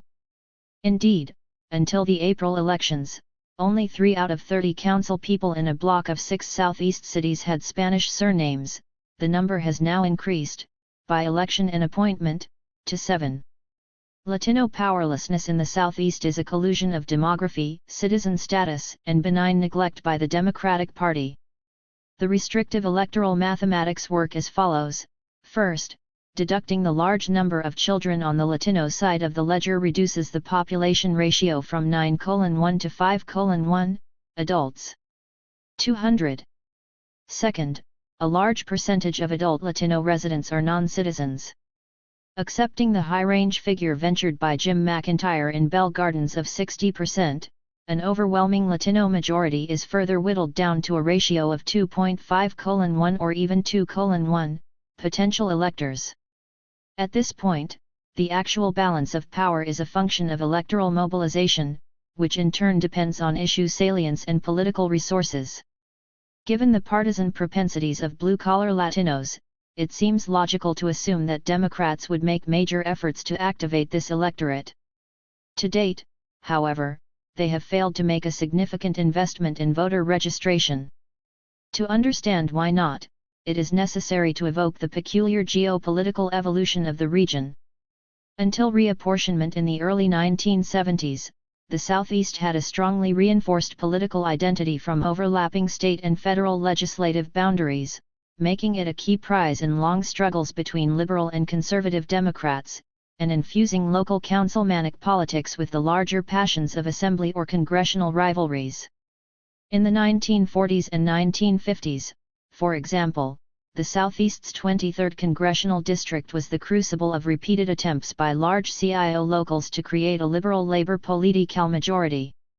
By the 1960s, however, racial hysteria eclipsed class consciousness, and the region became the bedrock of the statewide anti-school integration and anti-fair housing campaigns led by reactionary Assemblyman Floyd Wakefield of Southgate. Partially to punish Wakefield and to break up his political base, the Democratic state legislature redrew electoral boundaries to distribute fragments of the old 23rd CD among districts anchored by black majority votes in south-central LA. The legislature's nullification of the Southeast as a distinctive political entity, together with the reliability of the black vote, vastly diminished Democratic attention to the fate of nonpartisan local politics. At the same time, Latino civil rights and community power movements in Los Angeles County have almost totally concentrated on mobilizing neighborhoods with high percentages of Chicano, second through fourth generation Mexican American homeowners and middle-income earners. Only desultory resources have been made available to such port of entry areas for Mexican and Central American immigrants as the Southeast, Boyle Heights, east of downtown, or the Westlake District, west of downtown. Although the recent election, Gloria Molina is 201. The first Spanish surnamed L.A. County supervisor in the 20th century has rekindled rhetoric about the Latino decade.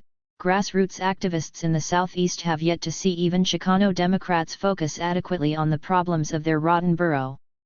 To the extent that power sharing, which is, of course, different from empowerment, is occurring in the Southeast, it is being instigated from the right.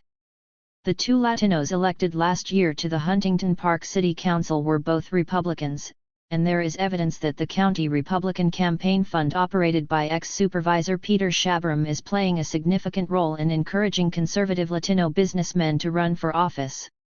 In Bell Gardens, community activists criticized the appointment of businesswoman and police advocate Rosa Maria Hernandez to fill a council vacancy as a crude attempt by the Anglo leadership to placate the community symbolically without surrendering any real power. Others worry that as elderly white voters die off, the old Anglo business elite will simply be replaced by a look-alike clique of conservative Latino realtors and shopkeepers elected by an attenuated and unrepresentative electorate. Poker faces.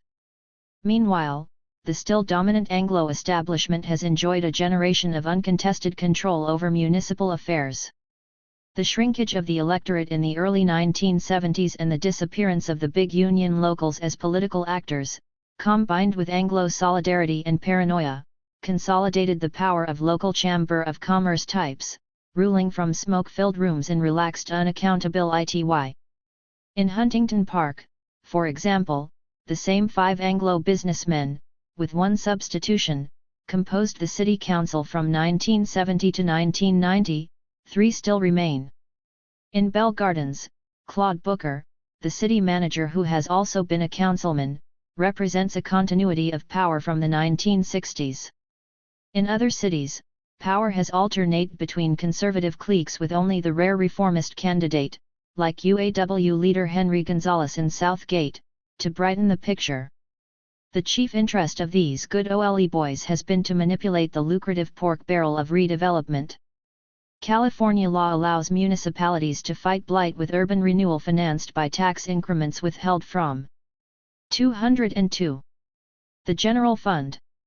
In smaller cities, the city council acts as the executive of the redevelopment agency, which typically means that the same local realtors and businessmen who will benefit directly from renewal are also its administrators. Blight, moreover, is a conveniently elastic category, encompassing everything from too many railroad spurs in Vernon to too many poor renters in Bell Gardens and Huntington Park. In the balkanized landscape of the Southeast, redevelopment has devolved into a crazy zero-sum competition between impoverished municipalities. While the Lilliputian towns of Maywood, Bell, and Cudahy wager scarce tax resources in a war of supermarkets along Atlantic Boulevard, the larger cities Huntington Park, Southgate, and Linwood struggle to resurrect central shopping districts wiped out by the competition of regional malls in Downey and Carson. The result is excessive strip development, a redundancy of franchises, and profligate sales tax abatement. Never having recovered from the twin blows of plant closure and Proposition 13 in the late 1970s, most Southeast communities have only exacerbated their fiscal distress with overly ambitious and poorly targeted redevelopment projects. Huntington Park, for example, has almost ruined itself in the course of revitalizing its Pacific Avenue shopping corridor, while Southgate lost a quarter of its sales tax income when one heavily subsidized car dealership suddenly went bankrupt. In the face of the unforeseen costs of retail modernization, gambling on redevelopment has literally become redevelopment by gambling. For decades, Southeast citizens groups, led by the Methodist Church, had successfully resisted attempts by outside gambling interests to establish poker parlors, a constitutional local option in California. But with the attrition of the electorate in the late 1970s, pro-gambling forces managed to legalize card casinos in Bell, Commerce, Bell Gardens, Huntington Park, and Cudahy. Using their redevelopment powers to discount land to casino developers, these 5 cities have attempted to utilize gambling as a tax generator to keep housing and retail development alive. The record is mixed. Bell Gardens Bicycle Club, the largest card casino in the country, and perhaps the world, turns over $100 million of gross profits each year, $10 to $12 million of which become local tax revenue, most of it immediately 2038 loan to the city's aggressive redevelopment program. The giant 120-table Commerce Casino generates almost as much cash flow as the Bicycle Club and has long been the city's chief source of revenue. In Bell, Cudahy, and Huntington Park, on the other hand, smaller-scale casinos have collapsed in bankruptcy, although a new Bell Casino has emerged. Whether solvent or not, however, each card club has offered seductive opportunities to councilmen and their cronies. In the Bell case, Mayor Pete Wehrlein, a council member for 16 years and archetypical good OLE boy, convinced anxious Anglo voters that without the additional revenue from poker, the police would be unable to protect them from an influx of dangerous Mexican gangs. Shortly after the opening of the California Bell Club in 1980, however, the county grand jury revealed that Wehrlein, together with his city administrator and the former police chief of Huntington Park, had been engaged in sex orgies in a Cudahy warehouse with 18-year-old prostitutes supplied by Kenneth Bianchi aka the Hillside Strangler, L.A.'s most notorious serial murderer. 2 years later, in 1984, Wehrlein and the city administrator were indicted for bribery, fraud, and racketeering when their secret ownership of the Bell Club was exposed. Hard on the heels of the Bell scandal, the ex-mayor of Commerce and 2 councilmen were arrested in a similar hidden shareholding conspiracy, this time in partnership with Vegas mobsters. Perennial rumors that the casinos are laundries for drug money were partially confirmed in 1990 when the feds seized the almighty Bicycle Club after evidence emerged that the casino had been financed with coke-tainted dollars. Finally, throughout the spring of 1991, the old guard 3 Anglo majority on the Huntington Park Council has waited nervously for the district attorney to issue possible indictments in an ongoing investigation that links them to a profit-scheming operation at the city's now bankrupt card club. Superpan 9. As the sun plunges into the ocean off Venice Beach, the yellow-brown smog over southeast LA suddenly turns pastel in a cheap imitation of an Ed Ruscha painting. The 2 square block parking lots of the Bicycle Club are already full, and several thousand Friday paychecks have been converted into poker chips. Around 204. The 7-card stud and Texas Hold'em tables. The professional card cheats are sizing up an excited mob of bikers, housewives, truck drivers, hippies, and senior citizens, all of them wearing their best poker face. But the real action is happening at the other half of the casino devoted to Asian card games. On the Superpan 9 tables there is no bluff or bluster, just silence and intense concentration as the dealers fire cards from 432 card stacks and players respond with volleys of $100 bills. Over half of the club's income now comes from the high-speed, high-stake play of the Asian games. For the intrigued but uninitiated player, there are convenient instruction sheets in English, Chinese, Korean, Spanish, Vietnamese, and Cambodian. In the exclusive inner sanctum of the Asian room, off-limits to ordinary punters, wealthy Chinese and Korean businessmen, some of whom own nearby factories and warehouses, venture a year's sweatshop wages in a single hand. They accept their losses with icy composure. Meanwhile, a few miles away, a man is standing in the twilight on the curb of Alameda Street selling oranges. Behind him is the vast empty lot, overgrown with jimsonweed and salt grass, that used to be General Motors' Southgate assembly plant. He has been standing on Alameda, gagging on smog and carbon monoxide, since 7 in the morning. A bag of plump but second-rate navel oranges costs $1. He has sold 25 bags and will be allowed to keep half his earnings by the boss who drops him off in the morning and picks him up in the evening. He is anxious because he still has 3 bags left to sell. There are at least 1,000 other men, most of them destitute recent arrivals from Central America, selling oranges on freeway ramps and busy street corners in LA. I ask him in broken Spanish if he is Salvadoran or Guatemalan. He replies in abrupt English that he was born in San Antonio and until 1982 was a machinist making $12 per hour in nearby Linwood. When his shop went out of business, he was certain that he could easily find another job. He hasn't, and at age 52 he is selling oranges for $12 a day. So that's his story, and if my curiosity is satisfied, how about buying 3 bags of oranges? I pay him, he shuffles off, and when I get home I discover that the oranges have a strangely bitter taste. 1992. Part High. Riot City Y***. El Cajon Boulevard Riot, 1960. 11. As bad as the H-bomb, it is time, Dr. Fred Schwartz urged residents of the nation's most patriotic city, to lay aside secondary and unimportant issues. Americans must renounce complacency, ignorance, and greed, and dedicate themselves to hurling the gauntlet of freedom into the face of godless communism. The expatriate Australian physician, executive director of the Christian Anti-Communist Crusade, was in San Diego to open the biggest session yet of his school for anti-communists. More than 1,100 enthusiastic local anti-subversives were registered to hear Schwartz and his co-star, famed FBI counter-spy Herbert I Led 3 Lives, Philbrick, explain why the free world is losing the battle with the Reds.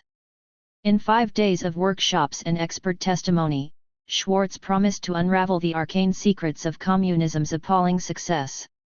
To think like a communist, you've got to develop a mind like a corkscrew. You'll never do it without an understanding of dialectical materialism. What if, 1,000 years from now, archaeologists from another planet wanted to understand the culture of ancient Cold War America? The perfect stratigraphic section in time and space might be San Diego, California in late August 1960, on the eve of Schwartz's anti-communist revival. No other major city had so exclusively capitalized its future on what President Eisenhower, in a rare moment of 208 apprehension, had recently described as the military-industrial complex. Seen from the top of the El Cortez Hotel, the city's only skyscraper, the martial landscape was overwhelming, even sublime, a gorgeous blue sky streaked with Navy and Marine jets, a perfect harbor crowded with massive gray flat-tops, a waterfront lined for miles with military storage depots, boot camps, and bomber assembly lines, and, crowding a mesa in the far distance, a vast complex where General Dynamics was building the first Atlas missile. San Diego reciprocated this defense bonanza with a civic cargo cult that extolled the Marines, the Pacific Fleet, and ICBMs. Decades earlier, the city fathers had chased Emma Goldman and the Wobblies out of town with the warning that nothing even remotely smacking of un-Americanism would ever be tolerated in San Diego. With the ultra-conservative San Diego Union, an official sponsor of Schwartz's anti-communist school, as its watchdog, the city's intolerance of dissent was legendary. In short, this capital of the Cold War was the least likely place in America to be the scene of one of the first major youth riots of the 1960s. Internal combustion or Red Conspiracy. While black students in the summer of 1960 were boldly assailing Southern segregation with heroic lunch counter sit-ins, white kids in San Diego were preoccupied by the seemingly trivial question of whether or not they could continue to burn rubber on a local drag strip.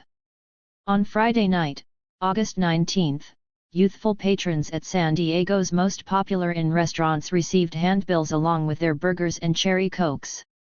The leaflet invited all drag racing fans to a mass protest meeting the next evening at the intersection of El Cajon Boulevard and Cherokee Street.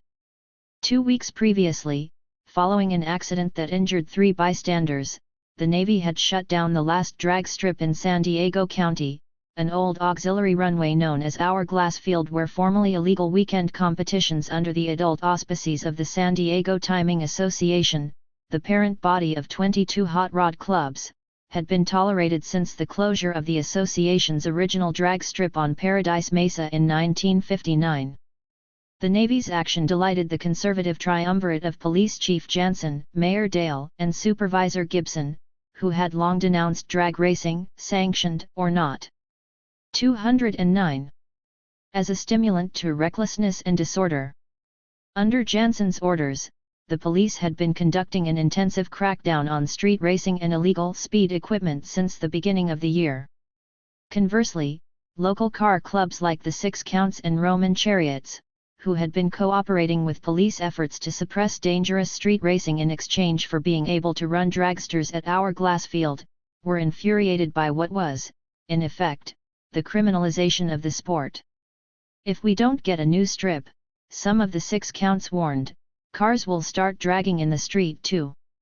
Indeed, when the San Diego police dispatchers began frantically calling in reinforcements at 1 a.m. on Sunday morning, August 21, an estimated 3,000 teenagers and young adults had blocked off a long section of El Cajon Boulevard, the city's major east-west thoroughfare, and were cheering on racers in a miscellany of vintage hot rods and customized family sedans. The cars, of all models and shapes, reported the Union, raced 2 abreast for about 3 blocks down El Cajon Boulevard. Thousands of spectators lined the sidewalk and center island, leaving almost no room for cars to pass. It took police wielding batons, lobbing tear gas, and driving their patrol cars onto the sidewalks almost 3 hours to disperse the crowd. 3 veteran cops, accustomed to local teenagers' deference, were shocked by the crowd's angry defiance. One contingent of about 100 stubbornly held their ground on a gas station parking lot, answering tear gas and police charges with volleys of soft drink bottles, glasses, and rocks, slightly injuring 2 officers. Uniforms of several others were torn, and guns were stolen from some. Patrolman M. Addington was struck on the head with a rock, and Patrolman W. Fowler suffered leg burns from a tear gas grenade. Sergeant J. Helmick was saved by fellow officers after a group of rioters attempted to overturn his patrol car for. The Los Angeles Examiner, melodramatizing the danger, quoted a terrified homeowner. "They were like wild dogs, racing up and down the street at high speed and gunning their motors. I don't own a gun, but I armed myself with a knife and just hoped that no one would try to break into my house." 5 eventually 116 demonstrators, including 36 juveniles, were hauled away in paddy wagons.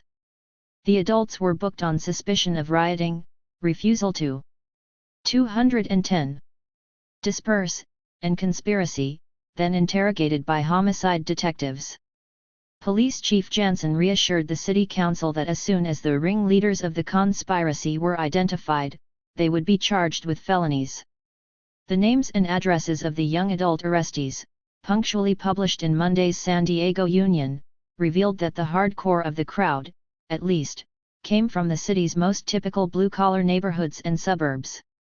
The largest contingent, not surprisingly, was from the tough, car-crazy town of El Cajon in the East County, also a major center of biker subculture.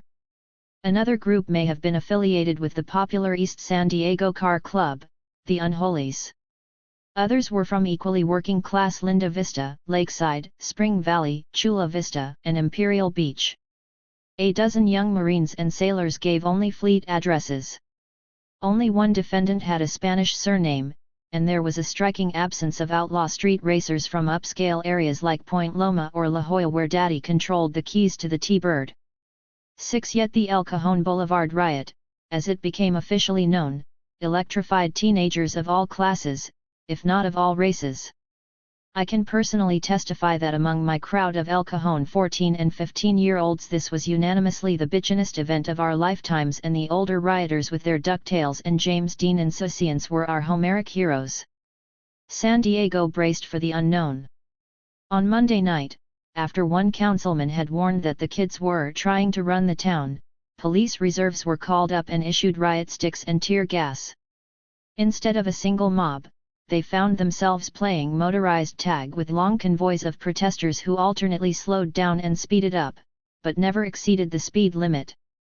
7. Their unofficial anthem was the Ventures' thrilling punch to the floorboard instrumental, Walk, Don't Run.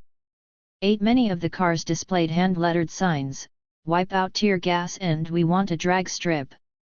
In addition to El Cajon Boulevard, where several hundred hot rodders taunted authorities in a tense confrontation at a popular inn, police and highway patrol officers struggled to keep up with the large contingents cruising Claremont, Linda Vista, and Pacific Beach.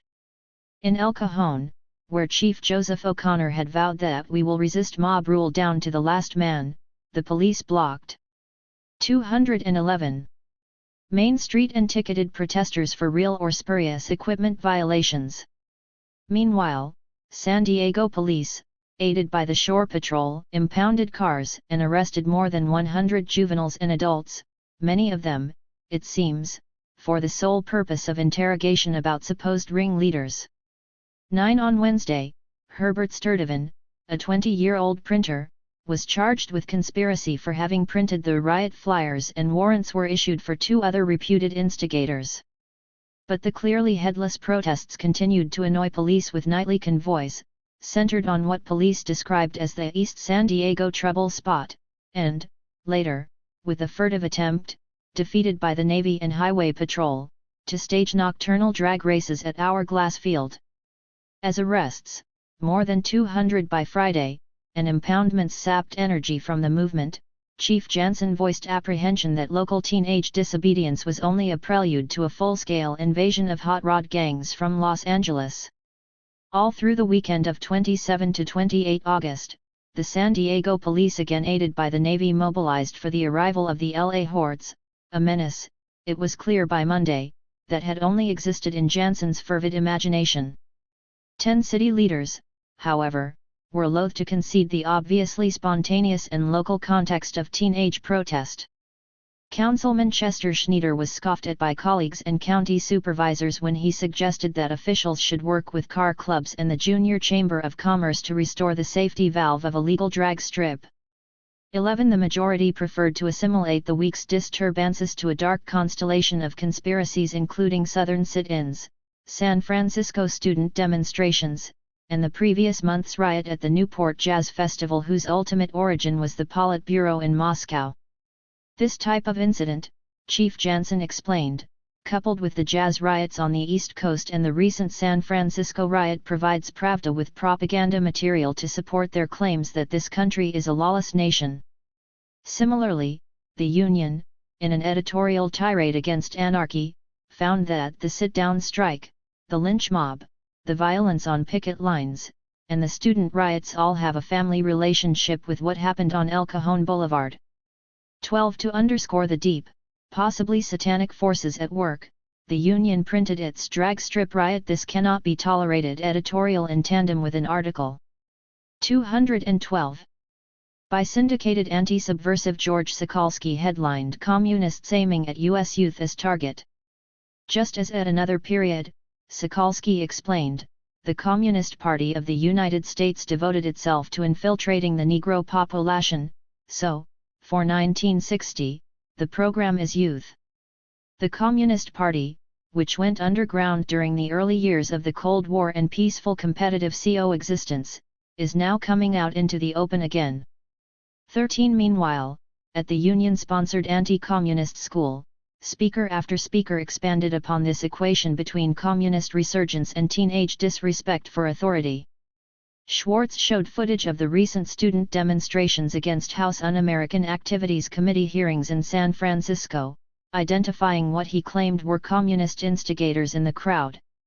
W. Cleon Skousen, former assistant to J. Edgar Hoover and author of the best-selling The Naked Communist, excoriated the schools for teaching such dangerous ideas as free world trade, disarmament, and Russian peaceful coexistence. A Navy chaplain meanwhile warned that if the nation goes to war, 50% of the 17-year-olds won't go with us, and, explicitly referring to the young sailors and Marines arrested the previous weekend, those that do come through into the service cause plenty of trouble. Philbrick, finally, explained that the current epidemic of delinquency was directly attributable to a Red Chinese plot to flood the country with drugs and pornography. 14. The next day, in a packed meeting on measures to tighten the city's already draconian anti-obscenity ordinance, the city council gravely discussed a paperback entitled High School Sex Club, which reputedly gave detailed instructions on how to start such a club. 15. Gidget goes to the riot. Kremlin-endorsed hot rodders and Maoist high school sex clubs?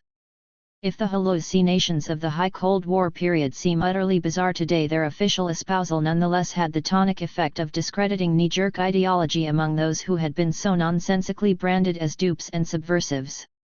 By asserting a conspiratorial affinity between hot rods, Negro rights, sexual freedom, and radical dissent, Chief Jansen and Fred Schwartz unwittingly planted a tiny seed of the later 60s. Incipient anti-authoritarianism, moreover, was 213.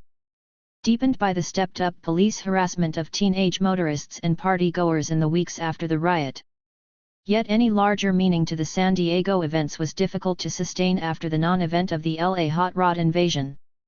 As fall semester came and went, the police kept a tight lid on streets and inns, and San Diego teenagers, seethe as they might against relentless curfews and traffic stops, seemingly fell back into line. Then, in the spring of 1961, Southern California suddenly erupted from the valleys to the beaches in angry generational conflict. There were 10 so-called teen riots in 6 months, 3 of them, including Griffith Park in May, Zuma Beach in June, and Alhambra in October, involved thousands of youth. If largely forgotten today, at the time these confrontations generated worldwide headlines and national controversy. Despite the disparate sociological and geographical characteristics of the individual events, civic and law enforcement leaders conflated them as a single sustained outburst, an unprecedented insurrection against adult authority. And, following the causal chain back to El Cajon Boulevard the summer before, some of the country's leading anti-communists once again discerned a conspiratorial pattern in youthful defiance. As Los Angeles's acting chief of police warned the nation, the eruption of violence and disorder directed at society's symbols of authority could be more devastating to America's hopes for the future than rockets and the 100-megaton bomb. 16. The first explosion occurred according to subversive schedule, on May 1. Although the national news was dominated by the huge Splash Day riot in Galveston, Texas, where 800 youth were arrested, Los Angeles County Sheriff's deputies had to mount an amphibious landing to save the island resort of Avalon from its own teenage hordes. The city's 3rd annual Buccaneer Ball celebration was disrupted by hundreds of rowdy high school and college students who littered streets with beer cans and wine bottles, climbed over cars, trampled flower planters, ripped fire hoses and extinguishers from hotel walls and sprayed COR riders. Panicky local authorities called in deputies from the mainland who eventually arrested 57 of the mob. 17. The next weekend in Long Beach, in a fracas variously described in the local press as _a riot or near riot, 400 youths all in bathing suits, swarmed out of the Bayshore recreation area. They halted. 214. Cars on Bayshore Avenue and Ocean Boulevard, tussled with drivers, yanked out ignition keys and flung water-filled balloons. When the police arrived, they too were jeered and bombarded with water balloons.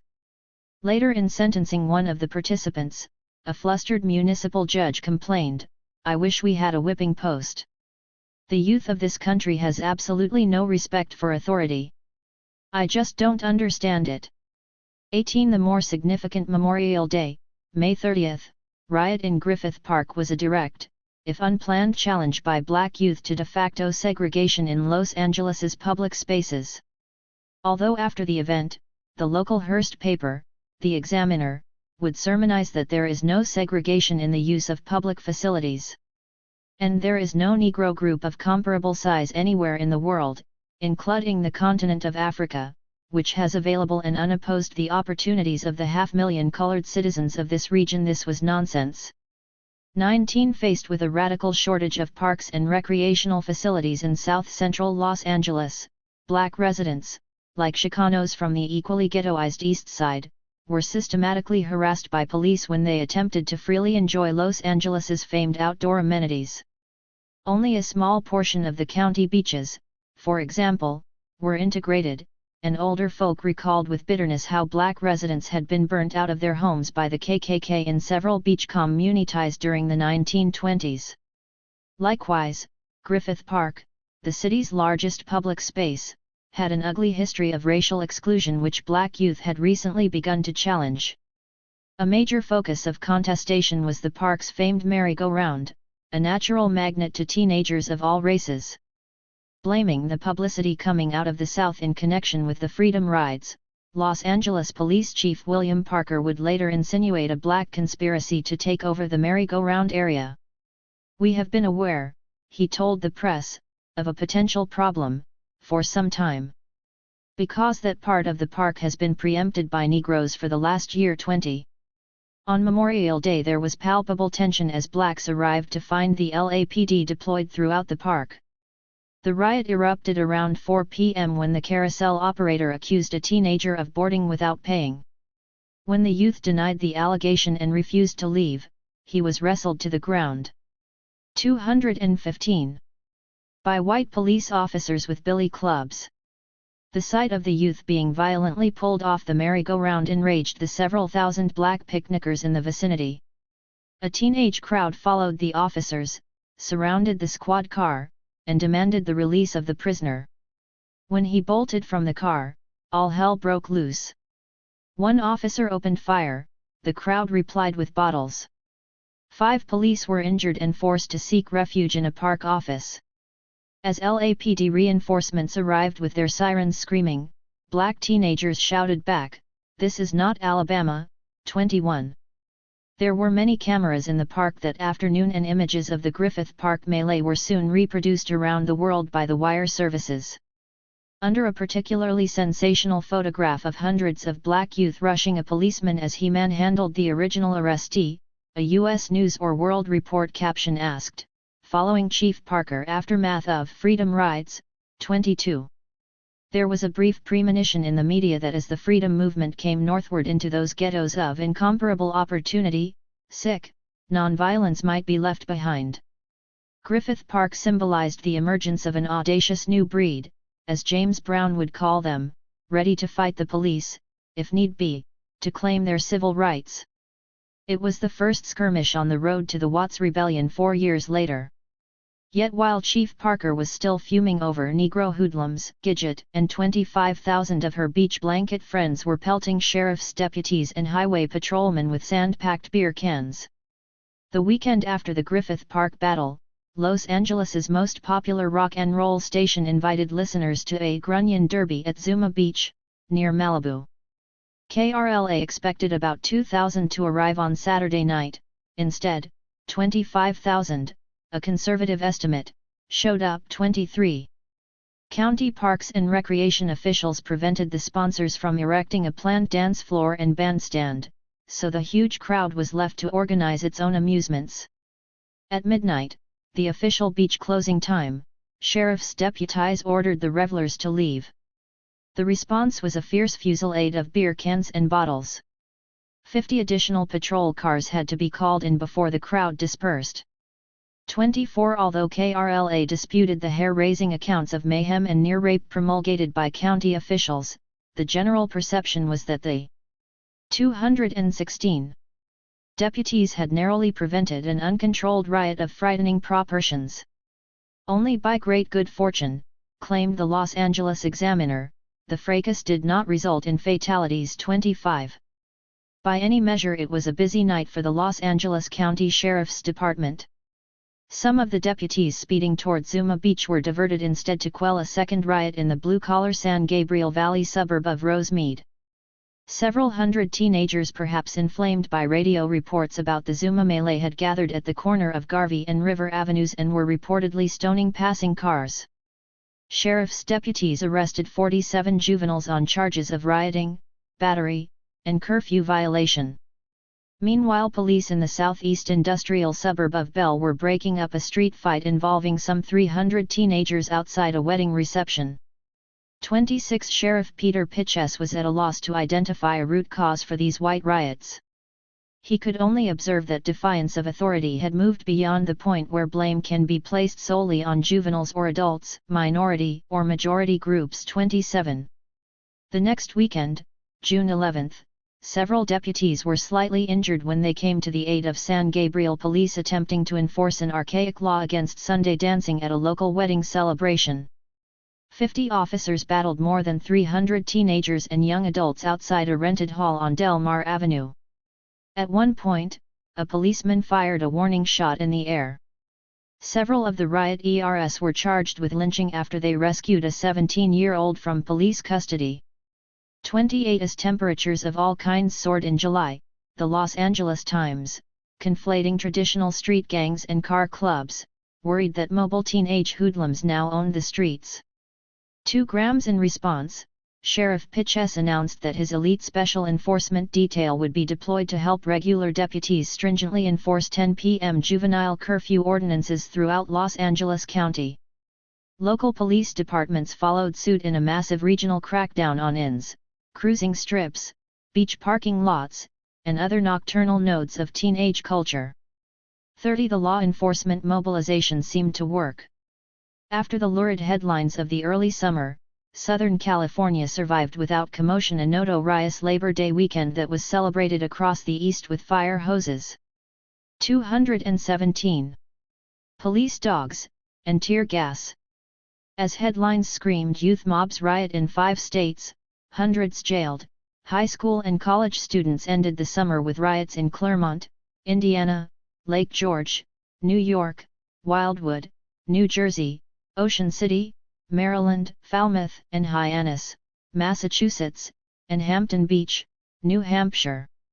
Overwhelmed local cops had to be reinforced, variously, by police dogs, state troopers, and even civil defense officials. 31 But the Los Angeles area remained quiet, for a few days. Autumn anarchy. The second weekend in September, as usual for the summer's finale, was a scorcher in Los Angeles, and the largest crowds of the season packed the beaches to escape the 100-degree-plus temperatures in the valleys. 6,000 fans were lucky enough to have tickets to hear Ray Charles perform at the Hollywood Bowl Sunday evening. The blind rhythm and blues genius was at the height of an extraordinary, crossover popularity that brought huge racially mixed audiences together everywhere outside the South. His latest tour, however, had been plagued by logistical snafus and disputes with local authorities. A week earlier, police had turned fire hoses on 1,000 angry fans in Portland after Charles's plane had been grounded in Seattle. The crowd, in turn, wrecked the Palais Royale ballroom and smashed car and office windows in the downtown area, the first riot in the city's history. 32 The Hollywood Bowl concert began without a hitch under the vigilant eye of LAPD music critics. As the tempo increased, hundreds of teenagers black, white, and Latino found the beat irresistible. Some of the screaming youngsters, the Examiner reported the next day, organized a dance group and put on an impromptu performance of what the police said were objectionable dances, including the popular Jungle Bunny. Whether the dancing was too dirty, too interracial, or both, the police decided to stop the concert. The lights were turned on, and when the screaming, gyrating fans protested, reserves were summoned from the LAPD's Hollywood division. The ensuing teen riot, spilling out into the parking lot and adjacent Griffith Park, involved an estimate 500 to 600 members of the audience. 10 were arrested. 33. 218. 3 weeks later, the suburban west end of the San Gabriel Valley, just east of downtown Los Angeles, exploded in teen violence that severely taxed the combined resources of the Sheriff's Department, the Highway Patrol and 12 local police departments. The proximate cause was a football game, but other anxieties may have been involved. A column by Pasadena Star News writer Russ Liedebrown suggests the weird, fearful, even apocalyptic atmosphere in many valley homes during October 1961. The telephones at the Pasadena Civil Defense Headquarters have been busy during these last few weeks since the latest Berlin crisis and the resultant increase in the chance of nuclear war. The calls come from members of the general public who are concerned now more than ever before about the possibility of awful, sudden, searing death.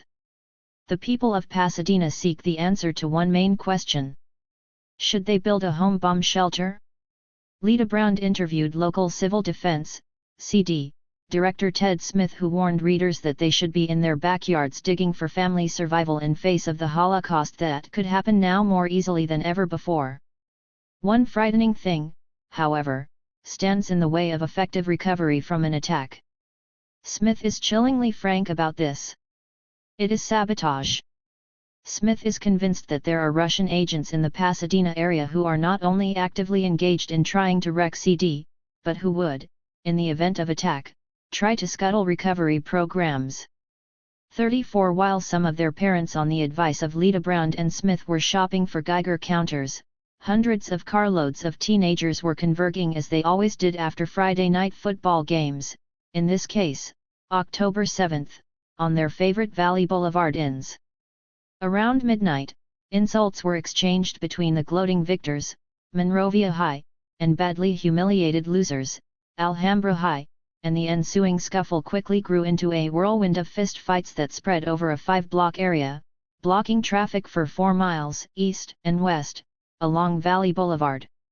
From its mobile transmitter, a local radio STA219 broadcast a vivid blow-by-blow account of the melee, which police claimed drew hundreds of others to the scene, all of them itching to join in the brawling.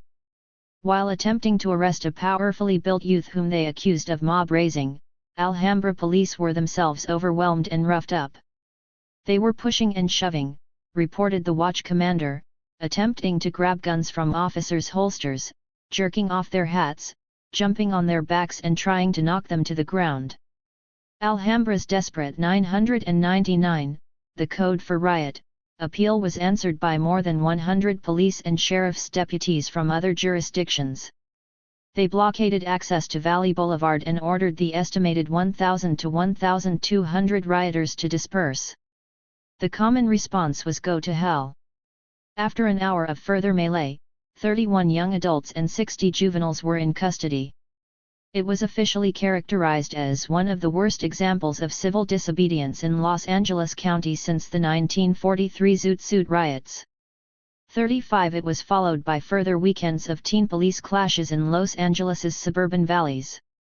On the evening of October 14, Monrovia and Arcadia police dispersed a mob of more than 100 teenagers, come armed with clubs in the parking lot of Santa Anita Racetrack. The next weekend, a posse of sheriffs and highway patrol officers in South El Monte broke up an incipient teenage riot, with the arrest of 16 armed suspects. The youths carried spike-studded baseball bats, wire flails, brass knuckles and nail-toothed chains. They were charged with route behavior leading to riot.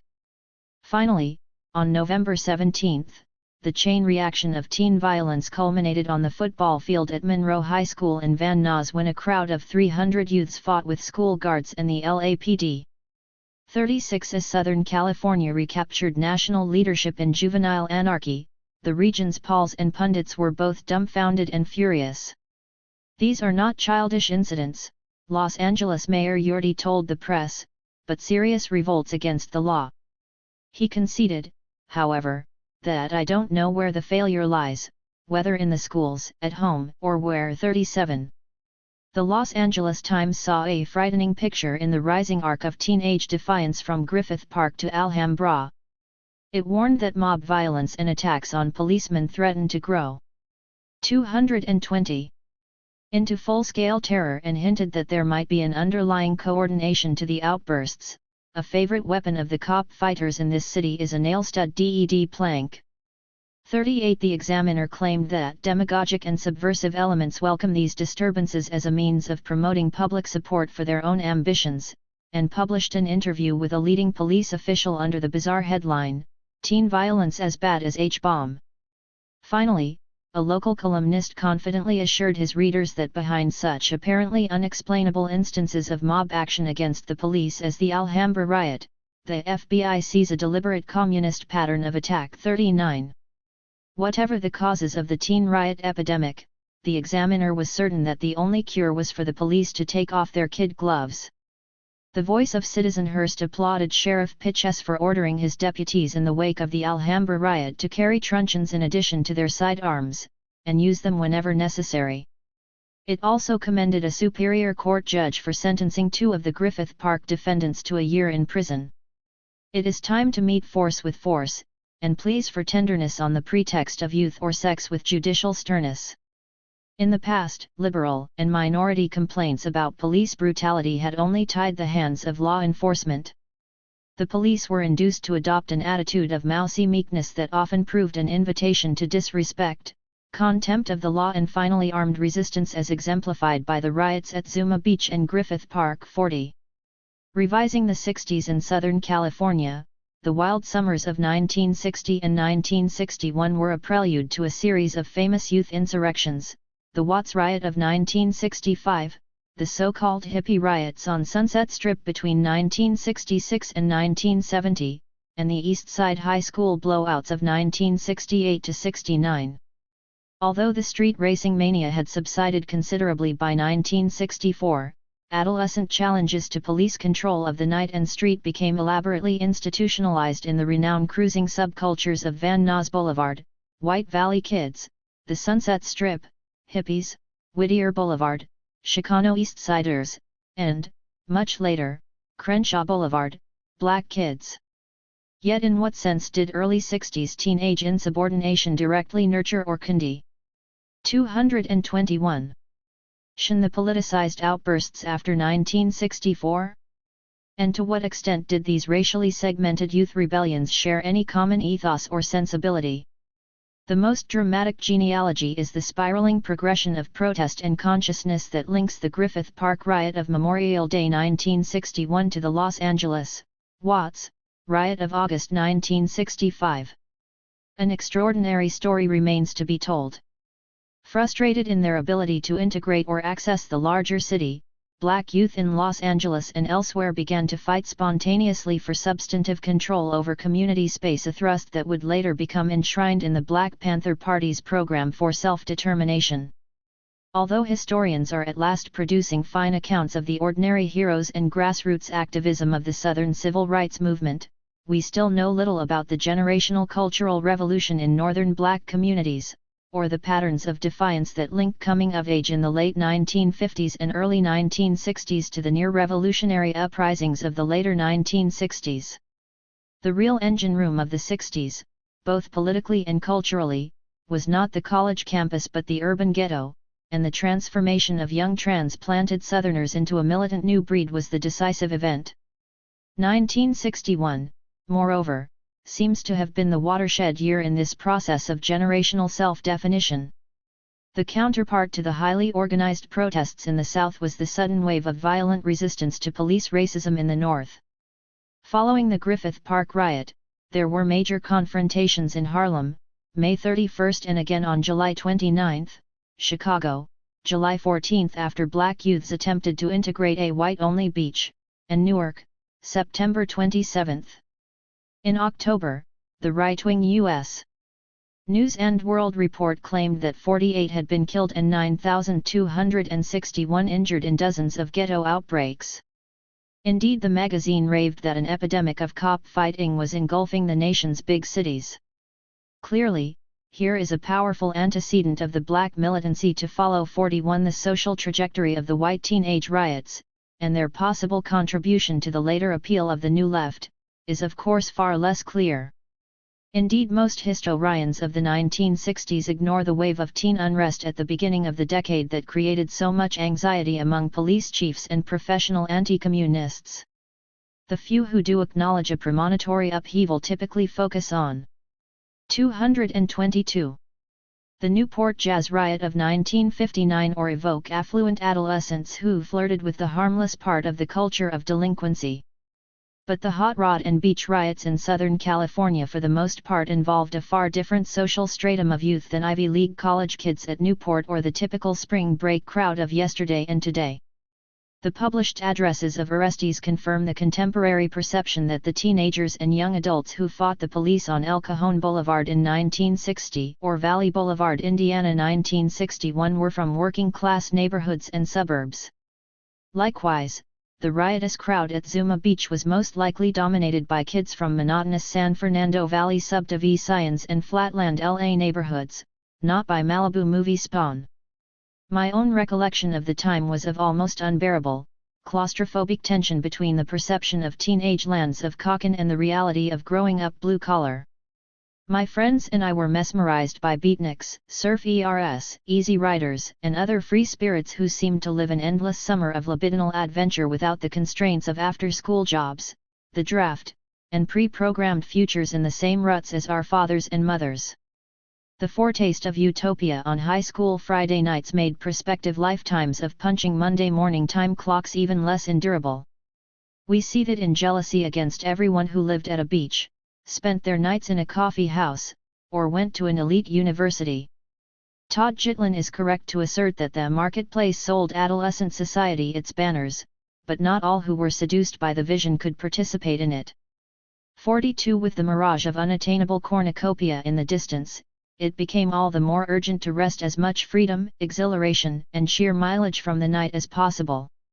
I am claiming, in other words, that the white teen riots of the early 1960s were largely driven by the hidden injuries of class colliding with an overweening ideology of affluence, an affluence, that is, that we reinterpreted with the help of beatniks and surfers as the possibility of free time and space beyond the program of Fordist society. This reinterpretation was a radical seed, made all the more compelling by nuclear showdowns and Cold War apocalypticism.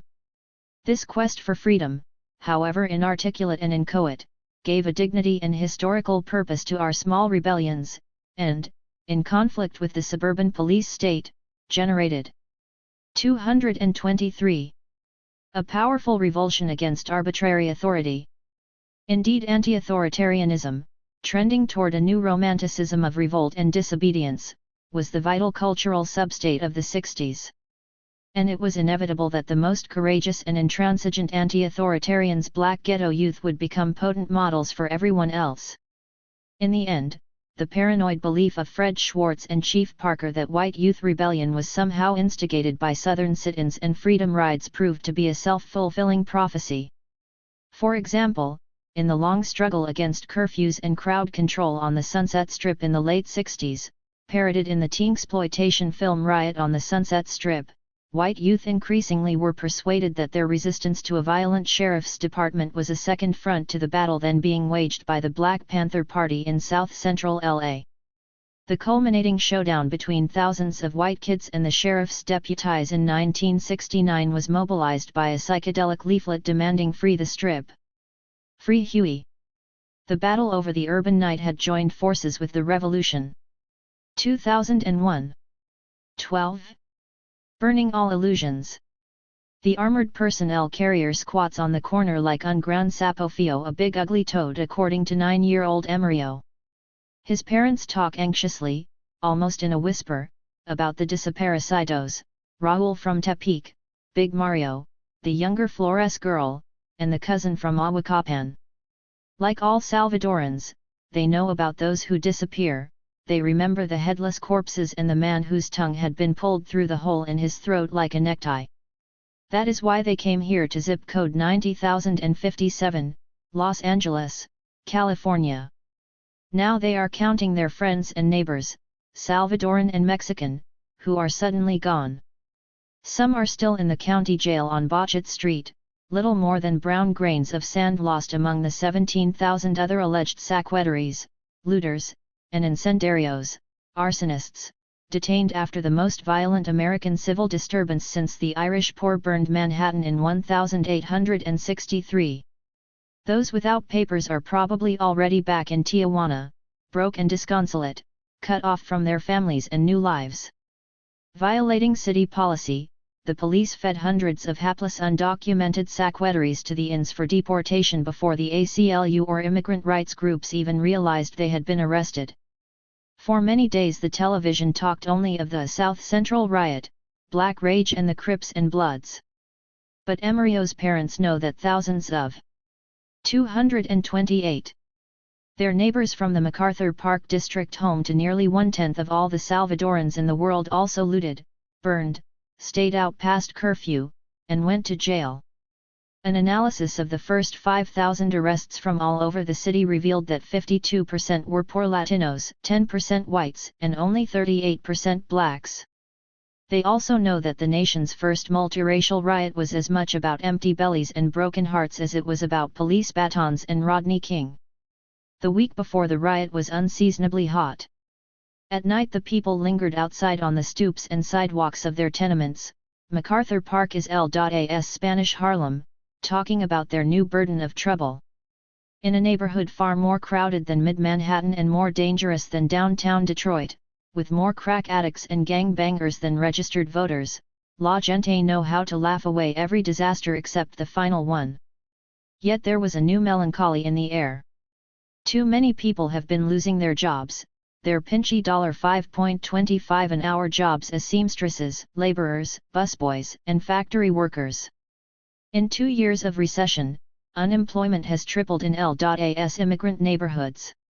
At Christmas, more than 20,000 predominantly Latina women and children from throughout the central city waited all night in the cold to collect a free turkey and a blanket from charities.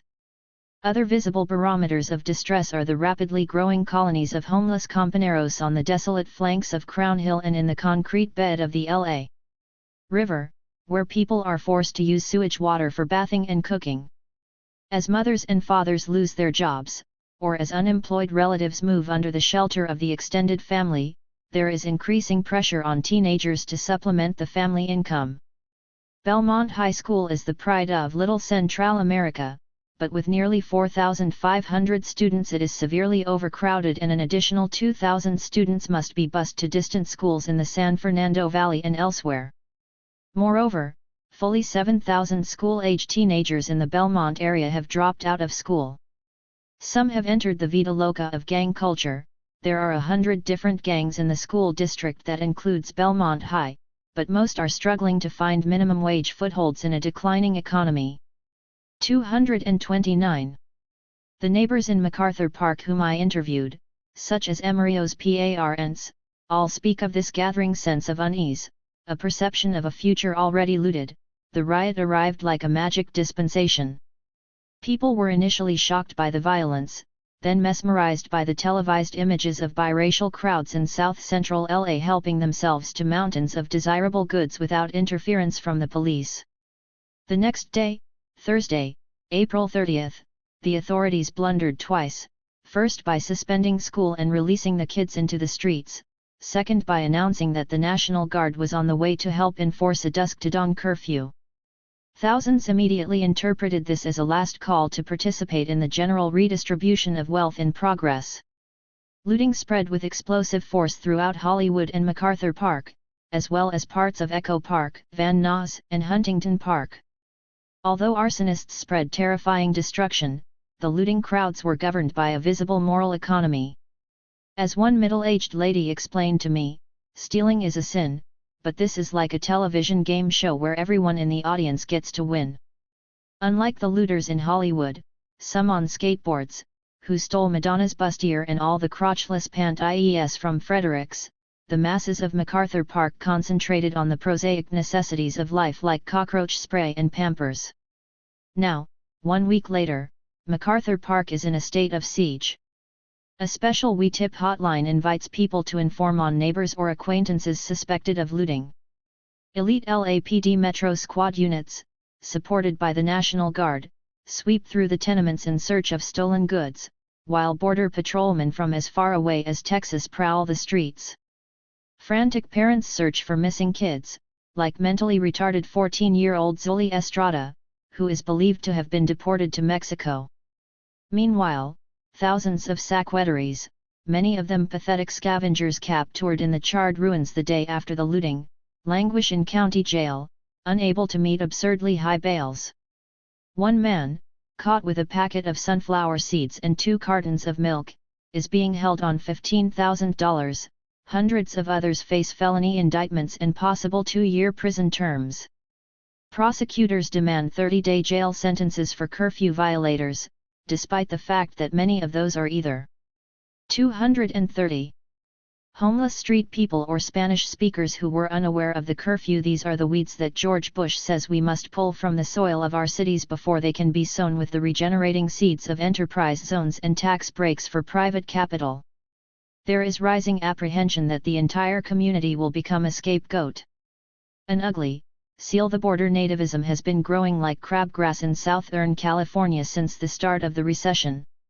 A lynch mob of Orange County Republicans, led by Representative Dana Rohrabacher of Huntington Beach, demands the immediate deportation of all the undocumented immigrants arrested in the disturbance, while Liberal Democrat Anthony Bielenson, sounding like the San Fernando Valley's son of Le Pen, proposes to strip citizenship from the us-born children of illegals.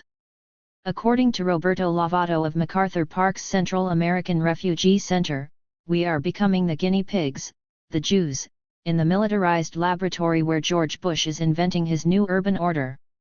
A black intifada? Little gangster Tak can't get over his amazement that he is actually standing in the same room of Brother Aziz's mosque with a bunch of Inglewood Crips. The handsome, 22-year-old Tak, a straight-up Inglewood blood who looks more like a black angel by Michelangelo than one of the boys in the hood, still has 2 Crip bullets in his body, and they still carry a few of mine. Some of the Crips and Bloods, whose blue or red gang colors have been virtual tribal flags, remember one another from school playground days, but mainly they have met over the barrels of automatics in a war that has divided Inglewood, the pleasant, black majority city southwest of LA where the Lakers play.